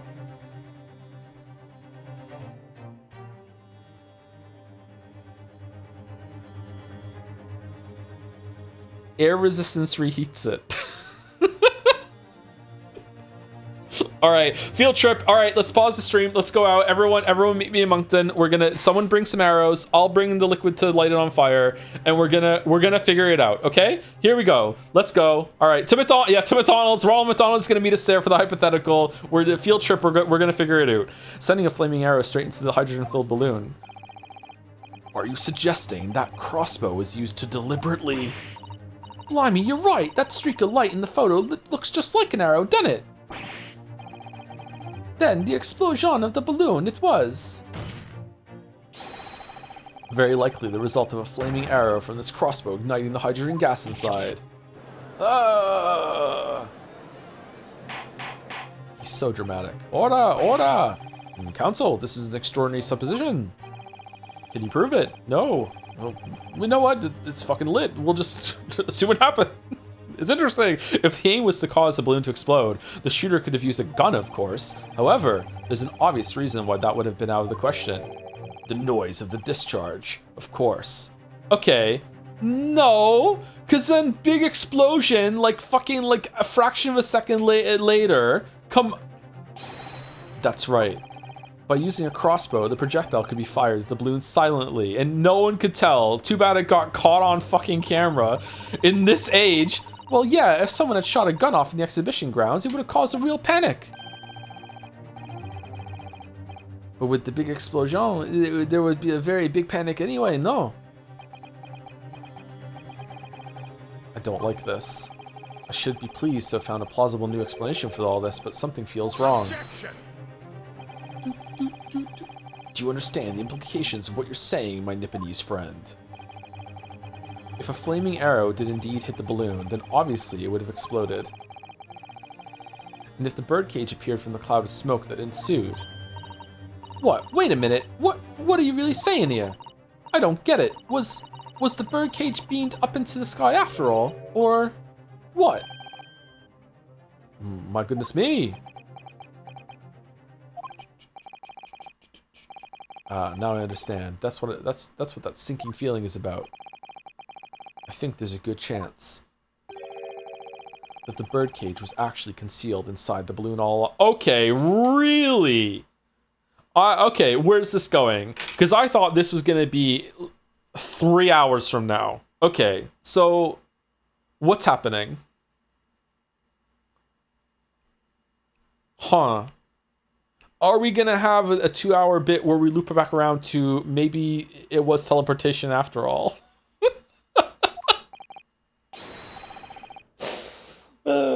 For our IRL flaming arrows, the tip is like a small cage where you stuff the cloth in some sort of fuel like pitch rather than alcohol. They were not that good though and weren't super reliable. I can accept that it wasn't reliable. Like yeah, they must go out. Although maybe even if the fire does go out, as long as the whole entire area had been burning for a decent amount of time, like I don't know, like maybe a minute or something. Maybe even if it does go out, when the arrow lands, it's still delivered with enough heat that whatever you're trying to ignite via the arrow being hot, it's still going to be hot enough to make that happen. You know what I mean? Like even though the fire has gone out, the arrow tip is still like so fucking hot that like the liquid it falls into is just like, yeah, I'm on fire now too, right? And then it reignites. Maybe something like that. I don't know. What? Did I just hear that correctly, Council? There's no going back now. The horse has bolted.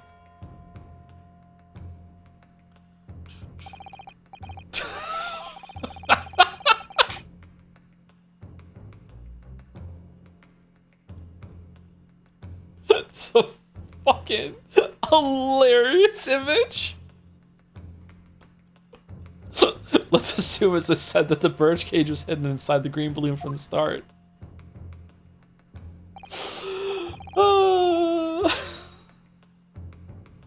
On stage, when the experiment was started, the birdcage and the instantaneous kinesis machine disappeared in a cloud of smoke. At that moment, the flaming arrow is fired from the ground, causing the green balloon to explode and drawing the attention of the spectators to the sky above their heads. From amid the smoke, the hidden birdcage then appeared to fall down and crash into the crystal tower. At the same time, they fired the teleport gun, which, because they moved everything out of the birdcage, teleported like just air that was underneath it into the space around it, making it look like it had teleported the birdcage, when in actuality it just teleported whatever, just gases were in the vicinity at the time, which dispersed the balloon debris faster, therefore making it so people didn't see a balloon that would obviously be coming crashing down, burning slowly. Actually, I don't know. I don't know how big that explosion would be, to be honest. Why isn't he singed or anything like that? The teleporter doesn't work. It works. I think you all agree it's entirely plausible that what I've just described is the real truth behind the miraculous experiment carried out that day. Yeah, sure, why not? Good grief! Objection! This is ludicrous. What you've described is no science experiment. It's child's play, a contemptible display of stage magic. Speaking of, someone in one of the jurors is fucking Hairbrain's assistant and just hasn't been asked just yet. Fucking Van Zeeks, have you been here for literally every single other trial that we've done? Both Mr. Sholmes and Iris said the experiment was a scientific impossibility, in which case this is the only way to explain what happened that day. And in any case, the victim's body was found inside the birdcage in the crystal tower. If the instantaneous kinesis didn't take place, how do you explain that? If I may put in a word, as a man of magic myself, such apparent discrepancies can easily be explained by some simple deception. Juror number 3? All that would be needed is a doppelganger, someone who looked very similar to the victim, Mr. Assman, and having this other man appear on stage to front the show. As a body double. How did no one notice that Hairbrain was moving a wax double, like, to and fro wherever when he was doing it, including Hairbrain himself? You see, Mr. Naruhodo, my friend Assman told me that he was feeling very tired that morning, and him giving me all the funding for it, I just went along with whatever he said. He told me, just move me around, don't talk to me at all, just treat me like a doll when I do the show. It's up to you. And so I just did it. Yes, of course, so in fact, Mr. Assman must have been inside the birdcage that was concealed inside the balloon right from the start. That balloon would have been filled with hydrogen. Anything hidden inside it would have been scattered to the 4 winds when exploded.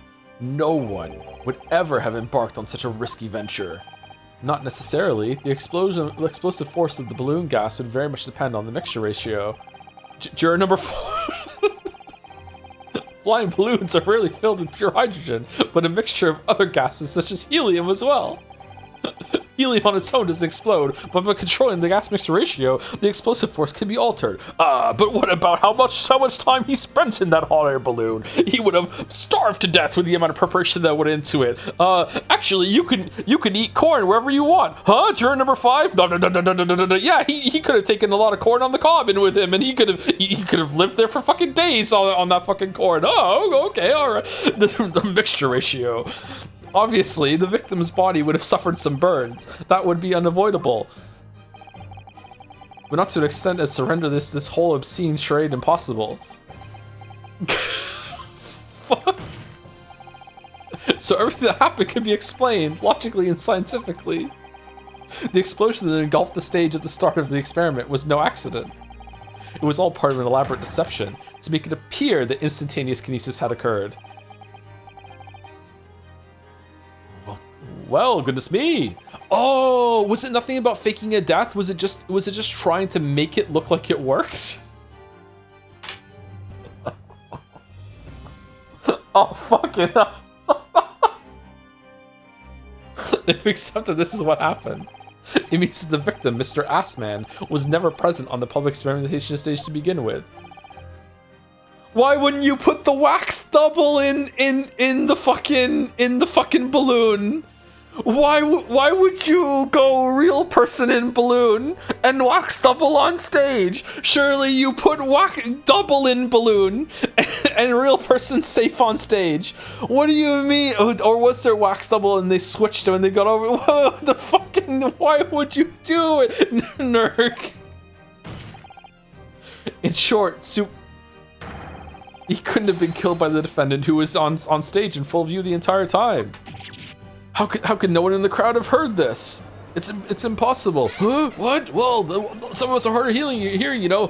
Juror number 7? This will be very hard for the prosecution to counter. Lord Van Zieks can't credibly maintain that Professor Harebrain is the suspect now. Oh, fucking hell. Mr. Naruhodo, I appreciate your efforts, thank you. Professor? But you can stop now. Just keep your mouth shut, please. Sorry? What's all this about, Mr. Harebrain?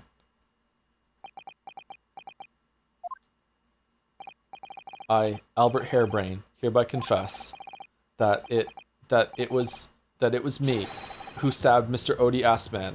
Okay, so now you'll lie to save something that's important to you. Okay. Yes, it was me, with my faithful friend and partner, Andrew the Screwdriver. What are you doing?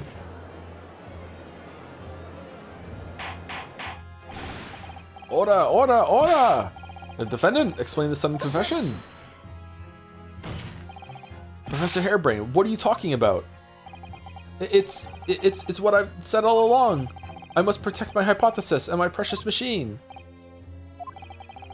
You stand there and claim it was all a trick, all an elaborate prank, but where's your proof? No, you would have to examine the machine if you wanted to prove it, but then it would all be over. My beautiful hypothesis would be laid bare. I mean, the indignity of it. It's clear that you drew the plans for the experiment, but you didn't actually build it. It's quite conceivable that you were duped, Professor. If you'll just let me, I can prove... What? Barack. Yes. I'll cooperate. I'll do whatever you say. I swear it. It's my line. So please, ensure that special dispensation for the scientific equipment act is adhered to and protect my creation. What do you think is going to happen after you go to jail? Do you think we're just no one's going to investigate it? Just all that scientist he invented teleportation, he did in 1890 whatever the fuck, but he killed someone in the process, and then he was executed for it, but because we know it works, we're not allowed to look at it. No, we can't do it.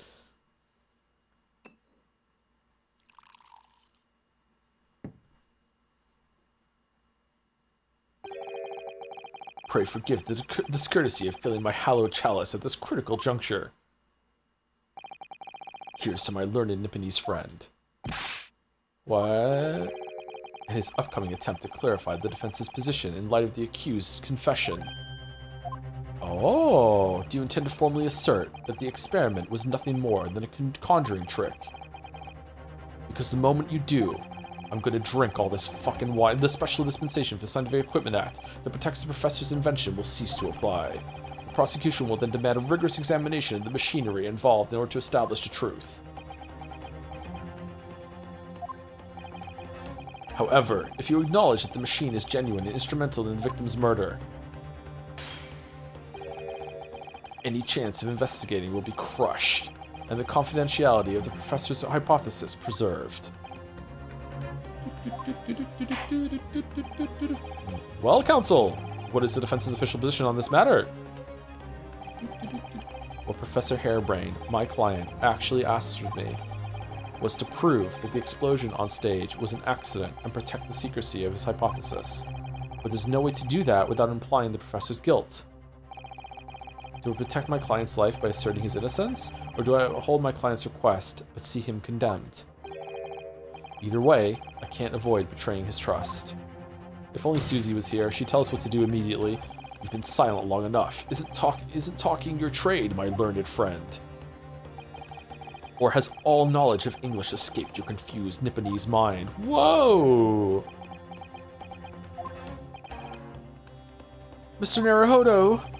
There's no escape here. I have to make a choice. But it's an impossible one. I have to give up on something. But what? The defense asserts that the defendant's instantaneous kinesis machine was in fact...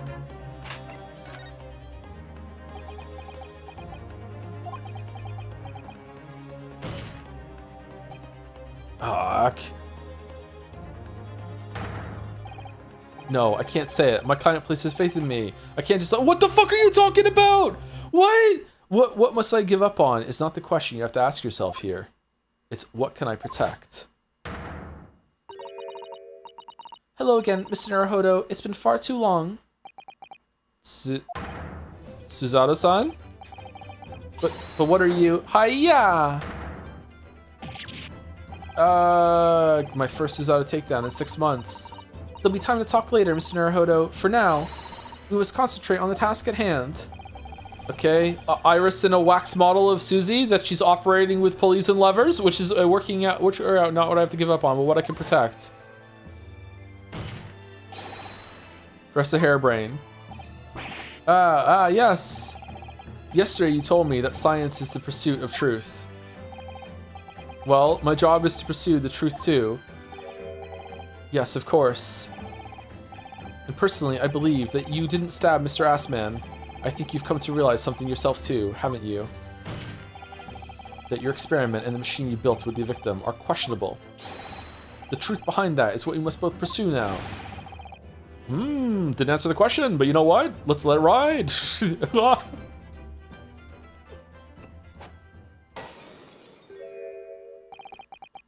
So, you finally opened your eyes.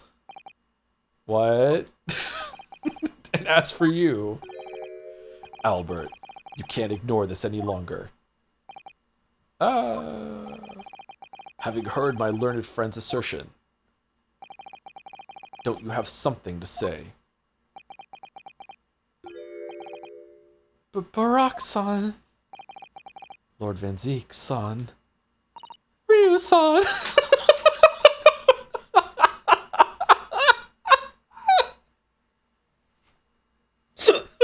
Gosh, I've never heard him speak that way before.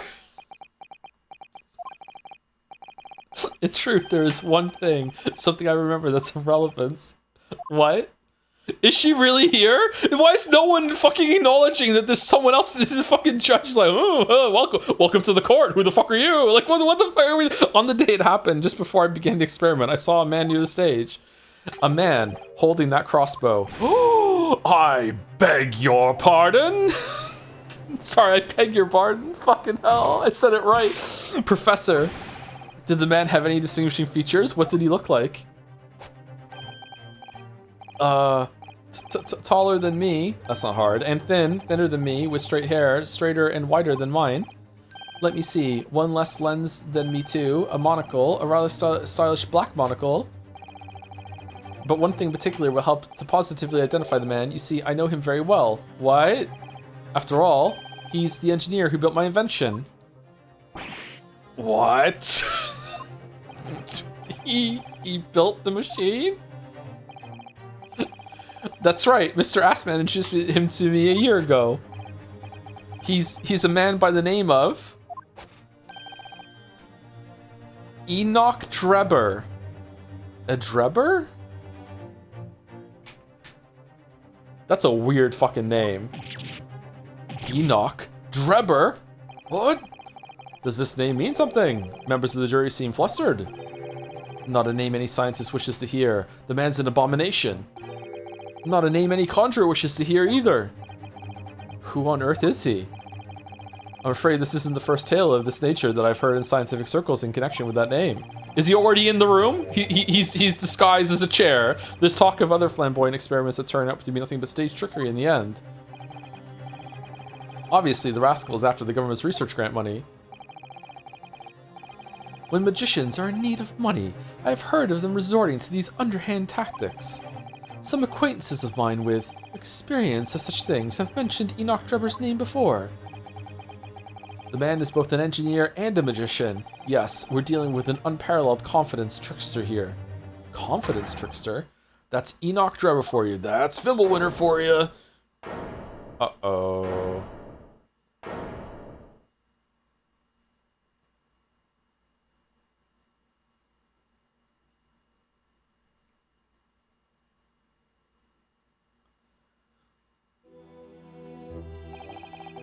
So it's true then. My invention, my great machine, it was just a grand illusion. Bro, you didn't even test it before that? Considering what we've just heard about Mr. Drebber's character. Hairbrain's dumb. I'm sorry to say, that sounds increasingly likely. Even though no one else believed it, I wanted to. I wanted to believe that machine would function exactly as my hypothesis predicted. Which is why you were so opposed to it being investigated, I presume. But I believed it too, like a dumbass. I knew that if the machine was examining details, construction would give away my hypothesis. Obviously, I didn't want that to happen, but at the same time, I knew that if it was found to be nothing more than a trick, than a work of deception, then everything I'd worked towards, all my research, all my dreams, my whole life would be over.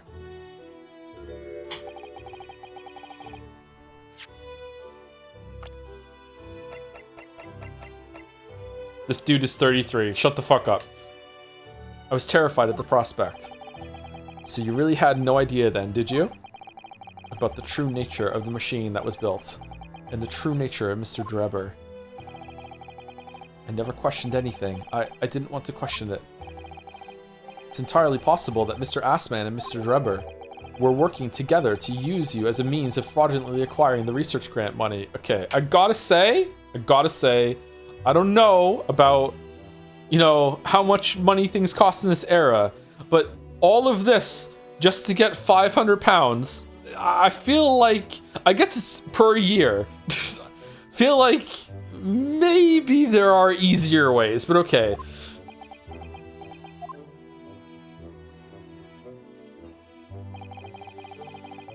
Oh no, he is moving. Okay, what the... When I announced my invention to the crowds that day, it was the finest moment of my career. I pulled all the levers and turned all the dials in exactly the way Drebber had described. And then I moved Mr. Assman into the cage with my own two hands, as I was told to do. When the smoke suddenly started billowing out, I panicked. I didn't know what was happening.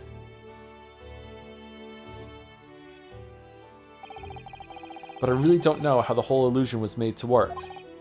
I don't know anything anymore.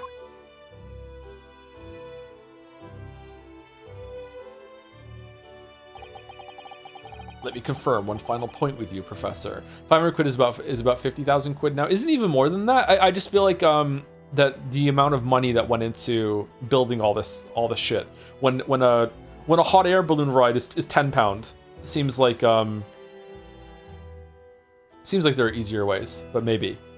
Not sure. So how did they get in the balloon then? If that was where the wax, there had to be a wax body double. So if the wax body double is in the balloon, and then he's the real one on the stage, and then after the explosion they dip out, they run out, and they quickly go over to where the other place was and swap them out. And the wax dummy is there just in case anyone looks over and sees where they moved over. This is a crazy ass plan. And then the death happened after that?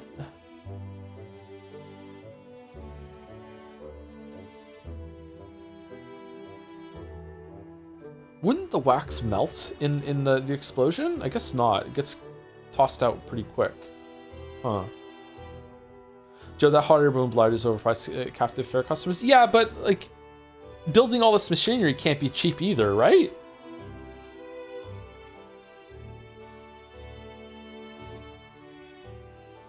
This doesn't really matter, by the way. Like, it's fine. Like, schemes can be stupid. I'm just engaging with it in a pedantic sort of way. It's fine. Thank you, Mary the Mayo, for the 37 months. With no knowledge or context, can you declare now who will win the World Cup so you can claim you morbed it next month? America, USA. Is USA even in it?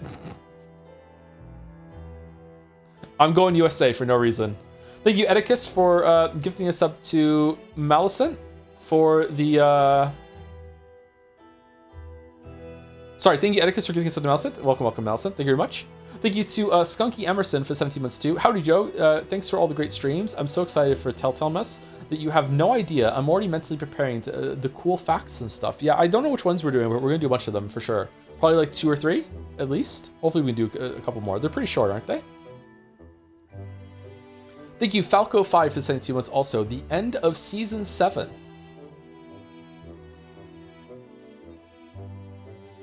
Oh, I see. Okay, because 7 years, yeah. Each year season. How many stream seasons are we on to now? Not one for every single year. All the stream areas, how could we divide them? Thank you, Falco5. Let me confirm one final point with you, Professor. Do you now consent to the prosecution submitting the necessary paperwork to release your invention from the protection afforded by the Special Dispensation for Scientific Equipment Act? Yes, please, go ahead. I'm very sorry.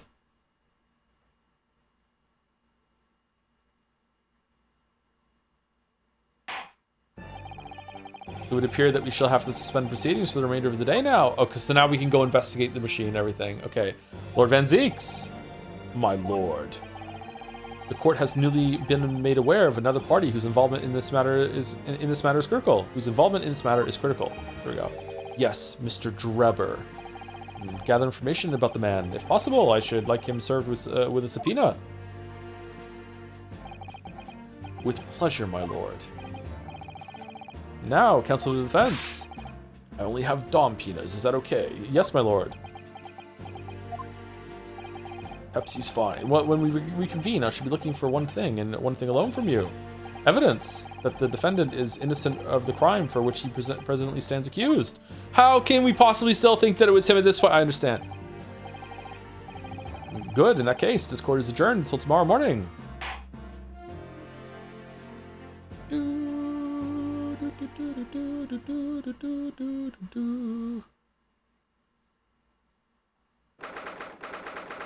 23rd October at 1:36 p.m. The Old Bailey, defendant's antechamber. How have you not hugged Susie yet? This is a great stopping point I mentioned. If you don't stop now, you could find what I consider a decent one again in about an hour and a half from now. However, you could also stop anytime you want now, based purely on vibes, and you wouldn't find a bad point to stop. Okay. I'd like to continue to see the conversation between Ryu and Susie for sure.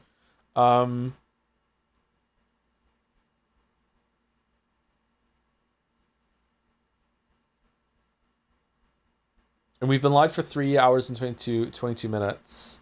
Let's go another hour at least. We'll go about another hour. We'll probably end in the middle of the investigation day. Mr. Naruhodo. Yes. I'm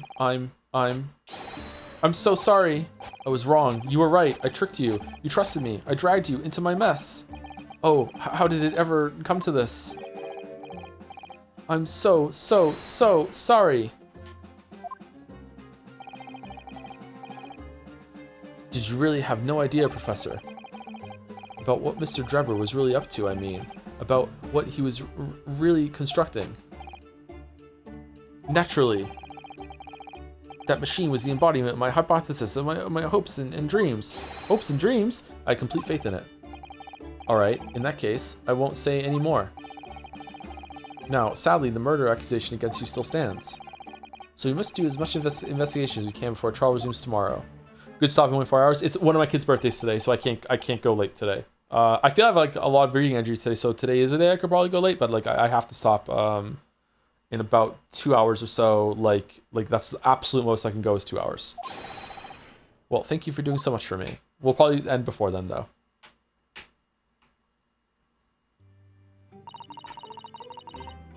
I'm so sorry for arriving late this morning, Mr. Naruhodo. Arriving late? Didn't you receive my postcard? I wanted to let you know when I'd arrive. Postcard? What postcard? It's not Iris in a wax suit? Really? I hid it from you, Runo, so it'd be a surprise. Well, did it work? I was surprised, all right, especially when she threw me to the ground. Oh dear, oh dear. She's been back 5 seconds, we already got an oh dear. I'm so sorry. I was just so happy to see you again that It sort of slipped out. Maybe we could stick to more traditional displays of emotion in the future, like a hug. Susie's train was late into London Victoria this morning, you see? Yeah, the train would be late, yeah. But we made the coachman really whip the horses hard so she didn't miss the whole trial. I was watching from the gallery for a while, but in the end, I'm afraid I couldn't contain myself. Oh, did you get hit in the face from the bottle that Van Zieks threw? Well, I'm glad you didn't. Oh. Having you at my side in court gives me the strength I need to win. So, I'm, delighted to see you back in London. Oh, you're too kind, Mr. Naruhodo. I'm delighted to be here. I hope I can continue to be of service to you. Of course. So, what's brought you back? Did Professor Mikotoba not protest? Let's save all that conversation for when we're back at home, shall we? You know, I've made one of my most special blends ever for this special occasion. Oh, Iris, how wonderful. I can't wait. Susanna-san was back in London. It's hard to describe how happy that made me feel at the time, but despite my elation, our tale was about to take yet another extraordinary turn. Okay, Susie, you're back in the story. You're back in London. Explain how you knew what was in the fucking book right now. I don't care what you've been doing. I don't care if your dad's alive or dead. Don't give a shit. How did you know about the book? Let's go.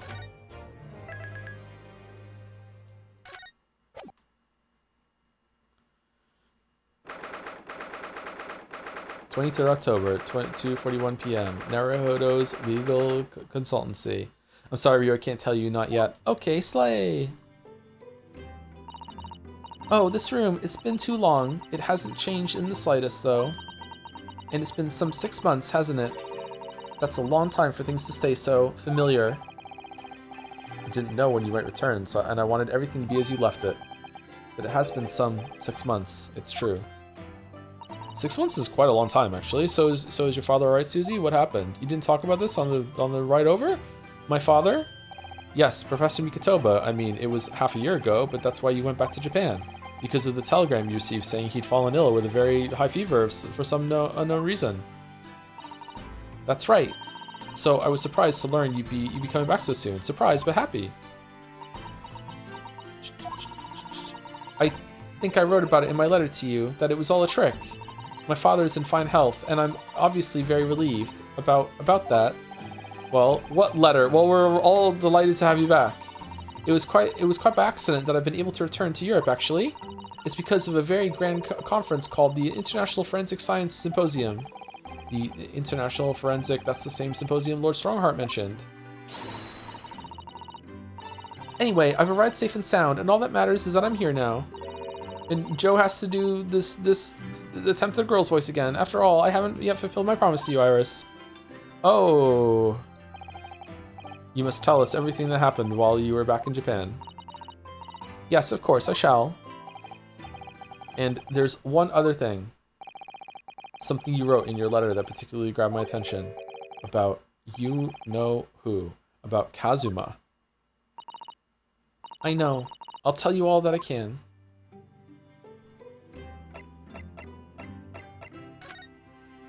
Can we do the spade bit again? Thinking back, that spade's been here since we first moved in, hasn't it? I'm sure I've told you before, Mr. Naruhodo, it's not a spade. It's a shovel. No, shovels are for digging. That's for scooping up loose material. It's a spade. No, spades are for digging. That's for scooping up loose material. It's a shovel. The Great Spade Shovel War rages on. Hell yeah. Hell yeah. Hell yeah. This is what it's all about. It's what it's all about. Thank you, Last Thesis, for the 59 months. 1 minute ago. What a great streamer. Thank you very much, Last Thesis. When I first arrived back in Japan, I really thought I'd never be allowed to return to Britain. But curiously, after that awful trial at the Supreme Court, Father's mood changed entirely. The awful trial? Oh yes. For the murder of Giselle Brett. Oh, you dressed as a man then, didn't you, Susie? Oh, well, yes. Since women are forbidden in the courtroom, I had no choice. Wow, amazing. I wish I'd seen it. Don't you, Runo? Yes, I suppose so. I want to play at being a lawyer now. I could wear a false mustache, maybe. I don't think any mustache could hide the fact that you're just 10 years old, Iris. There's something else I've been wanting to ask you, Miss Susato. It's about the real reason why Professor Mikotoba summoned you back to Japan. You said in your letter it was something to do with that convict's loot we found in Mr. Natsumi's lodgings. That's right. The very large dog collar we found with the bee emblem on it. It's a dog it actually is a dog collar. What? It seems Mr. Natsumi included a drawing of the collar in the report he submitted about his time in Britain. I understand that when Father saw the report, he turned as white as a sheet. Will Joe see the prawn's flavor text? This is the most important question I've had for this whole stream. 4 out of 5 backseat. 4 out of 5. Why would that be then? Father came to Britain himself, of course, to study. It was some time ago now, but he stayed for 6 years. I can only imagine that something must have happened during that time.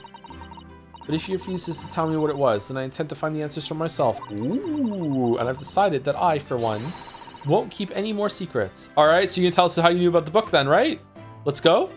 Oh, Susie. That's a very meaningful look Susato-san's giving Iris there. Okay, all right. And then she proceeds to keep her fucking secrets. We're the prawns over here, right? I'm so pleased to see all our sea creatures doing so well in the aquarium. Yes, the prawns are still swimming and the anemones are still swaying. Obviously, I've been looking after them carefully. At first, I used to drool whenever I looked at those juicy prawns, but not anymore. They're like part of the family now. I don't suppose they'll ever know how close they were to meeting their maker. All right. Lord Strongheart mentioned something about that symposium too. I think he said that investigative authorities from 40 different countries would attend. Yes, and from Japan, my father and Judge Jigoku have been invited. Oh, is your... Oh.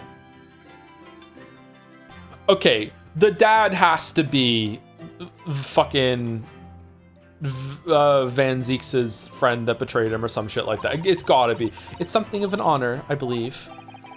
Well, Professor Mikotoba is a leading expert in forensic medicine in our country after all. But who's the other person you mentioned? A judge, did you say? Yes, His Excellency, Judge Seishiro Jigoku. You've met him, Mr. Naruhodo. Last year, in the Supreme Court. You can't possibly have forgotten. That terrible trial of yours when you were accused of murder. Ah, yes, I try to think of that as a positive turning point in my life these days. It's me, the judge. I'm in Japan now. Well, it was Judge Jigoku who presided over that trial. The drip, holy shit. If I'm perfectly honest, I'd be happy never to see that man's face again in my life. Oh, well, anyway, as father was invited to the symposium, he agreed to me returning to Britain too. He won't actually arrive until next month, but, well, I couldn't wait. There's no way the two of you wouldn't have traveled together. Are you fucking serious? So I pleaded with him, and in the end, he agreed to me going on ahead. Okay, whatever. Yeah, it's hard to say no to your daughter when she really wants something. Okay, all right. It's my daughter's birthday today. Yes, about the symposium. It seems as though Lord Strongheart has put in an awful lot of work to make it happen. It's obviously very important. I believe it is, yes. As I understand it, Lord Strongheart organized the entire event himself. I think he's hoping that by achieving exceptional results, he'll get the job of Attorney General. The most senior position in the British justice system. Oh, he's hoping to use his power to create the world's finest policing institution. That's what Father said anyway. Apparently, it's Lord Strongheart's lifelong ambition. Okay, are we gonna have to like prove that the system works by catching the Reaper of the Bailey, which happens to be like him, that he set some shit up? I knew you could do it, and this proves that the system works. That's why I killed all these people, so you would have a great chance to use it. Yes, very good.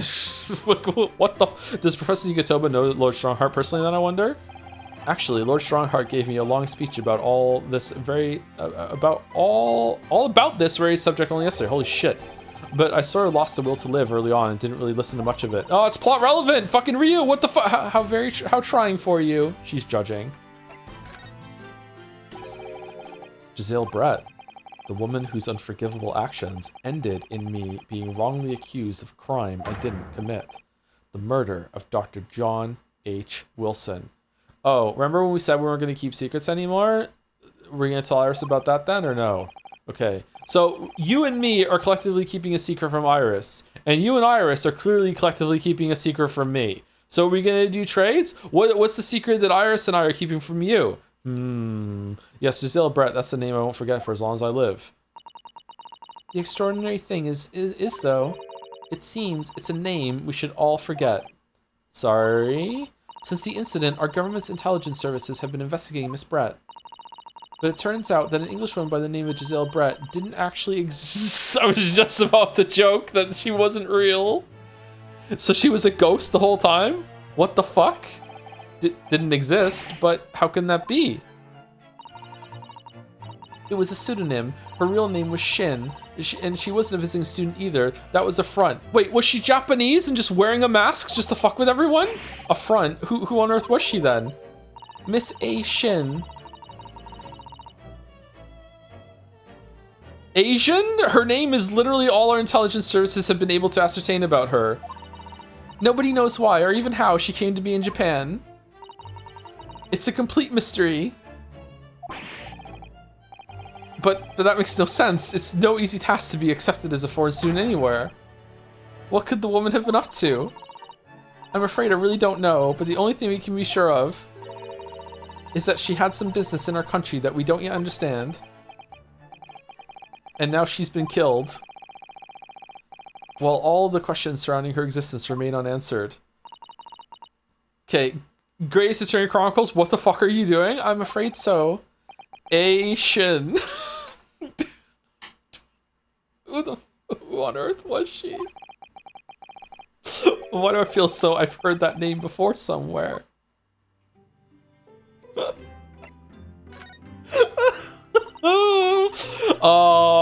The last trial of this case is gonna be so fucking funny. After my friend Ray's trial, the reporter who actually killed Miss Brett said something very strange. I know the truth. I know you had a hand in what went on, in that visiting student's fate. Nobody here in Japan knows anything about it. Me, Nemo. But they don't know that the guy never made it to England, that he died on that steamship, and that he'll never. Obviously, I couldn't ask him to elaborate at the time. But later, I visited the man in his prison cell and asked him what he was going to say about Kazuma-sama. And what did you learn? Fucking nothing. After he died on the voyage to Great Britain, his body should have been unladed at the port of Hong Kong and passed into the care of the consulate staff there. But that never happened. Should have been? Well, it turns out that his body never arrived. It just disappeared. What? Kazuma's body vanished? Our government tried to cover the fact up, it seems. They erected a grave on the cliffs by our hometown. Except, Kazuma-sama isn't there. Did Professor Mikotoba know about this? Yes, it would seem that he did. But he didn't tell me. They're still investigating what happened to Kazuma-sama's body as we speak. What the fuck is going on? I just don't believe it. And what is this acute feeling of apprehension I have all of a sudden? The Kazuma mystery. Thinking back now, some of the things that happened on SS Buria were definitely strange. Were they? Can you just show up downstairs right now? Like, I am also here to try and solve this mystery. We're all trying to find out where he went. I mean, after he died, we never saw his body again, did we? You didn't? Did he just fucking hide on the ship? What the could it be that he's actually still alive? Stop it, Mr. Naruhodo. It's too much to bear. Every single time he goes out to get food, he fucking Kazuma jumps up and does a ninja trick where he puts both of his feet on in the corner of the wall to hang above the door as Susie and fucking Ryu walk by, and then they stop to have their fucking conversation as he's like holding the squad up there, really like, what do you want for lunch today, Mr. Naruhodo? Oh, I was thinking that maybe we could go get some lobster or something like that. Oh dear, I feel like they're out of lobster. What should we have? Let's sit here and talk about it for another 10 minutes. Like, what the fuck? I'm sorry, I didn't mean to. Just thinking about the possibility pains me so very much. Wait, were they near China when that murder happened? Maybe he was only on the ship for a little bit. Cast your mind back for a moment, Mr. Naruhodo. When Kazuma-sama was discovered, Mr. Shones was there, wasn't he? And he definitely examined the body. I remember it clearly. You're right. You mean the guy that always gets his dance of deductions wrong, examined the body, and we're taking his word for it? So if Kazuma hadn't actually been dead at all, it would mean that Mr. Shomes had lied to us. Or Kazuma whispered to him while he was leaving, like, just tell them I'm dead, please. And Holmes was like, yeah, fuck, okay. But there's no reason why he would possibly have done such a thing. I suppose that's true, yes.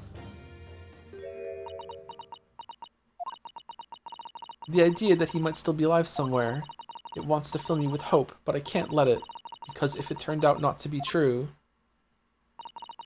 then I'd be back at the bottom of that awful pit of despair again. I'm terrified of what that might do to me.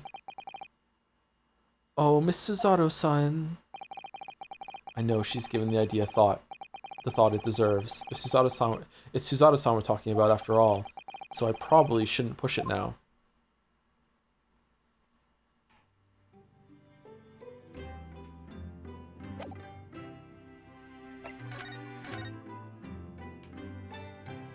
Okay, first time we see Shomes though, we're gonna talk to him, right? We're gonna ask him? It must be about a year ago now. I wrote a really long story based on some of my father's old notes. It's about one of Hurley's greatest exploits. I called it The Hound of the Baskervilles. But then Mr. Shomes forbade you from publishing it and put the manuscript somewhere nobody could get their hands on it. Okay, 1 second.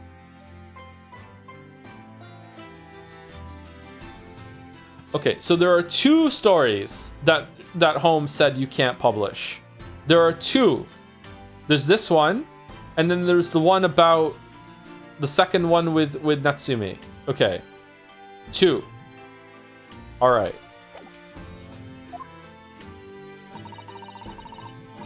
If nobody knows anything about it, nobody knows anything about it apart from Hurley and I, and also Susie for some reason. But for some reason, you knew the title of it, didn't you, Susie?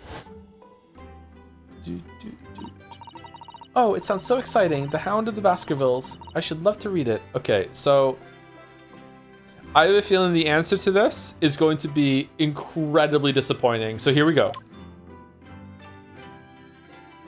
I just knew Lamayo, and you wouldn't tell me. How'd you come to know it? Yes, but I made you a promise that I would explain one day, didn't I? And that day hasn't come yet. I think it's time. But after the trial, oh. I'm only sorry I've had to keep it from you for so long, Iris. The Hound of the Baskervilles. It was completely by accident I came to know the title of your manuscript, Iris. I was following Holmes's mantra of always be pawning, so I took one of my old copies to the pawn shop, and as I was led into the vault to put it, I just noticed that he had another one of your books. I recognized the writing on the spine, so then I just looked at it, and then I just knew, and I just... It was a short while before we left Japan. I was cleaning Father's study, and I saw something on his writing desk. A large box of papers. There was a label affixed to the box that was written in English. It read, The Hound of the Baskervilles. What? My Baskerville story? Of course, I had no idea what it was at the time, but Father came in and... Susato, what are you doing? Oh, Father. Did you look at those papers? No, I simply read the label, that's all.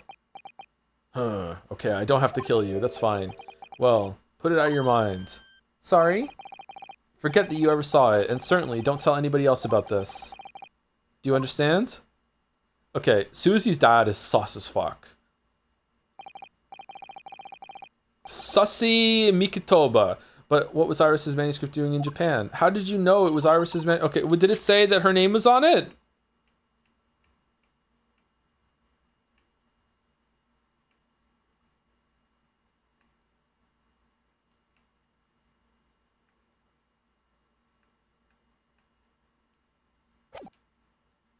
I have no idea, but when I heard Iris mention the word Baskerville that day, the title just slipped out. I would never have guessed that it was an unpublished account of one of Mr. Soames' exploits.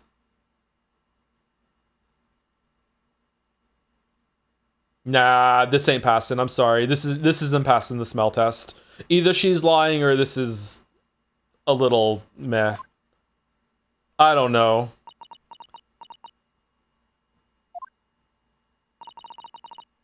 When I returned to Japan, I asked Father to explain, and he told me to fuck off, and he refused to answer any of my questions, and there was no sign of the big box in his office.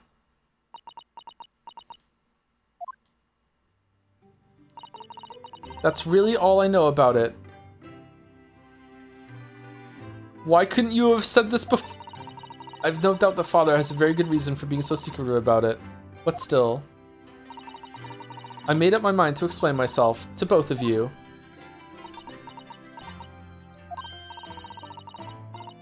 Man, this is how every episode of Lost felt after season 4.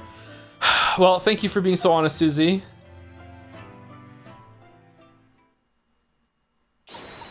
So, Mr. Naruhodo, I'm ready to start investigating if you are. I've committed every detail about the case to memory. And Iris had told me about the disturbing happenings at the Waxwork Museum as well. So you're fully abreast of the situation already, Miss Susato? I expect nothing less, to be honest. I would think our first port of call should be to investigate this Mr. Drebber, the engineer responsible for building the elaborate machine that was used to effect this extraordinary trick. Yes, a conjurer of sorts by the sound of it, well known in the fields of science and magic. Then, we need to go and arrest him. Hi-ya! Well, yes, he must know the truth behind this case, so I agree, we really do need to find the man. It sounds like a case of tracking someone down. Which is the job for the police, or a great detective. Are we supposed to guess who she might be thinking of? We don't have much time, so we need to get started straight away, I think. Good idea. Well, best of luck then. Oh, you're not coming today? I'm going to Brixton Road shortly for the herb market. But let me know later how you got on, won't you? That was a little abrupt. The pull of the herb market must be strong. Huh. Sus. Sus. Sus. Do you know? I honestly thought I might never have the opportunity to return to Great Britain. And certainly, not so soon. It's funny, for the past 6 months I haven't been able to work in court. Meanwhile, you've been raising a storm in the Supreme Court of Judicature back in Japan. Fuck, that's hard for me to say. Please, Mr. Naruhodo, I may have been dressed as a man, but it was a very reserved performance. So, what your father said in his letter about a Ryotaro takedown is reserved? Well, anyway, I'm back here in this great capital now, and ready to assist you again, in any way I can. Thank you, Miss Susato. It's my pleasure, Mr. Naruhodo. Doot, doot, doot, doot, doot, doot, doot, doot, doot, doot, doot, doot, doot. Dude, a new location has been added. I want to go see Van Zeeks. What? I don't believe you have any business that would require a visit here just in the moment. But you sense the familiarness from the guy, and now you know Kazuma might have put it fucking together. No, what the fuck? All right, let's go see Best Girl. Well, second Best Girl. 23rd October. Madame Soupel's. Oh my, no wonder it's called the House of Horrors. I'd like to turn on my heels and go straight home, via the confectionery. Being scared makes you crave sweets? I can understand that. I could go for some sweets. I get to eat some cake later, so that's good. Thank you, Mr. L1144, for the 6 months. Hi Joe, thanks for introducing me to Umineko. My sister and I have played all of the Ace Attorney games together, and after a few other games we started reading Umineko. We just started episode 4 and she's really enjoying it so far. Hope you're well. And after episode 4 it goes all the way downhill. Don't listen to the weebs. Questions arc is way better than answers arc. Just brace yourself for it to get really, really bad. I wish I hadn't even read it after that. Yep. Should have stopped at episode 4. Yep. Hope you continue to enjoy it, Mr. L. Thank you, T-Bird20 for the 9 months with a Joms. Thank you very much. So true, bestie. Thanks. I was looking forward to a reunion after 6 months away, but there's no sign of Mr. Sholmes anywhere. Fight Club was way better. You know what? Umineko does have way more in common with Fight Club than Pathologic 2 does. Like, legit, for real. If you know. If you know, you know. There's no sign of Mr. Sholmes anyway. That's strange. He should be here investigating the abduction of the waxwork. Oh well, I suppose we'll just have to come back again later. This is fucking... I'm in the fucking sewers in the future in Chrono Trigger music. Holy shit. Oh, he is really gone. Damn.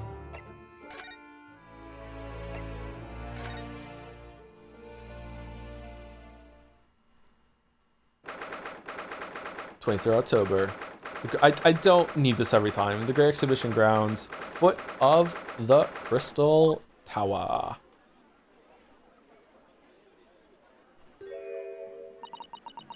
I had no idea there were so many people in the world. I know what you mean. It's really packed here today.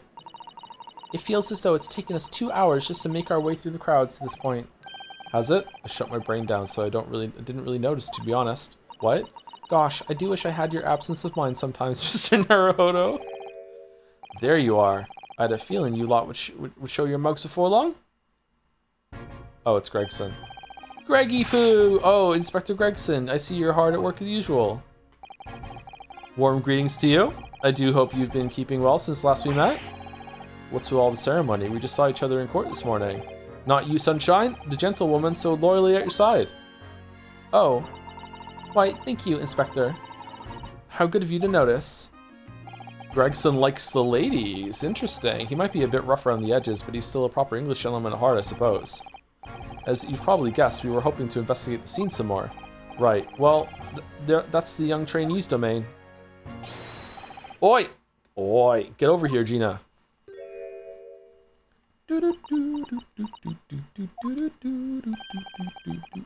She's busy playing with the puppy, probably giving it traditional East End training. Okay, whatever business we have here is less important than her spending time with this dog, so we'll just come back later.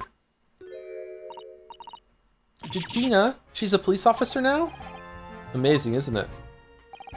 If it was a cat, we could interrupt, but because it's a dog, we have to wait. She's a good kid, actually. Heart's in the right place, anyway. She's got the detection bug, if you ask me. Yep, I think she'll follow in my footsteps nicely.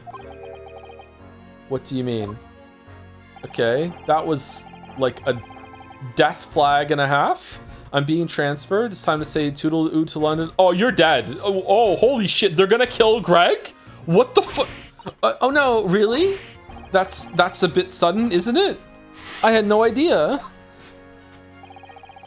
Where are you going to be posted then? We'll come see how you're getting along. Oh, don't worry about that, Sunshine. I'm only being transferred for the last 3 months of me before I go into retirement.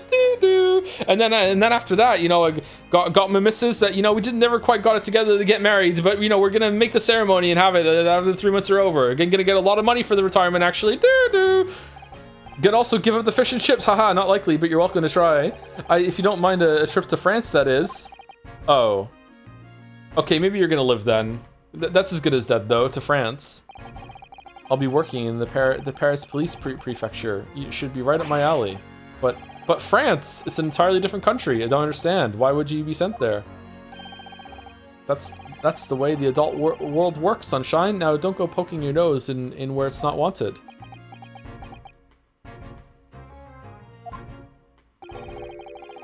I'm intending to take the kid with me when I go. What? You're taking Gina to Paris? Well, I can't leave her here in London. Who knows what would become of her? I suppose he's worried she slipped back into slipping her hands into people's pockets and purses. I don't think he's worried about her pickpocketing, Mr. Naruhodo. I think he's worried about the Reaper. Oh, of course. So that's playing on Inspector Gregson's mind too, is it? Is it? I mean, it would have happened already. Anyway, I haven't mentioned any of this to Gina, so don't go blabbing. You hear me? No, of course not. I've got to keep that dive-in diva safe and sound until all this is over, at least. Is there any kind of murder mystery investigation sort of courtroom thing that's based in a futuristic setting? Like in a cyberpunk world, or like 500 years in the future, or something like that? Of the Devil? Is that like Danganronpa? Or is it like Ace Attorney?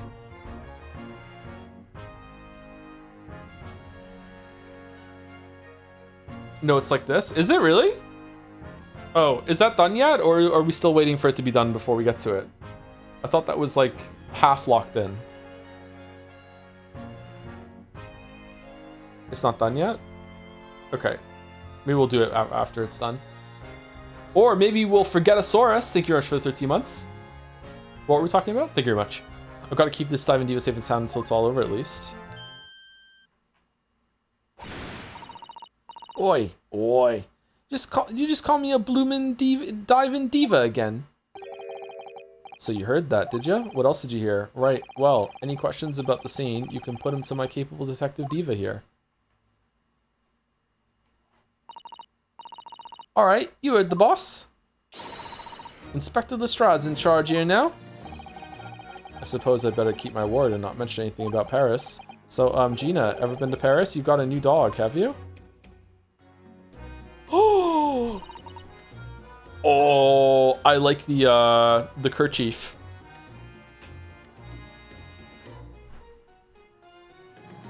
What's a kerchief and why did they feed it to her? Isn't he great? Toby's his name. Does Toby have evidence for the trial? Put him on the stand. Put him on the stand. Oh, how delightful! He's absolutely adorable. Yes, the dog does seem lovely, but it's not so lovely, Inspector Gregson. But it's a not so lovely Inspector Gregson that's playing on my mind, to be honest. Why?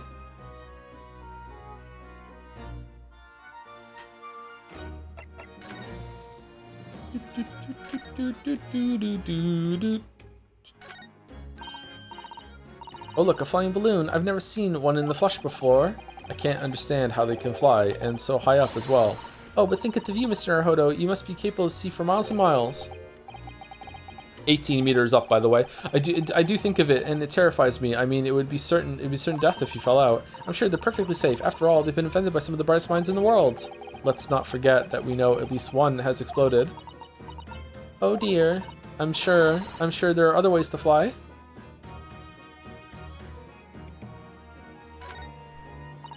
The kerchief fed joke is amazing. Don't let them tell you otherwise. Joke. Yes. Yes, the joke. It was a joke. The Crystal Tower. I can't believe I'm seeing it at such close proximity with my own eyes. You've really been looking forward to the great exhibition, haven't you, Miss Susato? Oh yes, when I found out that I had to return to Japan, I'm afraid I cursed my luck. But here you are, back in London, gazing up at the magnificent tower. I know. Perhaps I was wrong to curse my luck so harshly.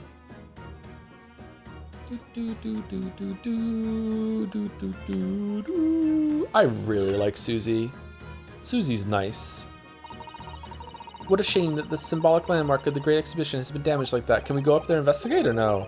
Yes, unfortunately the birdcage crashed in the most prominent position possible. Like, we have to go see where the body was found, surely. It's the gods giving us a warning, if you ask me. Man must travel under his own steam and not cut corners with instantaneous kinesis. Yeah, okay.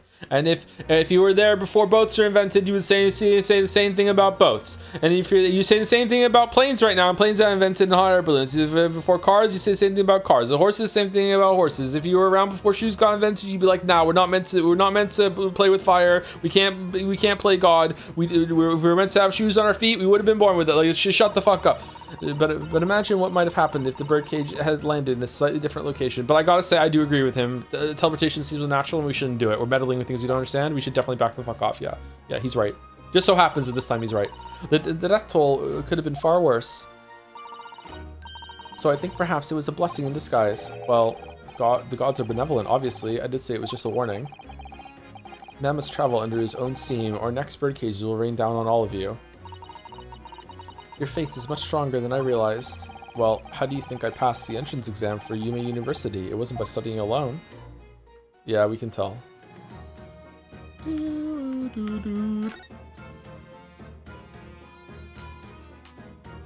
Is that more of the balloon?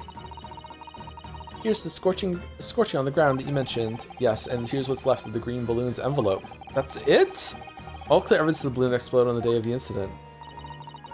Poor Professor Hairbrain. I do feel sorry for him that his dreams have been shattered like this. Someone's well and truly burst his bubble, as it were. Ha ha ha ha. Ouch. I'm a bad person. Nah, that's fine. I want to go see the body. Stage up there is where the experiment was set up. It's very high, isn't it? About 30 feet, I believe, or 9 meters if you prefer. She can just do that. Craning your neck to see up to it starts to hurt after a while, doesn't it? Yes, we need to get up there and look around properly. Although, if I'm honest, climbing all those stairs makes my chest hurt. Oh dear. I think perhaps you should exercise more, Mr. Naruhodo. Oi, that's off limits up there. Try to sneak past me again, and I'll stuff your gob full of the boss's fish and chips. Yes, please. I love fish and chips. I suppose we need special permission.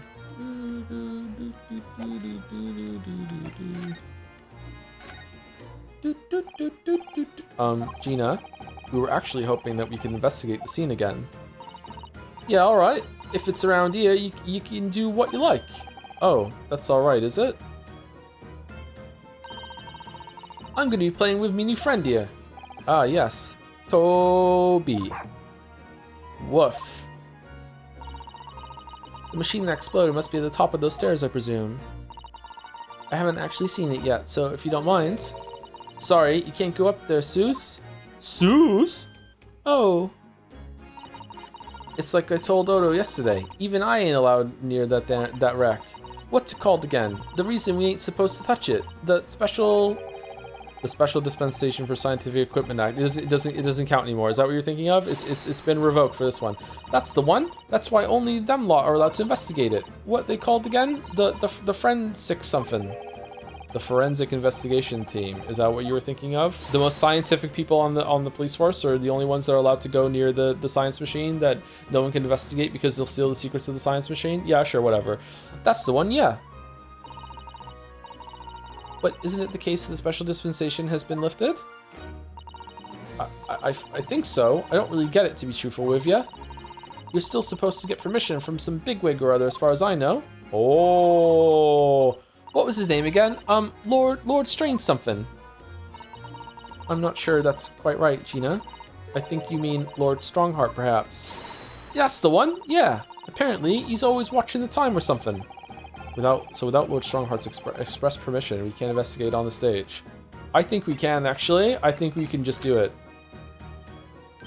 You can leave. Just hit the bricks. You can go. If it sucks, just walk out. It was great, weren't it? I had a right laugh. It was a new one on me, that. You know, being in court and not spending the whole time worrying about if I'm about to be found out. Also, I nicked a bunch of money from the rich kid next to me. Got so many coins I did while he was buying them fucking balloons. You did keep an awful lot of secrets in all your previous court appearances, didn't you?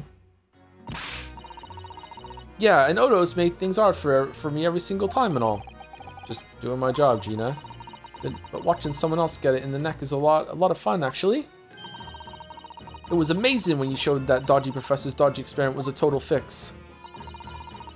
Dodgy professor, as you put it, Gina, is Mr. Naruhodo's client. Yes, I'm starting to wish he wasn't, though. Uh-oh. It's the boss I feel sorry for, sent off to do the impossible. What do you mean? He's supposed to arrest that other cub, ain't he? And in time for tomorrow and all. You know, the dodgy engineer. What's his name again? Mr. Drebber, you mean? Enoch Drebber. There must be some sort of pun or an anagram or something in that name. Enoch Drebber? What the fuck? That's the one, yeah. So the police are looking for this mysterious man with the black monocle. I guess they would be. Ryu's so mean. I don't... Is he mean or is he just severely underappreciated? I feel like everyone in his life never gives him enough, like, accolades for what he does. It's putting too much on the boss, if you ask me. He says it's giving him gut ache. Oh dear, but I do wonder if that isn't actually from all the fried food.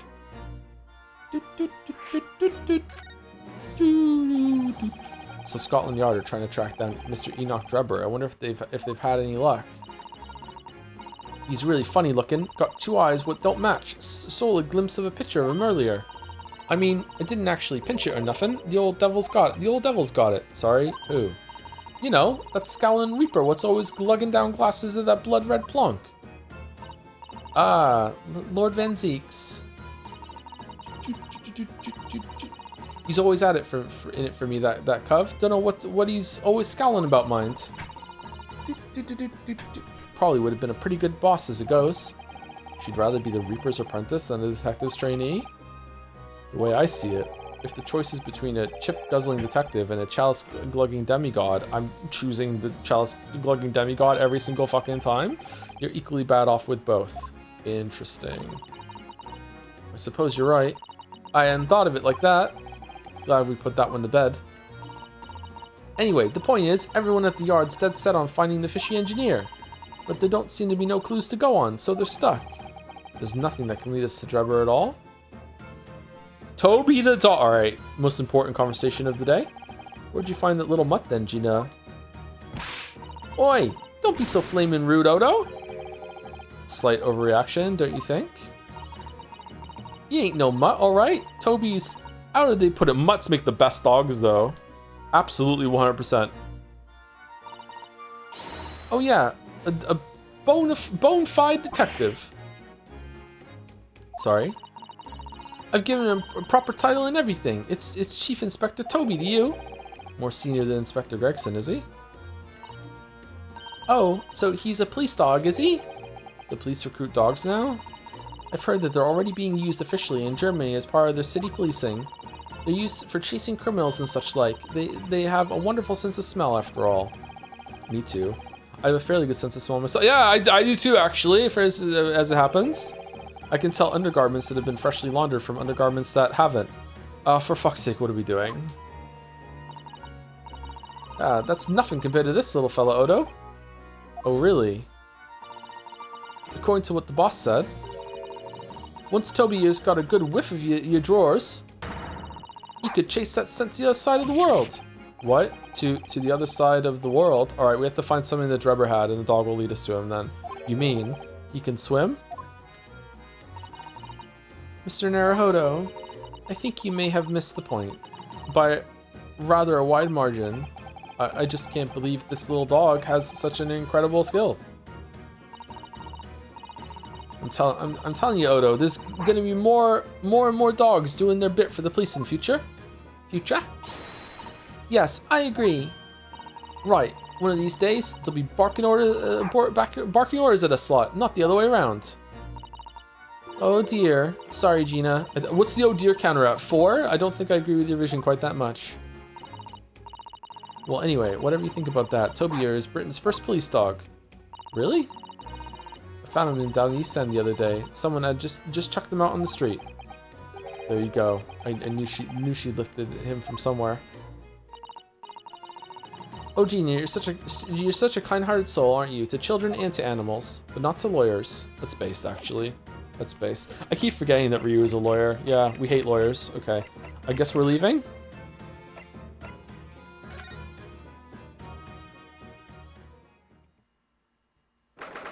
Oh, wow.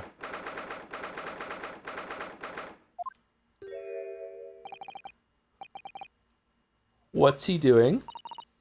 He's... Oh my, the whole wall of the cell is covered in mathematical equations.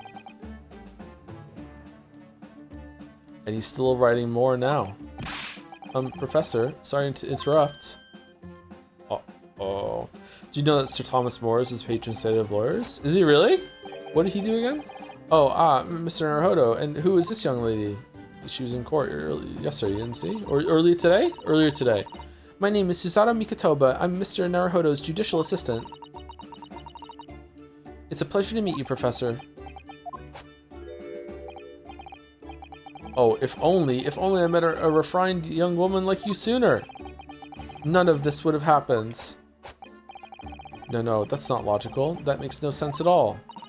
Oh dear. I'm sorry if my presence here upsets you. I owe you an apology too, Professor. I didn't manage to deliver what I promised you I would in the court this morning. Oh no. No. The whole thing, the whole miserable affair. It all happened because I've been such a complete and utter clot. Professor Hairbrain? What the fuck are you talking about? Ooh, the zoom in.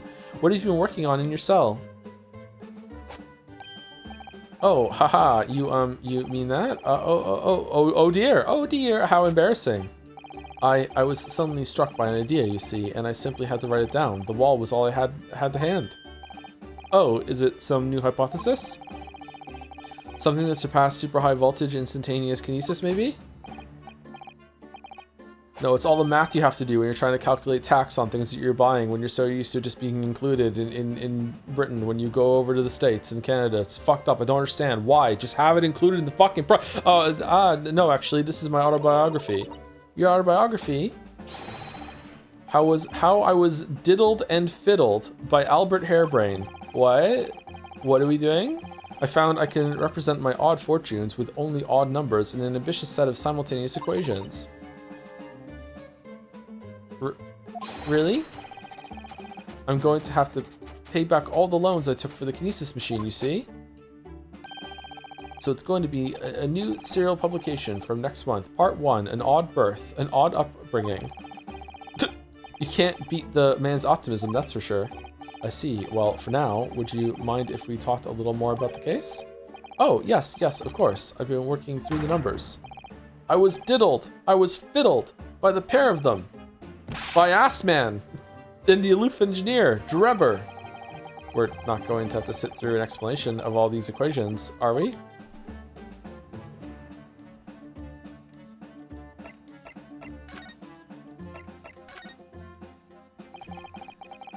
Everything I believed in has been turned on its head. My research, Mr. Assman, the kinesis machine, my hypothesis even. I'm sorry it's come to this. There was really no other way. No, it's not your fault. I wanted to protect my work, but in the end, there was nothing worth protecting. It was never my intention to deceive anyone. He's really dumb. I didn't want to trick the public. No, of course you didn't. But in court this morning, I realized something. Oh? Oh? If you've done something wrong without knowing it, you've still done something wrong. Logically, it makes no difference if you're aware of it or not.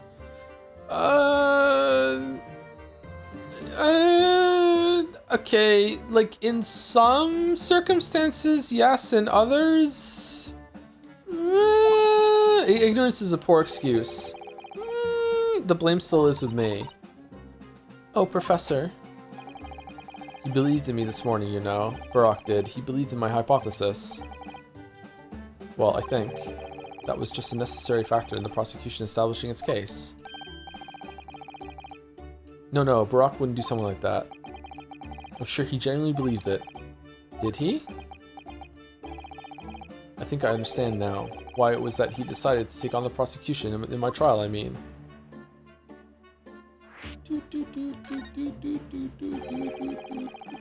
After the terrible accident happened, nobody would believe in my hypothesis anymore. If you cause harm, the intention or lack thereof doesn't matter, IMO?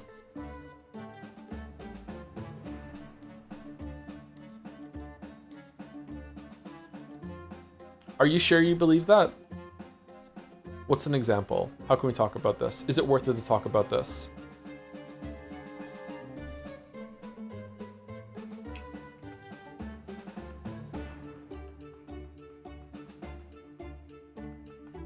If you're in a baseball field and you're practicing your swing with someone throwing a ball at you, and you hit the ball as hard as you can, and it flies across the field, and it just so happens that at that time someone was walking in that field, even though you reserved the field, blah blah blah blah, and it hits them in the face, and it hurts them. Like, you did absolutely nothing wrong. Like, what are you talking about? It's the person that was like in the baseball field that's reserved for practice area that's at fault, right? Or if you're at a driver range with golf balls or whatever, or you're at a shooting range and you're doing target practice, and someone like walks into the line of fire that they shouldn't be there, like jumps all the fences, and you have no idea where they're there, and you hit them, like, you did nothing wrong.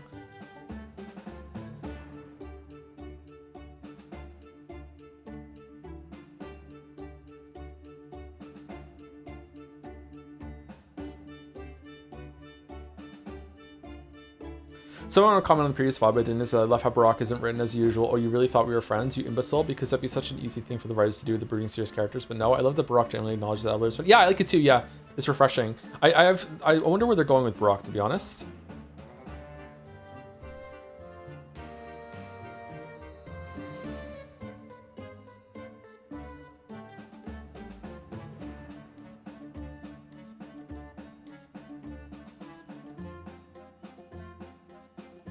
Will you be happy if I said not in all cases on my own? Was everyone jumping down my throat? I think it's because the way you said it was pretty extreme. I think you said it sounded like it was in all cases to you, like it doesn't matter.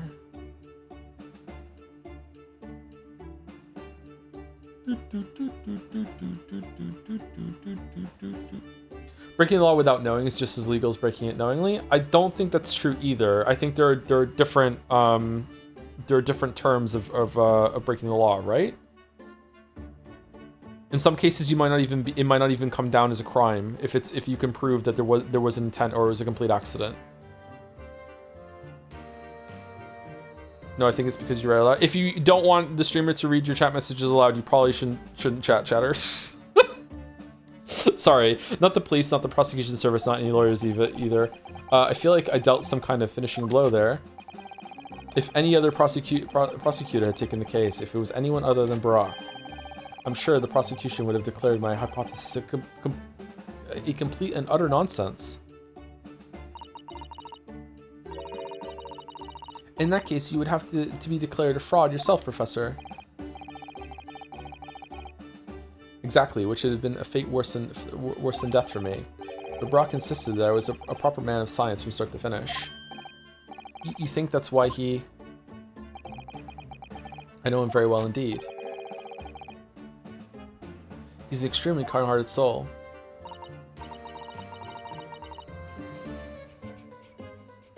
You misunderstand. If the intent of action A is there and you claim you didn't know the law says action A is illegal, that's a useless defense? I don't think it's that I misunderstand. I think there's different versions of what we're talking about right now.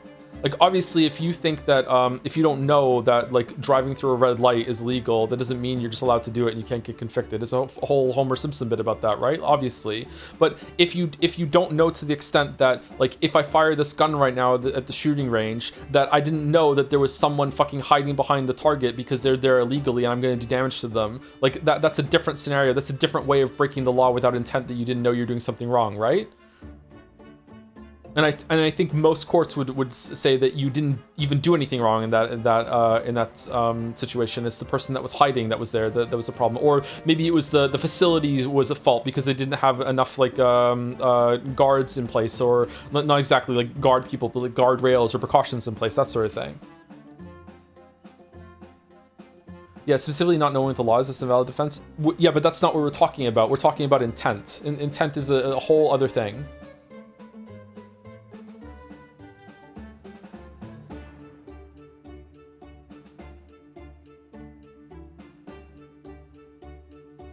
Like, Hairbrain's phrase was specifically that it doesn't matter what your intent is, as long as you cause harm, they're the same thing. And then some people in chat were like, based, I agree with that. And then we're in the conversation because that is just obviously not true. Like, not knowing the laws is a different thing entirely. But that's extremely kind-hearted soul spent all morning trying to paint you as a murderer, didn't he? Near Automata fans are still around, I guess. No, near replicant fans are still around. Well, admittedly, that part of the analysis appears to have some flaws in it. And what about the whole Reaper side of things? How does that fit in with the kind-hearted soul idea? God, near replicant fans are so fucking stupid. Do you think he set out to trick me from the very start? I'm sorry to say, that does seem likely, yes. When I first met him, he introduced himself as a wealthy financier. He looked over the paper I had written and said my work would benefit all humanity and must be pursued. Oh, harebrain. Oh, honey. Oh, honey. He was so enthused. He was so emphatic. But in reality, he was the mastermind of some vast criminal network, it seems. I still can't believe it. As the machine was essentially a set of decoration for some stage magic, it probably didn't require a large amount of investment, actually. But the scale of it, it wasn't just some small trick. Do you think replicant fans should be forgiven if they don't, because they don't know they're wrong? Yes. Yes. It was a very elaborate feat of deception. All young scientists are full of hope about their burgeoning ideas, full of zeal. But none of us have any money. We want to do research, but we can't afford it. How many of us take on barely legal part-time work to try to earn just a few measly pennies to carry on? To go through all of that only to be taken for a complete fool. It's too rotten to believe. It is, I agree. And that's why we have to find those responsible and bring them to justice.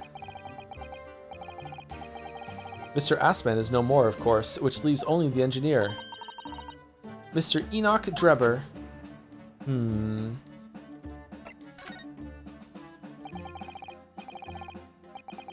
Is he an engineer or a magician or a swindler? If you store paint thinner in a water bottle and a thief drinks it and dies, who's at fault? It depends on how it's set up, isn't it? Isn't this the reason why you're not allowed to set up traps? Because like someone, like just because in this scenario, like maybe ethically it might be okay because someone's stealing, but it's probably not worth it to kill someone because they're stealing from you. But like someone else might end up getting hurt from it, right? So I don't know, it depends. That'd be interesting actually. If you're just like, if you're just holding, if you're just storing some paint thinner in a bottle because that's the only vessel that you had, and you didn't clearly mark it, and then someone breaks into your house and they have a drink while they're there. That's kind of a weird thing to do. That's almost an impossible scenario to happen, but like, I don't know.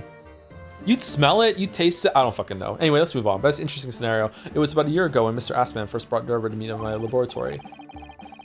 Since then, I met with him many times to discuss details about the kinesis machine. But at no point did you have any inkling that he was just an illusionist? Oh, he definitely wasn't just an illusionist. What do you mean? He was a wealth of deep scientific knowledge. If you are a horrific hoarder and you stuff your cupboard or closet in the garage full of all your big, huge, dangerous, heavy tools, and all of your dumbbells and barbells and everything, to the point that you barely have the doors closed, and then you put a padlock on it and it's bulging out, and then a thief comes in, thinks that it's full of treasure, and breaks open it, and then it swings open and it falls on them and kills them. Does that count as a trap, or is it just that you were messy? What would happen there? Huh. Also a cartoon bowling ball was on top of the cupboard as well, and it fell off. Like, does that count? Does intent matter? Bar exam question alert? Yeah, it's fucking interesting, isn't it? Yeah. I don't know. He was a wealth of deep scientific knowledge. There's no question that the man's a genuine scientist. It's instantly apparent in conversation. There's an anvil on the door. Like, what if that's not a trap? Maybe that's just how you like to keep your anvils. I just like to keep all my anvils on top of you know, halfway open doors, lodged against the wall. That's just where I keep my anvils. Like, I'm sorry. Like what else? Where am I supposed to keep them? Wow, I thought I had the freedom to store my anvils wherever I wanted to. I see. Mens rea. Don't bring up mens rea. But the wretched man deceived you, Professor. It's unforgivable. We must do everything we can to find him and bring him to justice. And are there no more clues that you can give us to his whereabouts? I'm sorry, we only ever discussed the kinesis machine, nothing else.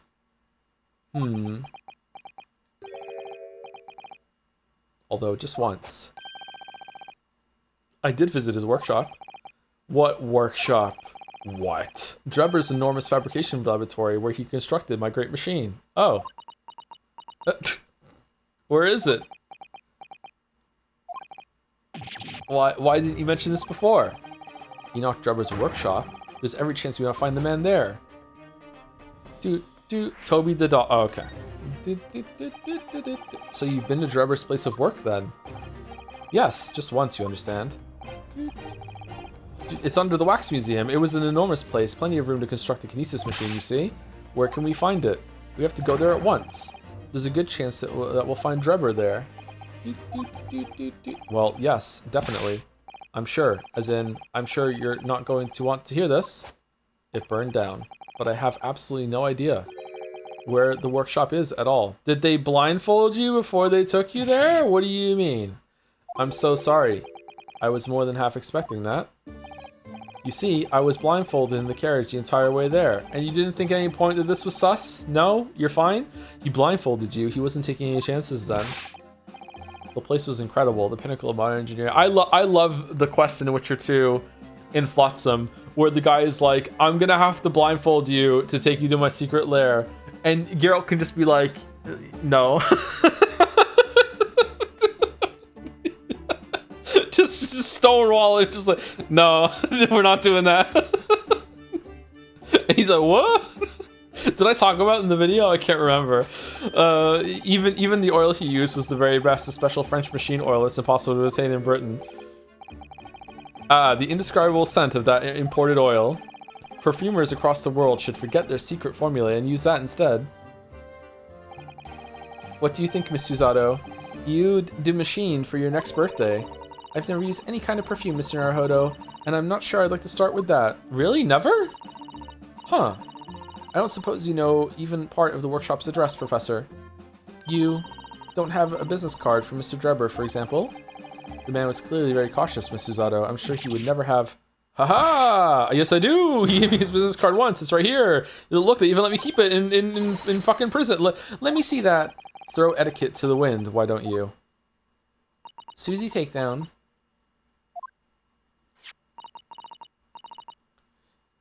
E. Drebber, engineer. I'm afraid that's all it says. There's no address. No. Oh well, I can't say I'm surprised. Okay, so the smell is going to be, that we just described, is going to be we give to the dog, and the dog is going to lead us there. Okay, alright. Still, this could be useful. Mr. Enoch Drebber's business card, though only knows the man's name, there is no address.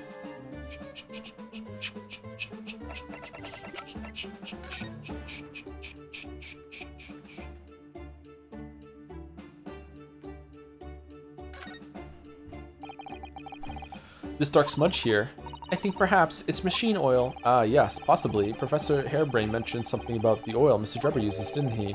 He said it was specially imported, very high quality oil that's impossible to obtain in Britain. Yes, that's right, but more importantly, that it's more fragrant than the finest perfume, so excuse me a moment. Oh, it doesn't appear to have any scent at all. Don't worry. I expect that's just because there's such a tiny amount on here. The details of Drebber's card have been updated in the court record.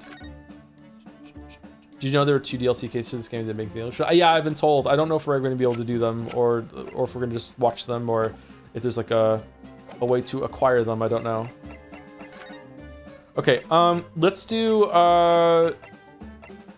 Lord Chief Justice Office. Then we'll see if we can find Sholmes, and if we can't, then we'll end before, because I have a feeling going to following the dog chase or whatever might lead to a longer section, and I think it's better to err on the side of like ending early today. We're almost to 5 hours anyway, so it's not that much shorter of a stream. 23rd October, British Supreme Court, Lord Chief Justice's office. Oh, who's that standing beside Lord Strongheart? I wonder. I've never seen her before. This sound effect is familiar. Ah, the young champion of the court. You had some success this morning, I understand. Don't know why we're doing this voice. And you've thrown the entire government into disarray as a result. Oh, have we? You mean because of Professor Harebrain's experiment? Sham science being demonstrated at London's Great Exhibition. The country's been made to look foolish, and now politicians are scrambling to respond. Lord Van Zeeks is in Whitehall as we speak, giving an emergency briefing. Oh dear, I didn't mean to cause any trouble. None of this is your responsibility. The government is entirely to blame for having been taken in.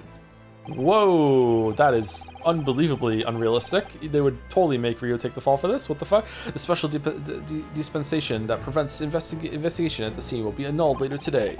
Once that happens, my forensic investigation team will move in and deal with that scrap metal in no time. It's scrap metal now, is it? Until later then, Lord Strongheart. That person is incredibly white. Holy shit, yes, thank you. Cool outfit, though. Doctor? Who was that? That was Dr. Courtney Scythe. Scythe, probably? Scotland Yard's esteemed chief coroner.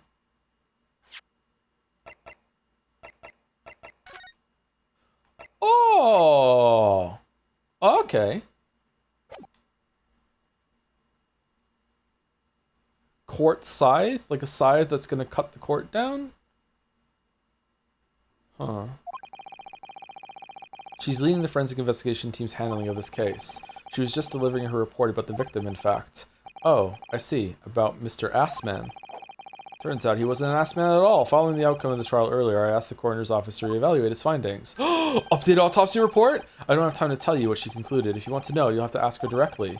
You can find her in the forensics laboratory. Do we get it and Van Zieks won't have it? Oh, I would love it if they had like an updated autopsy report that we can pull on Van Zieks. That would be fucking amazing. All right. Now, what were you here to see me about? I can give you 7 minutes and 39 seconds of my time. So he's not running quite so spectacularly late anymore. Oh no, he is. Dude, those gloves look like they're awful to wear. So frilly.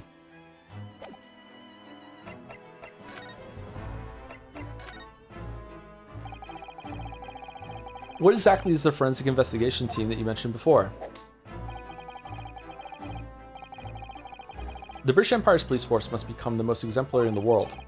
For that to happen, it's imperative that we embrace forensic science and everything it has to offer. I first created the forensic investigation team a year ago now, unofficially of course, to pave the way. Goodness, a year ago? At next month's symposium, I intend to present the results of their work to the world. Once I do that, the House of Lords will be powerless to oppose the creation of a full-scale forensics division. And once that happens, the position of Attorney General will be mine, and criminals will suffer dearly. Ooh, what do you mean? For too long, those scoundrels have made a mockery of our legal system with false evidence and bribes. But London's scum is about to be rounded up and burnt in the fires of hell. Holy shit. Okay. Seems like a good dude, actually. You know what? Maybe he's not the main villain behind everything that's going on. I intend to see to it personally. By creating the finest police force the world has ever known to protect our honor and our future. Look at those eyes. He means every word. This world is imperfect. Dr. Scythe is an extremely reliable coroner. When I officially establish the forensics division at Scotland Yard, she will run it as my right-hand woman. Now then, speaking of the symposium, Miss Mikotoba. Oh, yes, my lord. Your father should be on the high seas as we speak, making his way here to represent the Empire of Japan. Yes, that's right. I understand he will arrive at the beginning of next month. Are you acquainted, Lord Strongheart? With Professor Mikotoba, I mean. It was many years ago now, but yes. I remember Dr. Mikotoba very well. I wonder if this connection is the only reason why he went along with our proposal to still be a lawyer here. It's because of Susie was here, not because of us. If my memory serves, it was some 15 years ago now that your father came to Britain as a visiting student. It was the year I was born, so yes, 16 years ago, in fact. Mikotoba was a young practitioner of forensic science, and Jigoku accompanied him as a young, promising judge. The punctiliousness and politeness of the Japanese at the time impressed us greatly. Is it just being punctual?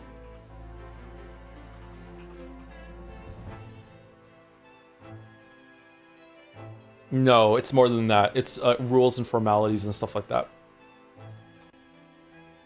I think I've seen punctilious before, but not ness at the end of it. Punctilious. Punctilious, yeah. Punctiliousness, yeah. You try. Well, I intentionally fucked up the first pronunciation that time. Normally I don't, but that time it was for the bit, you know, just like rendezvous. Not that I wish to imply impoliteness or carelessness on your part in any way. I didn't think that you were. Dr. Mikotoba studied forensics at one of London's large hospitals. St. Sinners, if I'm not mistaken? Dr. Side, it's probably Signers, but Dr. Sinners, Dr. Side was also there as it happens. Then Dr. Side knows my father, does she? She was a young medical assistant at the time, so I doubt their paths cross regularly. But I've no doubt they knew each other superficially. After all, Dr. Mikoto was here studying a subject for some 6 years in total. 6 years, that's a long time to be studying abroad, isn't it? I mean, we're close to a year already. I lived with my grandmother in those years. So he left his newly born daughter behind and went overseas for 6 whole years. That's fucked up, bro. It was a rather turbulent time at home. Oh. Perhaps father wanted a reason to get away. What do you mean? Why? Oh dear. Well, clearly something was going on at the time. It was not but 30 minutes ago that she said no more secrets. But you know what? This is not really a secret. This is personal. We don't need to know that. I wanted to ask you about Lord Van Zeeks, actually. I heard that his older brother was killed some years ago by a mass murderer known as the Professor, who targeted nobles and royalty. Is that right? You Japanese are a thorough lot. You've done your research well. Yes. And you could say it was that very incident that gave rise to the Reaper. What? Why? When his brother, Clint Van Zeeks, was murdered, it was just after young Barack had graduated from the University of London and become a prosecutor, when obvious criminals who managed to evade conviction in court started disappearing. Rumors quickly spread throughout the capital. Londoners started to say that wherever Barack Van Zeeks went, the ghost of his dead brother wasn't far behind. Oh my word! So, Lord Van Zeeks isn't the Reaper. It's the ghost of his brother? There are ghosts in this world, so yeah. Ever since that time, he became a very aloof figure in London's legal circles. Alright, so the brother's not dead? No one's dead. No, fucking Brett's still alive, apparently. No one actually dies in this world. When's McGilded coming back for fucking round 3? Oh yes, Lord Strongheart. Go ahead. It's about Professor Harebrain's experimental machine. We'd like your permission to examine the remains, if possible. Are you well versed in science, then? Not in the slightest. In fact, you could say I was barely aware of the subject at all until recently. Well, the special dispensation legally preventing investigation of the machine is currently being annulled. Within a few hours, Dr. Side's team of forensic experts will begin their own investigation, but I suppose, until then, there's no harm in you looking at the wreckage, as long as you touch nothing. Thank you. Being able to look at it is better than nothing. Yay! And I'll be able to see it too. Your time is up. You'll have to excuse me now, I'm afraid. My next engagement calls. My curfew approaches. We are extremely sorry to have troubled you when you are so busy, my lord. Shut up, Susie. Drink your orange juice. I have important matters to attend in preparation for the symposium, you understand?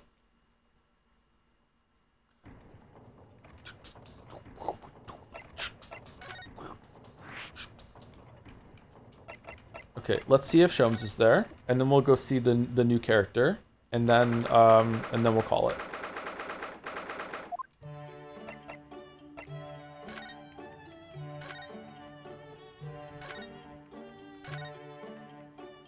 Nope, no Shomes. Okay. He's not Shome.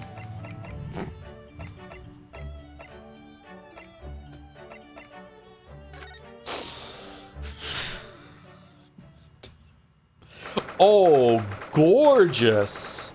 Wow. 23rd of October, Forensics Laboratory. I believe this is it, Dr. Sai's laboratory. That chemical smell really assaults the nose, and there's plenty to assault the eyes in here too. It looks as though the doctor isn't here, But we're here now, so we may as well do some sightseeing, don't you think? What a seasoned tourist you've become, Miss Susato. They just let us in? We could have just a little look around, being careful not to upset any restless souls.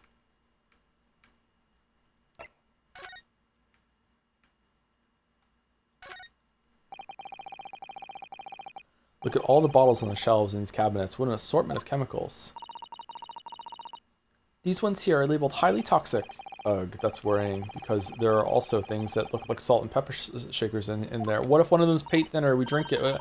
Oh yes, they actually say salt and pepper on them. Doctor probably spends a lot of time in this room, I suppose. Perhaps she has meals here sometimes. That's fucking dangerous as hell. I don't even eat in front of the computer. Life goes on, even when you're surrounded by death. A table and a set of sharp tools. When you consider each in isolation, it all looks quite innocent. So why is it that when you put them side by side, they seem so horribly disturbing? It might be best not to ponder it too deeply.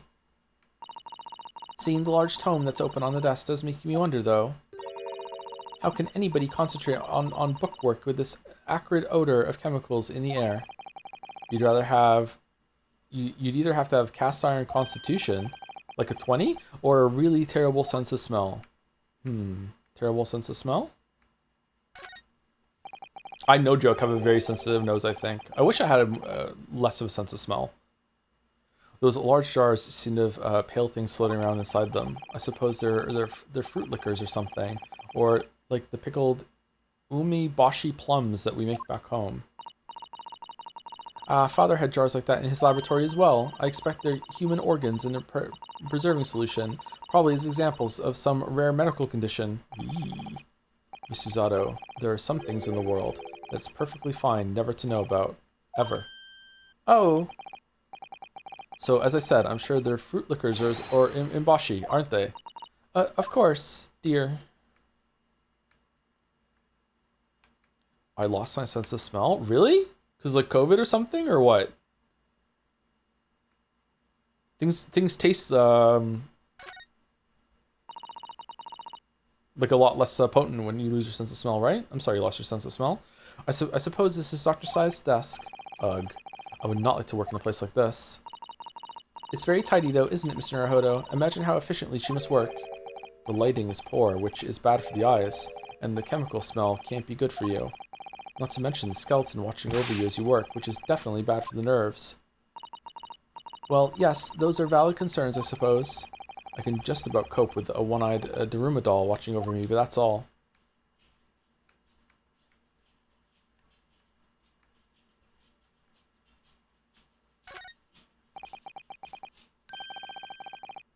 Getting some big yeek vibes from the top of the skeleton case here. Well, look at this, what a magnificent display case. And cherry wood has been polished to a high sheen, and the intricate carving is a joy to behold. Western cabinet makers really are very skilled, aren't they? Do you have nothing to say about the skeleton inside, Mr. Naruhodo? What skeleton? Miss Susato, can't you tell that I'm trying very hard to avoid talking about the terrifying contents of the case? It's how I cope. I'll be sure to remember that from now on. Do you know that most dinosaur bones in museums aren't dinosaur bones? They're like replicas set up. It's fucking bullshit. What a scam. I wanted to go see real dinosaur bones, and instead it's just like some dinosaur bones and the rest are just fucking casts that are set up to make it look like they have a whole skeleton. Fucking bullshit.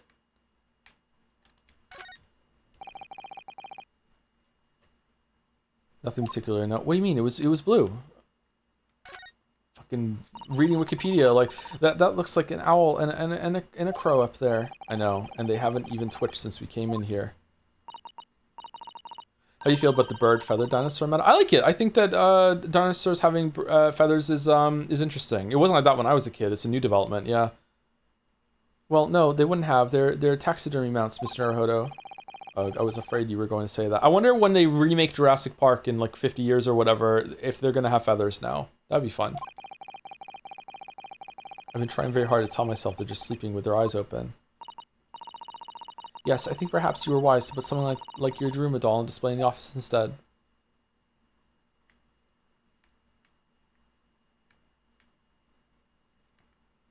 But you don't believe all birds are dinosaurs? In fact, the only living dinosaurs? No, dinosaurs are all gone. Like that's like saying that we're monkeys. No, No, we're different now. This is a whole different thing. No. No. No. I'm fine with saying birds are descendant from dinosaurs. That's fine, but they're not the same thing. Crocodile. I don't know enough about crocodiles to talk about this. As opposed to everything else, where I'll run my mouth. For whatever reason, I won't run my mouth about crocodiles. Too much respect. We are apes, though. No, we're not. No, we're not.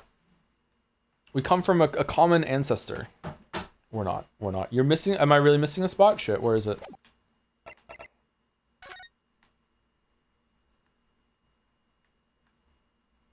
You just derailed us for I don't know how long, chatter. Oh, you're right. It is the book. I thought the book was the same thing. Shit. Oh, was sharks the same sharks as millions of years ago, eh? Haven't sharks, like... Aren't they, like, notorious for having not changed in that time? Like, yeah, kinda. Obviously, they're different, but... Nature just, like, evolved sharks and was like, fuck it, that's probably as good as they're gonna get. Look at this big, thick book here. Ah, it appears to be an accounting ledger. It's a record of the forensic investigation team spending, I think. Oh. What is it? It's clear that the team purchases various equipment and supplies on a monthly basis, but, well, one entry seems rather strange. Why are we snooping? Really? In what way? They're buying 500 scalpels every month. Okay, so they're playing Pathologic too? Okay, 500. They must be working really hard on dissecting corpses. I don't know. Judicial autopsies are only carried out in certain special circumstances. And scalpel blades can be sharpened too. It does seem a bit strange. You're right. Okay. Well, it is London, and what is a scalpel except, like, the ultimate knife? So I think maybe that's what 500 scalpels a month. What could they possibly be using all of them for?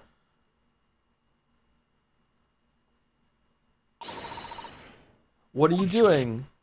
Uh-oh.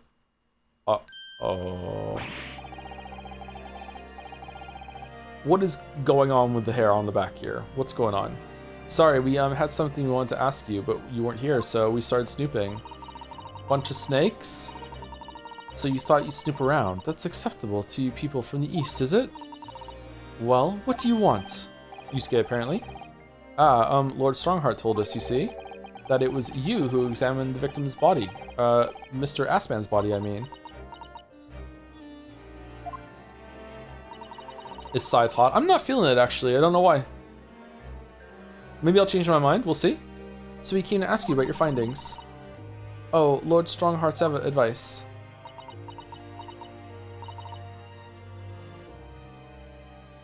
Very well. Very well. In the Lord Chief Justice, if the Lord Chief Justice is given his consent, I'll tell you what our investigation revealed.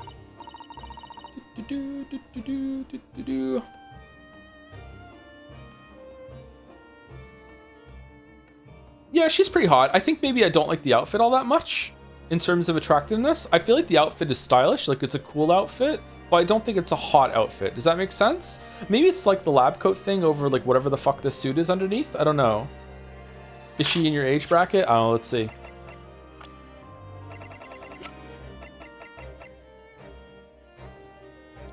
Exactly on. Damn, 39. Scotland Yard coroner, leader of the forensic investigation team, and one of Lord Strongheart's most trusted allies. But when we're done, you must leave immediately.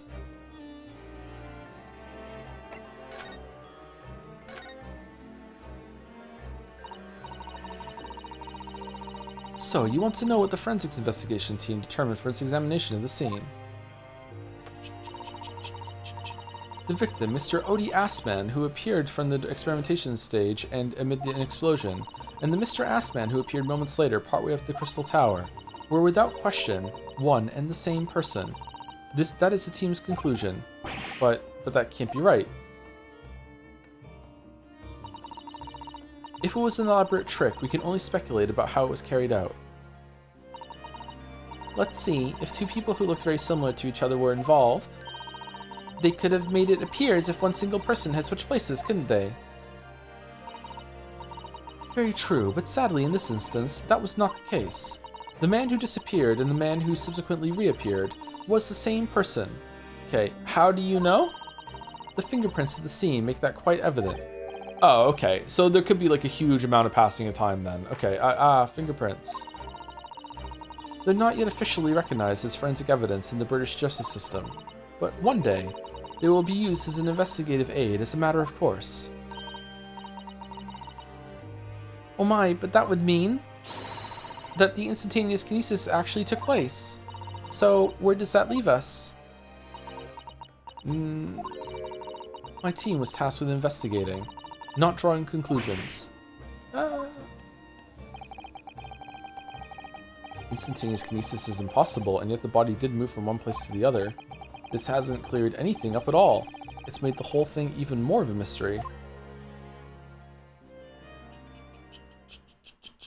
Hold the phone. Is she taller than you know? Taller than you, though? I don't know. Does it say how tall they are? No? She does seem pretty tall. Mama, what's this? Where did she spring from? And did she just call the doctor Mama? I'm your mama? This is a lawyer, dear. Oh, I also talk like you. Hello. Hello to meet you. Pleased to meet you. What?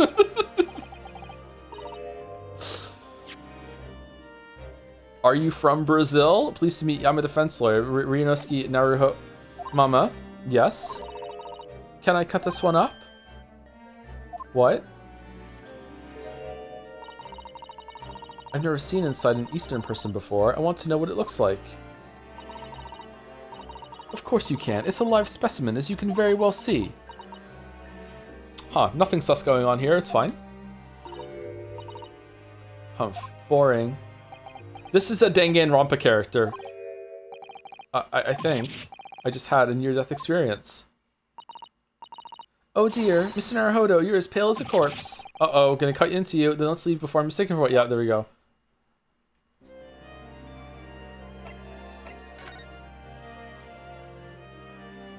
Where'd she go? So, what are you doing at the moment, Doctor? Being interrupted by you. Keeping a close eye on things so no impertinent Easterners think they can look around my office. Are there such impertinent Easterners around? How terrible. Yes, you. Yeah, okay, so you're stupid. Okay, that's fine. She doesn't mince her words, Miss Susato. I think perhaps it's time we left.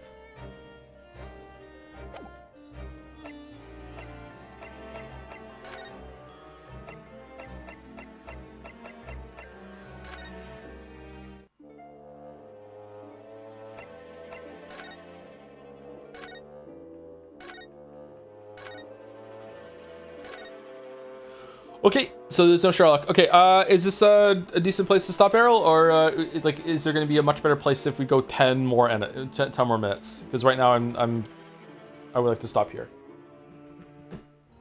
I have a feeling we're about to go over to the exhibition, and we're going to go up and see it, and then we're going to give the thing to the dog, and then we're going to find him, and that's going to be the end of the thing. I'm not sure.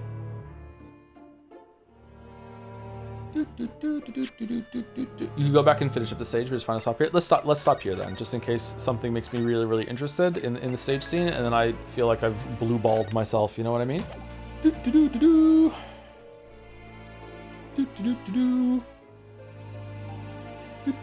Before I go, thank you to Wing Edge for the 49 months with a Joms. With a Joms, thank you very much, and thank you to Green Chris. I think KC. Green K Chris, maybe that for the new sub. Thank you very much. Hope you're enjoying Great Ace Attorney 2, Green Chris. Is there anyone from the community live that we can raid? And like if not, then we'll just go. And that's it for me. Thank you very much for watching. I will see you tomorrow for more of this. We can possibly go a little later tomorrow. I don't think there's any chance in hell that we're finishing the Great Ace Attorney 2 this week, but I would like to finish it next week, which means we might have to make sure that we are that we're not going too short. But hopefully I have some more reading stamina. I don't know what we're streaming on Saturday. So Saturday might be just like, I'm just going to play Hunt Showdown, or another round of Slay the Spire 2. We haven't played Slay the Spire 2 in ages, or I don't know what the fuck we're doing. It might be Marble Nest. I don't know. Pathologic 2 Marble Nest. I don't know, but we'll see how it goes. But then I do know, as of now, that like my understanding is that Walrus and I are starting Road to Empress 2 on Saturday. So if I don't stream, then that'll still be happening. But ideally, I'd like to stream a little bit before that and then raid into Walrus when we start Road Tempest 2. So that's what we're doing.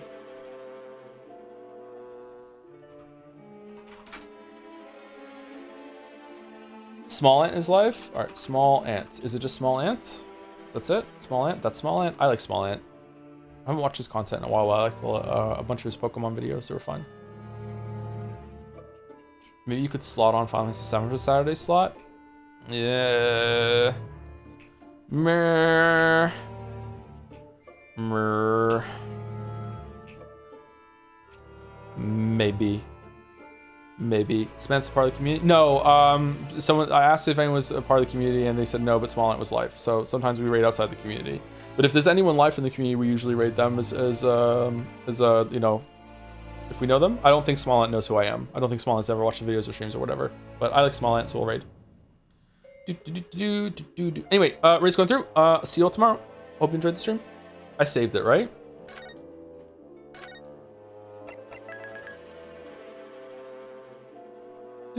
Tomorrow will be an all-timer stream. Genuinely, really interesting. Okay, all right. I feel like the plot is percolating here with the ongoing thing with this case. So let's see. Joe, I heard your voice faintly as soon as I got home, even though no one was home because I left the Twitch open. Let me know. That's fucking terrifying. Sorry that happened. I should just start saying spooky things randomly on stream to see if I can scare anyone. Ooh. Welcome home. Ooh. Anyway, see you later.